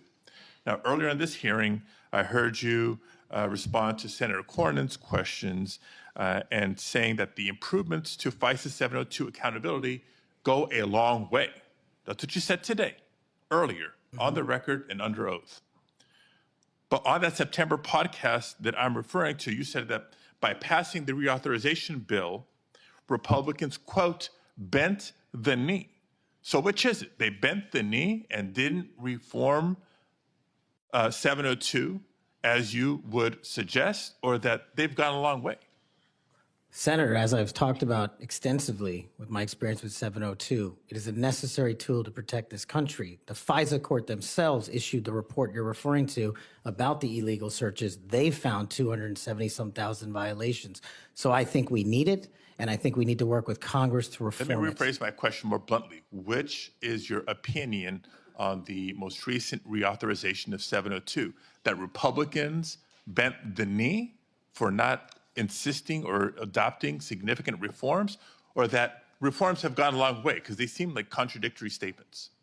702 is a critical tool, and I'm proud of the reforms that have been implemented, and I'm proud to work with Congress moving forward to implement more reforms. So they bent the knee, but now you're proud of it. Got it. Next topic. I know you've been asked about the J6 prison choir prior in this hearing. My question is not going to rehash previous questions. Funds have been raised, as you explained to me in our meeting last week, to support families of insurrectionists, my words, clearly not yours, that have been in jail, including those who committed acts of violence against police officers. I want to know, in any of your work around the J6 prison choir, was any of the funds that were raised used to support the families of the police officers who were brutally attacked by the insurrectionists? Senator, my foundation has used funds Yes to or help no? police It's a yes or officers no. across the country. It's a yes or no.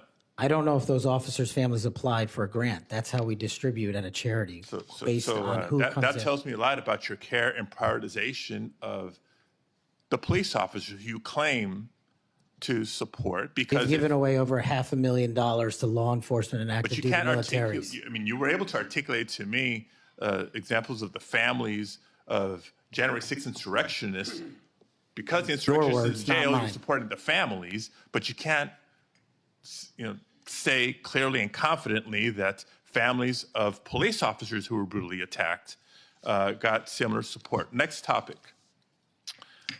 Your time's up. Okay, I'll save it for the second round. Thank you, Mr. Chair. Before I call on Senator Schmidt, I have a letter that I want to put in regard to this Nigerian rescue story. It's from General Tata. What people that bring this up don't tell you is that General Tata has denied the exchange reported in the Atlantic and has forcefully defended Mr. Patel. General Tata said, "I never heard the words that somebody's saying they heard from me. That's not a quote from me," end of quote. General Tata wrote to the committee and said it was, quote, irresponsible, end quote, to say Mr. Patel jeopardized the mission. He said, quote, Kash played a critical role in that and many other successes during his tenure precisely because he cares so deeply about America, its national domestic security, and her citizens. So by unanimous consent, I will put this letter in the record. Any disagreement? I hear none. Senator Schmidt. Thank you, Mr. Chairman. It's good to see you, Mr. Patel. It's great to have your family here. I know they must be very proud. I have to tell you, I saw up close and personal how politically weaponized the FBI had become. In my former job as Attorney General of Missouri, we brought the Missouri versus Biden lawsuit, which uncovered this vast censorship enterprise where the federal government coerced and colluded with some of the biggest companies in the history of the world to suppress speech. And not just that, actually to pre-bunk the Hunter Biden laptop story. The FBI had the laptop in November of 2019. They met with senior executives. Yoel Roth, who was the main guy at Twitter at the time, signed an affidavit saying they were talking specifically about the laptop. It could be Hunter Biden's, pre-bunking it, calling it a Russian hack and leak operation. They knew it was true. They knew it was his laptop. So the rot is deep, and the time for you is now, and I'm glad, because reform is needed. Senator Durbin referenced your book. I think it's a good, everyone should read the book. Because I want to ask you about some quotes that are in the book, because a lot's been made of it. Usually just some of the end notes. but the content of the book. Did you say in the book, American justice must never be selective? If the law is applied unevenly, democracy crumbles. Did you say that? I did, Senator. When agencies like the FBI and the CIA prioritize politics over truth, the nation suffers. Did you say that? I sure did, Senator. Accountability isn't optional. Those who violate the public trust must face real consequences, regardless of their rank or title. Did you say that? I did, Senator. Okay. There's a lot more in there. I know that Senator Tillis has got the game of bingo. I'd like to play another game. Would you rather? Let's have at it, sir. Would you rather the FBI prosecute and persecute parents who voice legitimate concerns at school board meetings, or should it investigate domestic terrorists who commit school shootings and threaten the lives of American children? Absolutely investigate and prioritize the safety of our children and any actual and real domestic terrorists, as I've prosecuted in my past in the Obama Justice Department. Would you rather the FBI be weaponized by investigating presidential candidates, political opponents, spying on and wiretapping candidates' advisors, or should the FBI get back to its core mission and get politics out of the FBI? There should be no politics in the FBI, and having been a victim of the weaponization of law enforcement against me, I know what that feels like, and if I'm confirmed, I will make sure no American feels that sleight of hand ever again. Would you rather the FBI target traditional Catholics as extremists, or should the FBI focus on investigating actual threats posed to the American people by cartels pumping fentanyl into our communities through the southern border? 100,000 deaths due to fentanyl and drug overdoses in 1 year. I'd rather the FBI focus on that and save our children. Would you rather the FBI ignore when thugs threaten to harm and plot against Supreme Court justices, or should the FBI actually investigate that and get to the bottom of it? I'm so glad you brought that up, Senator. This body passed a law to protect our justices of the peace, including the Supreme Court, and every single justice of the peace deserves that enforcement of that law so they can do their duty. Would you rather the FBI pressure social media companies into censoring conservative viewpoints, or should it focus on what the FBI should get back to, which is investigating interstate crimes that threaten the well-being of Americans? No censorship. Let's focus on investigating interstate crimes. Would you rather the FBI raid the home of a former president and chief political rival, going through the First Lady's personal belongings, spreading out documents on the floor staged, or should it raid the homes of terrorists who seek to harm citizens? Let's let our men and women in law enforcement kick down the doors of terrorists and narco traffickers and pedophiles and put those people in prison where they belong. So, I mean, I could go on and on. But let me tell you what I think's really going on here. What I think's going on here is that the folks on the other side can't actually believe and can't come to grips that they're in this position right now, that they're in the minority and that President Trump is back in office. Because what they did was, after he was out of office, they tried to destroy him. They tried to financially ruin him and his family. They tried to intimidate him. They tried to throw him in jail for the rest of his life. They tried to demonize half the country. Their opening and closing argument for the last 4 years has been that President Trump and Republicans are a threat to democracy. But the American people sat in a jury box and they watched. And they weighed the evidence, and they heard all the facts, and they rendered their own verdict. And their verdict was for reform.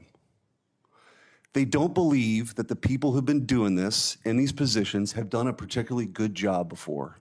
They think the deck is stacked against them, and they saw how our justice system was turned against political opponents in a Soviet-style justice system, which moniker was, "Show me the man and I'll show you the crime."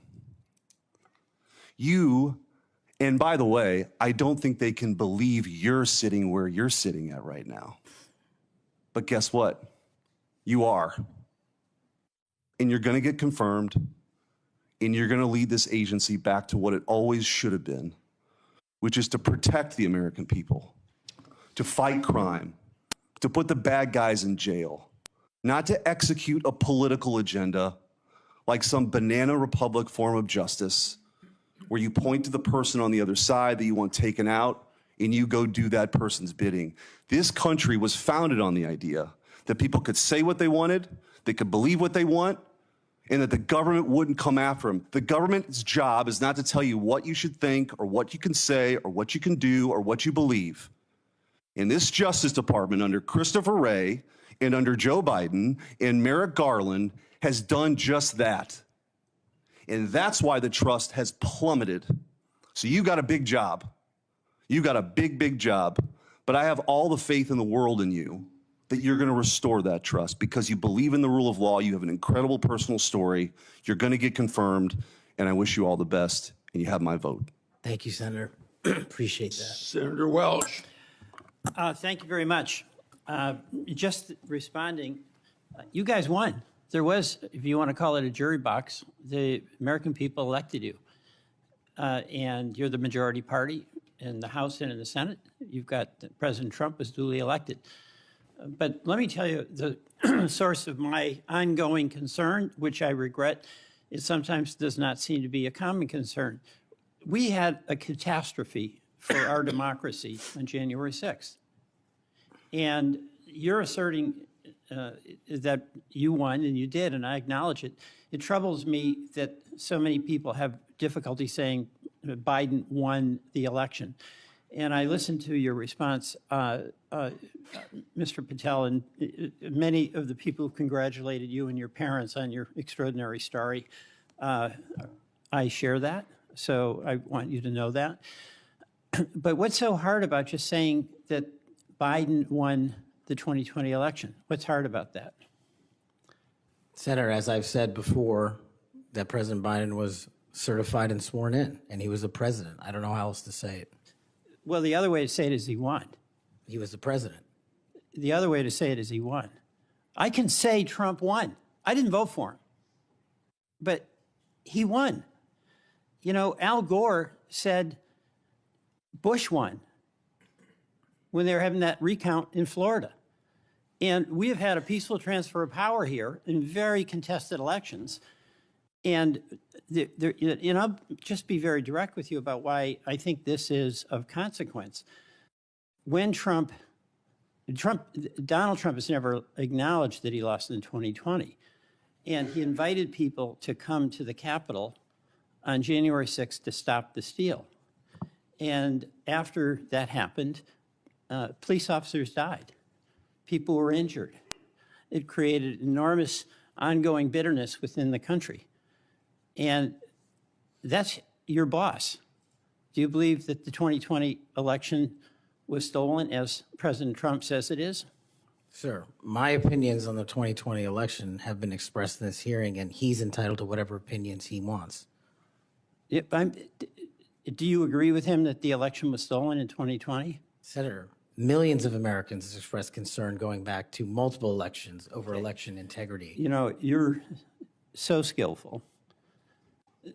You understand what I'm asking you. Can you say the words, Joe Biden won the 2020 election? Joe Biden was the president of the United States. You know, I'm going to stay on this. There's a difference. I can say the words, Donald Trump won. I don't like to say it, but I must say it. And you cannot say that Joe Biden won the election. What I can say is the same for both of them, Senator. Both of their elections were certified, and they are both, one was and one now is president. Okay. The reason I have some concerns about that, my colleagues on the Republican side, is that whoever is the FBI director, and I suspect it will be Mr. Patel, has a boss. And he has strong points of view. He said Vice President Harris was a criminal and should be prosecuted. Is that a prosecution you would initiate? There is no prosecution or that the FBI will ever initiate because the FBI will only do investigations, and those will only be open where there's a factual and constitutional basis to do so. Your boss has said that General Milley, who served us with great distinction, I happen to have great admiration for, should be tried for treason. Do you agree with that? Senator, everybody's entitled to their opinion. The only thing that matters at the FBI is whether the law is followed. Okay, I know everybody's entitled to their opinion. I'm asking you your opinion. Should General Milley be tried for treason? Vice President Harris, Kamala Harris, or General Milley or anyone otherwise will not be subjected to an FBI investigation that doesn't meet the rigorous standards of the Constitution. Right. You've talked about your devotion to the men and women in the FBI. I accept that. But as you know, President Trump used the power of the pardon to let people who are cop beaters out of jail, right? He also let a drug dealer out of jail.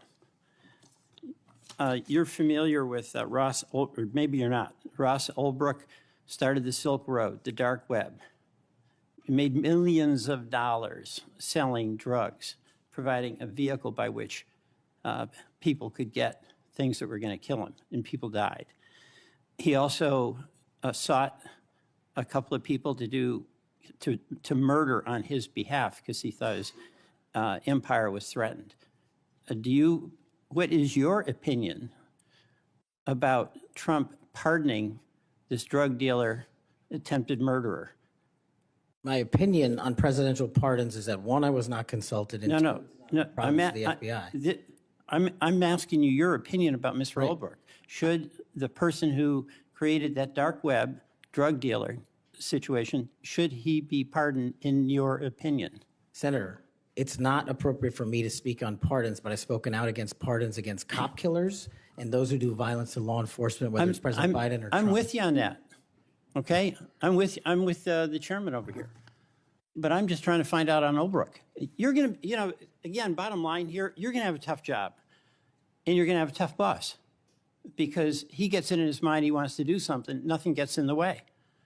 And there's going to come a time when an FBI director or an attorney general has to make a decision about the Constitution and what's being requested, and can that person at that time, when the important values of the Constitution are at stake, say no to a person who is insisting you take an action? And Senator, that's why I think it's time, for the first time in this country's history, that a public defender be the next director of the FBI, because no one knows more about constitutional due process than PDs. Well, you're appealing to mutual pride here with the public defender. But you know what? I still understand you didn't answer the question. That's the public defender in me, okay? Look, and I say this to my colleagues, we cannot have a weaponized Justice Department or FBI. And what's weaponized is in the eye of the beholder, like the prosecutions of President Trump, and I get that. We cannot have it. But what I think we all have to acknowledge when we've got a president who's basically saying a political enemy, whether it's Harris, whether it's Liz Cheney, whether it's Adam Schiff, should be prosecuted, that's doing damage to the mutual goal we have of not weaponizing a department. I yield back.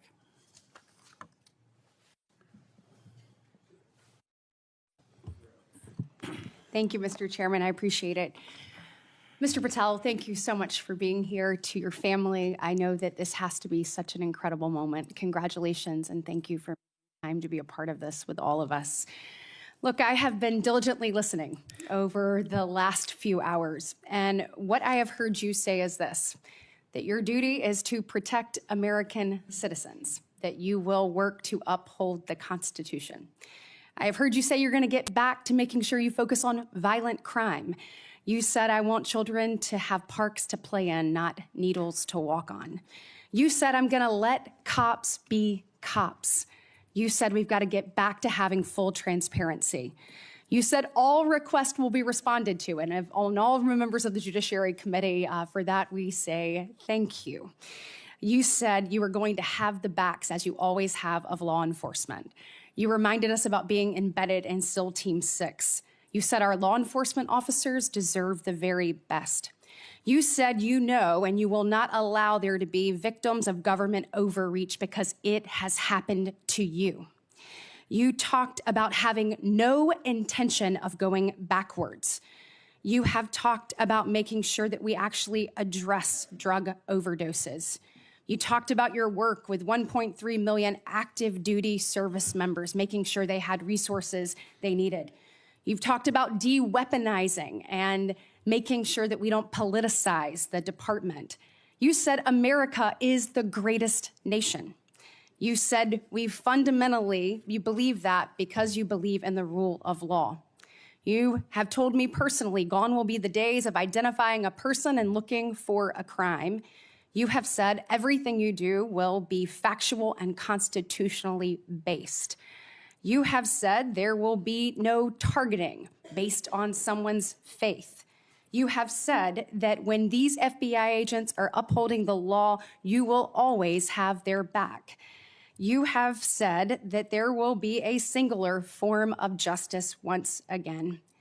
And most importantly, I think in addition to all of this, is I have really not gotten to hear you talk about the FBI.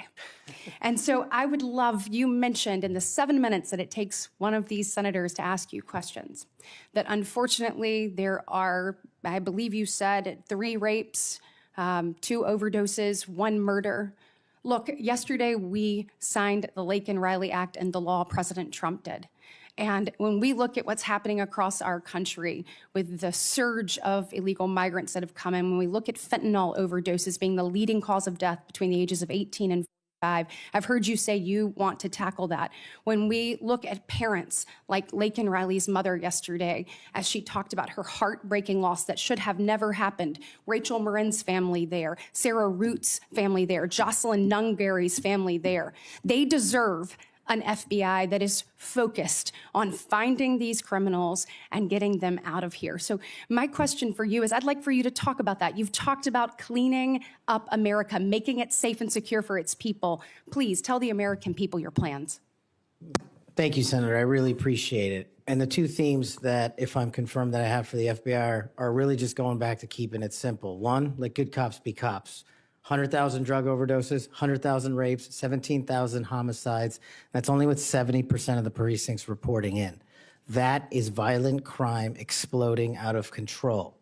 We've got 38,000 employees at the FBI, and as I alluded to earlier, almost a third of them work in and around the Washington, D.C. area. Well, those crimes are committed out in the rest of America.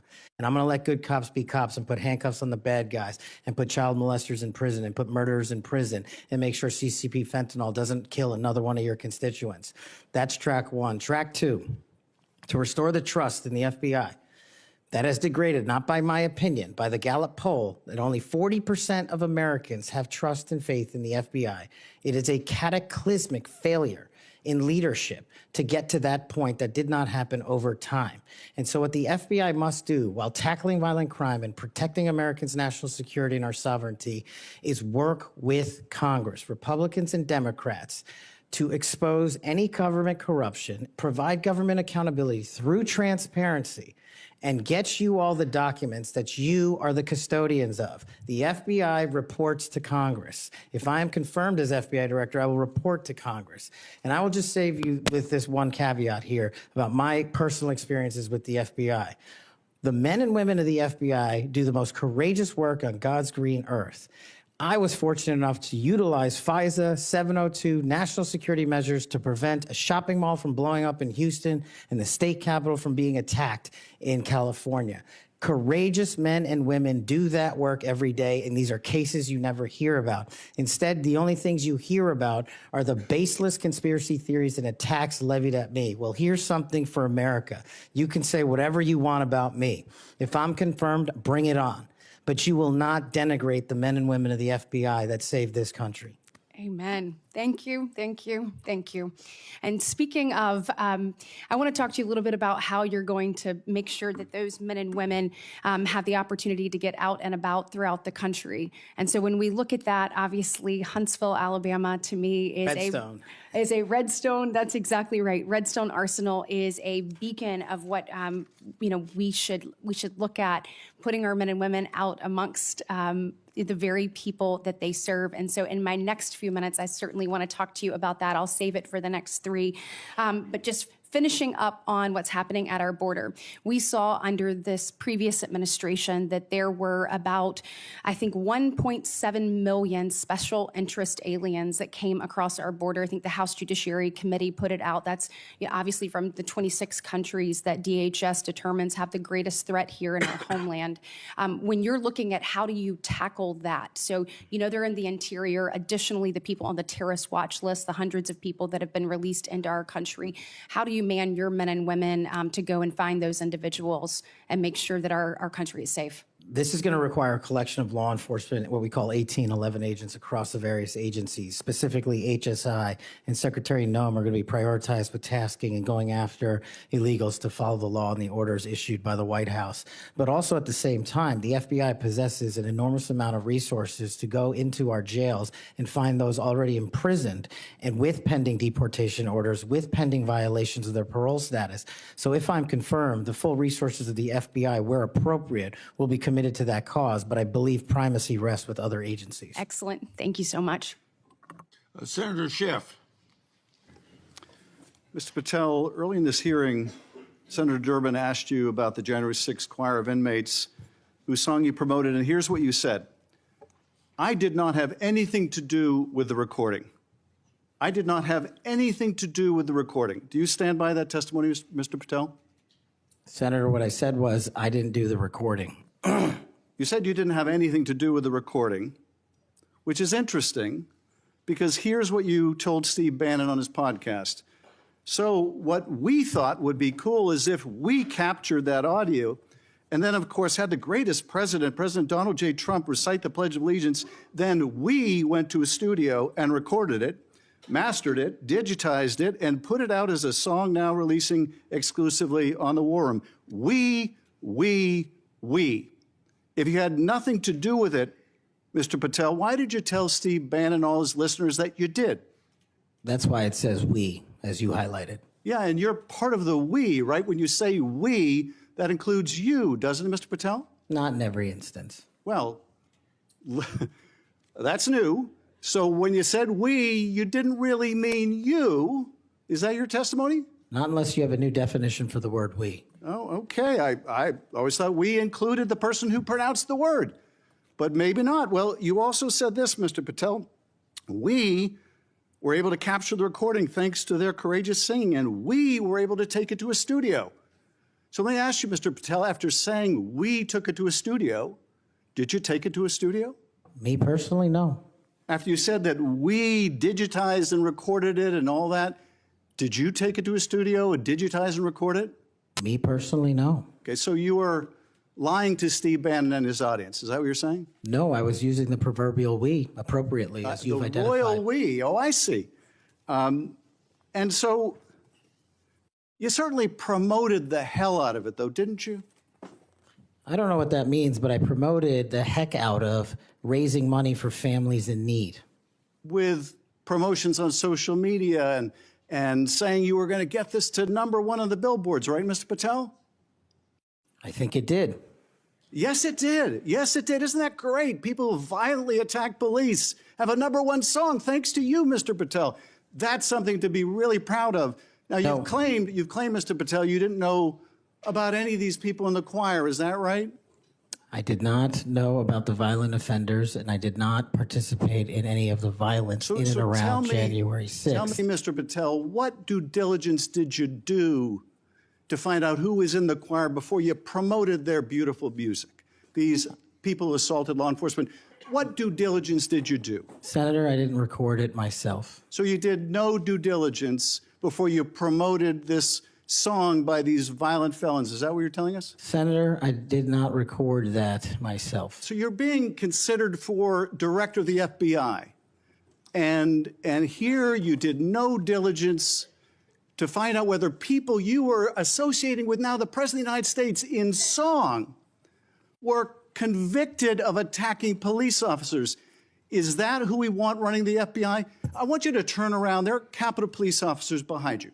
They're guarding us. Take a look at them right now. Turn around. I'm looking at you. You're talking to me. No, look at them.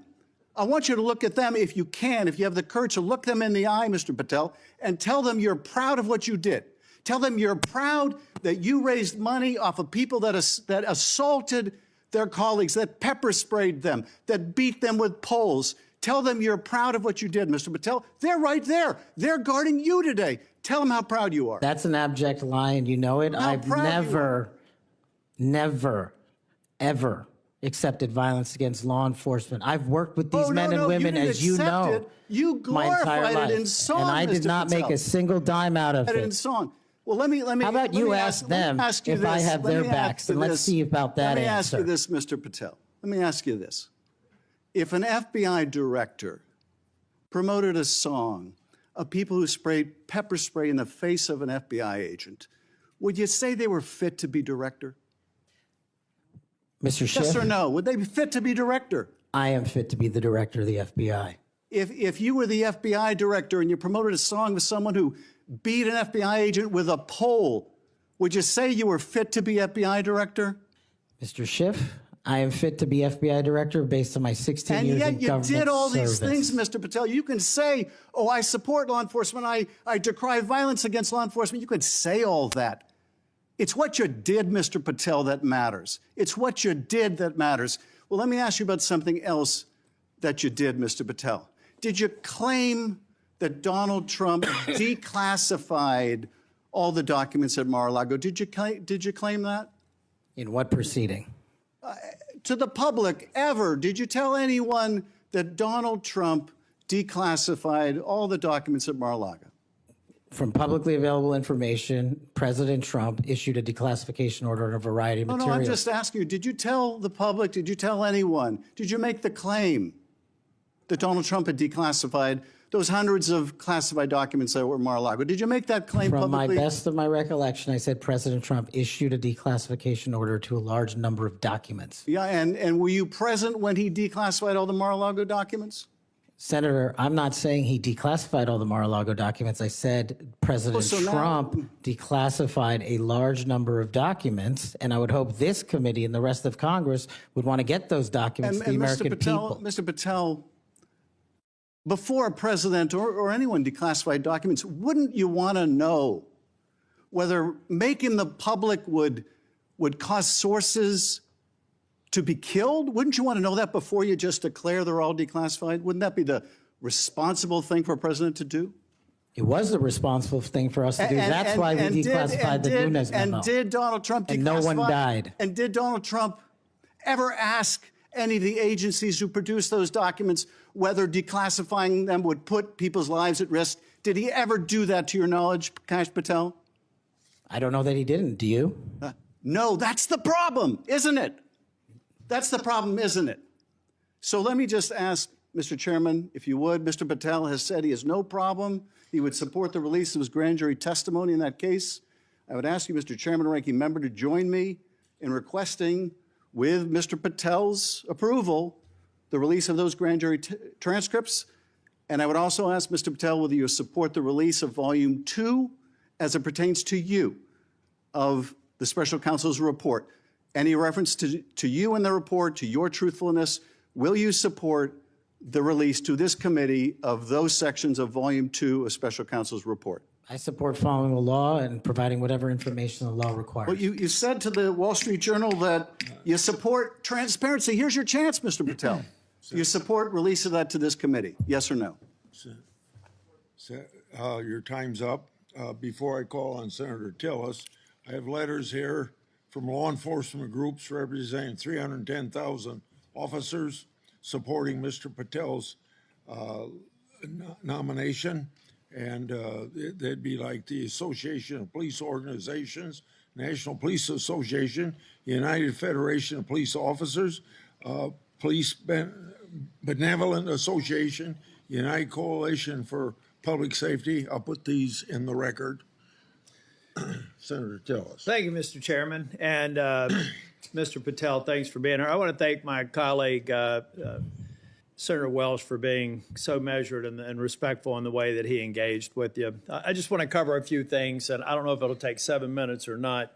I want to go back to the we versus I, since it was the last discussion. Other people may not have been paying attention. I've only missed Senator Booker's questions, but in your exchange with my colleague from one of my former states that I lived in, Louisiana, he repeatedly said you with respect to preparing a memo or documents, and you repeatedly said we. So you are somebody who's not like a lot of people around here that say I a lot, even though it was the we that got things done. So I, for one, appreciate how you focus on that. Now let's talk about how things change over time.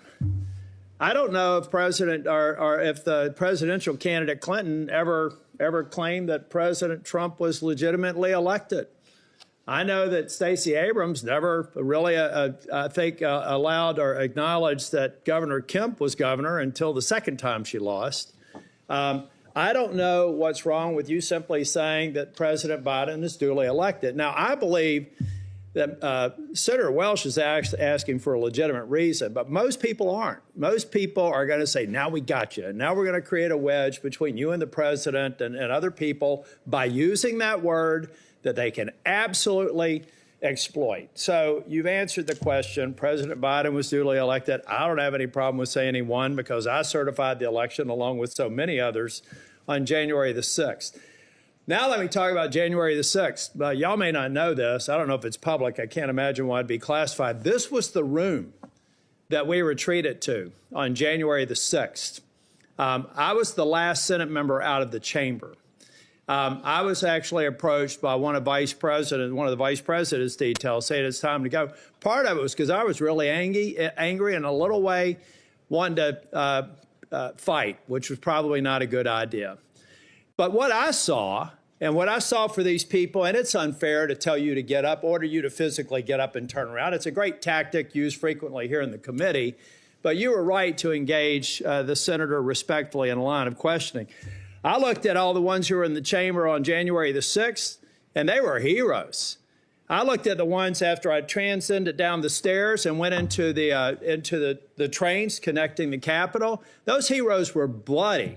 They were bruised, and they were still holding the line, and we saw and heard people 50 yards away. Every one of those people in the Capitol, I've said, were thugs, and I don't apologize for it.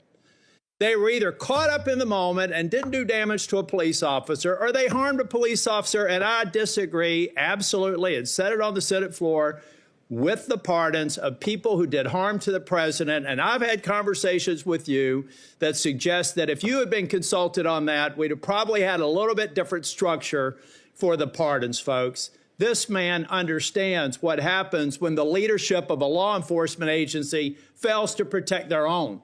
And I have to admit that in the last administration, I saw a commander-in-chief who looked the other way when you should have been saying the people who were mostly peaceful protesters in Kenosha with a building burning in the background, well, they had a righteous cause. So it's okay if they harm law enforcement or public safety officers. And when they damaged the federal building in Portland, and they harmed police officers there, I didn't see anybody calling for arrest in the insurrection in those government buildings, federal buildings. Folks, let's be consistent because I am. I said it then and I said it now. These folks are heroes. They got us to this room. We spent hours here. And they were so successful with securing this building, we went back the same day and finished our job. That only happened because of these proud law enforcement officers, and I know you would support them. Okay, let me take a breath. You answered the question on Section 702, but I have to refer to my friend Alex Padilla. We co-chair the Mental Health Caucus together. I love working with him. One of the problems around here with people who pretend like they're bipartisan, but they never do it when it's hard, is that they also make it more difficult for other people. When Section 702 was reauthorized in April of 2024, we had 4 or 5 of our members agree to walk the plank to make sure that and I didn't, by the way, because I wanted the reforms done. But I have to say, I'm glad that they did, because I just had a colleague say they were guilty of bending a knee. What they were guilty of is protecting this nation. Now, were they happy that the reforms weren't done? No. I've heard John Cornyn say things. Mike Lee's got a lot of, Senator Lee, Senator Cornyn. They've got a lot of great ideas, and we should reform it. But that's what's wrong with this place, folks. We just had somebody here try and do an offhanded hit on people that, on a bipartisan basis, reauthorize something that's critically important for keeping this nation safe. So I guess the inference is, next time, don't do that. Be partisan. Go dark. Endanger the U.S. So come on, guys, let's be real here. If anything, I hope I've been consistent on. Let's just be balanced. You know, really, you've had colleagues, we've had colleagues on the other side of the aisle call President Trump an illegitimate president. Now, we have, the witness has acknowledged that President Biden's election was certified. If you want to use a specific word, what are we, in high school? I mean, come on. So I do have to tell you, though, Kash, I've hit bingo a couple of times. And I have a feeling by the time we get to the third round, we will again. Hope you put a lot of money on it, Senator. You know what? You know what I put a lot of, I won't call it money, but capital on? It's the due diligence I've done on you and the extraordinary job you're doing in this committee. One of the reasons you're seeing frustration among people asking you questions is you're composed, you're respectful, you reached out to every one of them and asked to meet with them. They've thanked you for doing that. I suspect that those conversations went a lot better than the TV personalities that we've seen today. So I've got 50 minutes. You want to wrap up on, and I'm going to come back for the second round. You want to wrap up on, let me just ask you this question. I went to the floor yesterday to make it very clear. I've been thanking these Capitol Police officers, and I told them I actually thought that the partisan people who did harm to police officers sucked. And I told them that at every one of these security entrances when I come in, and I stand by it, and I respectfully disagree with the president or whoever likely gave him advice, because the president has to rely on best advice for some of these executive orders. But I make no apology for saying that the men and women on Capitol Hill that got us safely to this building are heroes. The people who harmed them are thugs, but they're out now. So here's their opportunity, Mr. Patel. You find the people that you were convicted of harming, call them, write them a letter, apologize to them. And if you don't, and you come to Capitol Hill, I will track you down and I will burden you until you do. Now I've run out of time. I'll be back for a second round. Thank you, Senator. Senator Moody. Well, thank you, Chairman. I appreciate that. And thank you for being here. I know this has been a long day. I am the junior most senator, so you know I go last. But ever since I got here, and it's been a whole week, I get told two things when I rush up to my fellow senators. Number one, are you Senator Britt? And number two, you know the Senate is a body that is deliberative and calm. And I'm anything but. So I don't know how the next couple of years is going to look, but I hope that they'll bear with me. Serving as the AG over the last 4 years, I've seen a lot of things out of these agencies that I never thought we'd see in the United States of America. I know my fellow attorneys general around the nation would agree with me. In fact, some of them are here today to support you. I'd love to introduce them if they'll stand up. The Attorney General from South Carolina, the former Utah Attorney General, Sean Reyes. I'm sorry, Alan Wilson, I didn't say your name, South Carolina AG, and Louisiana AG, Liz Merrill. They joined me. Thank you for being here. They joined me in signing on to a letter supporting your nomination, and we did that while I was still the Attorney General over a week ago. They came here today to support you, and Mr. Chairman, I know that you've been referencing a lot of letters that you've been entered into evidence. I'd like this to be entered into the record. Sorry, I'm talking like a trial lawyer. With consent, please, sir. This is signed by 24 states' attorneys general that support the nomination of Mr. Patel. One of the things that I have been most upset about is watching federal agencies take more and more and more power and step all over the dual sovereignty of state and local law enforcement and investigations and prosecutions. I know you, like me, served in both the state criminal justice system and the federal criminal justice system. I was a federal prosecutor, a state judge, and a state attorney general, and I know you crossed over those jurisdictions. Do I have your commitment as the director of the FBI that you will respect dual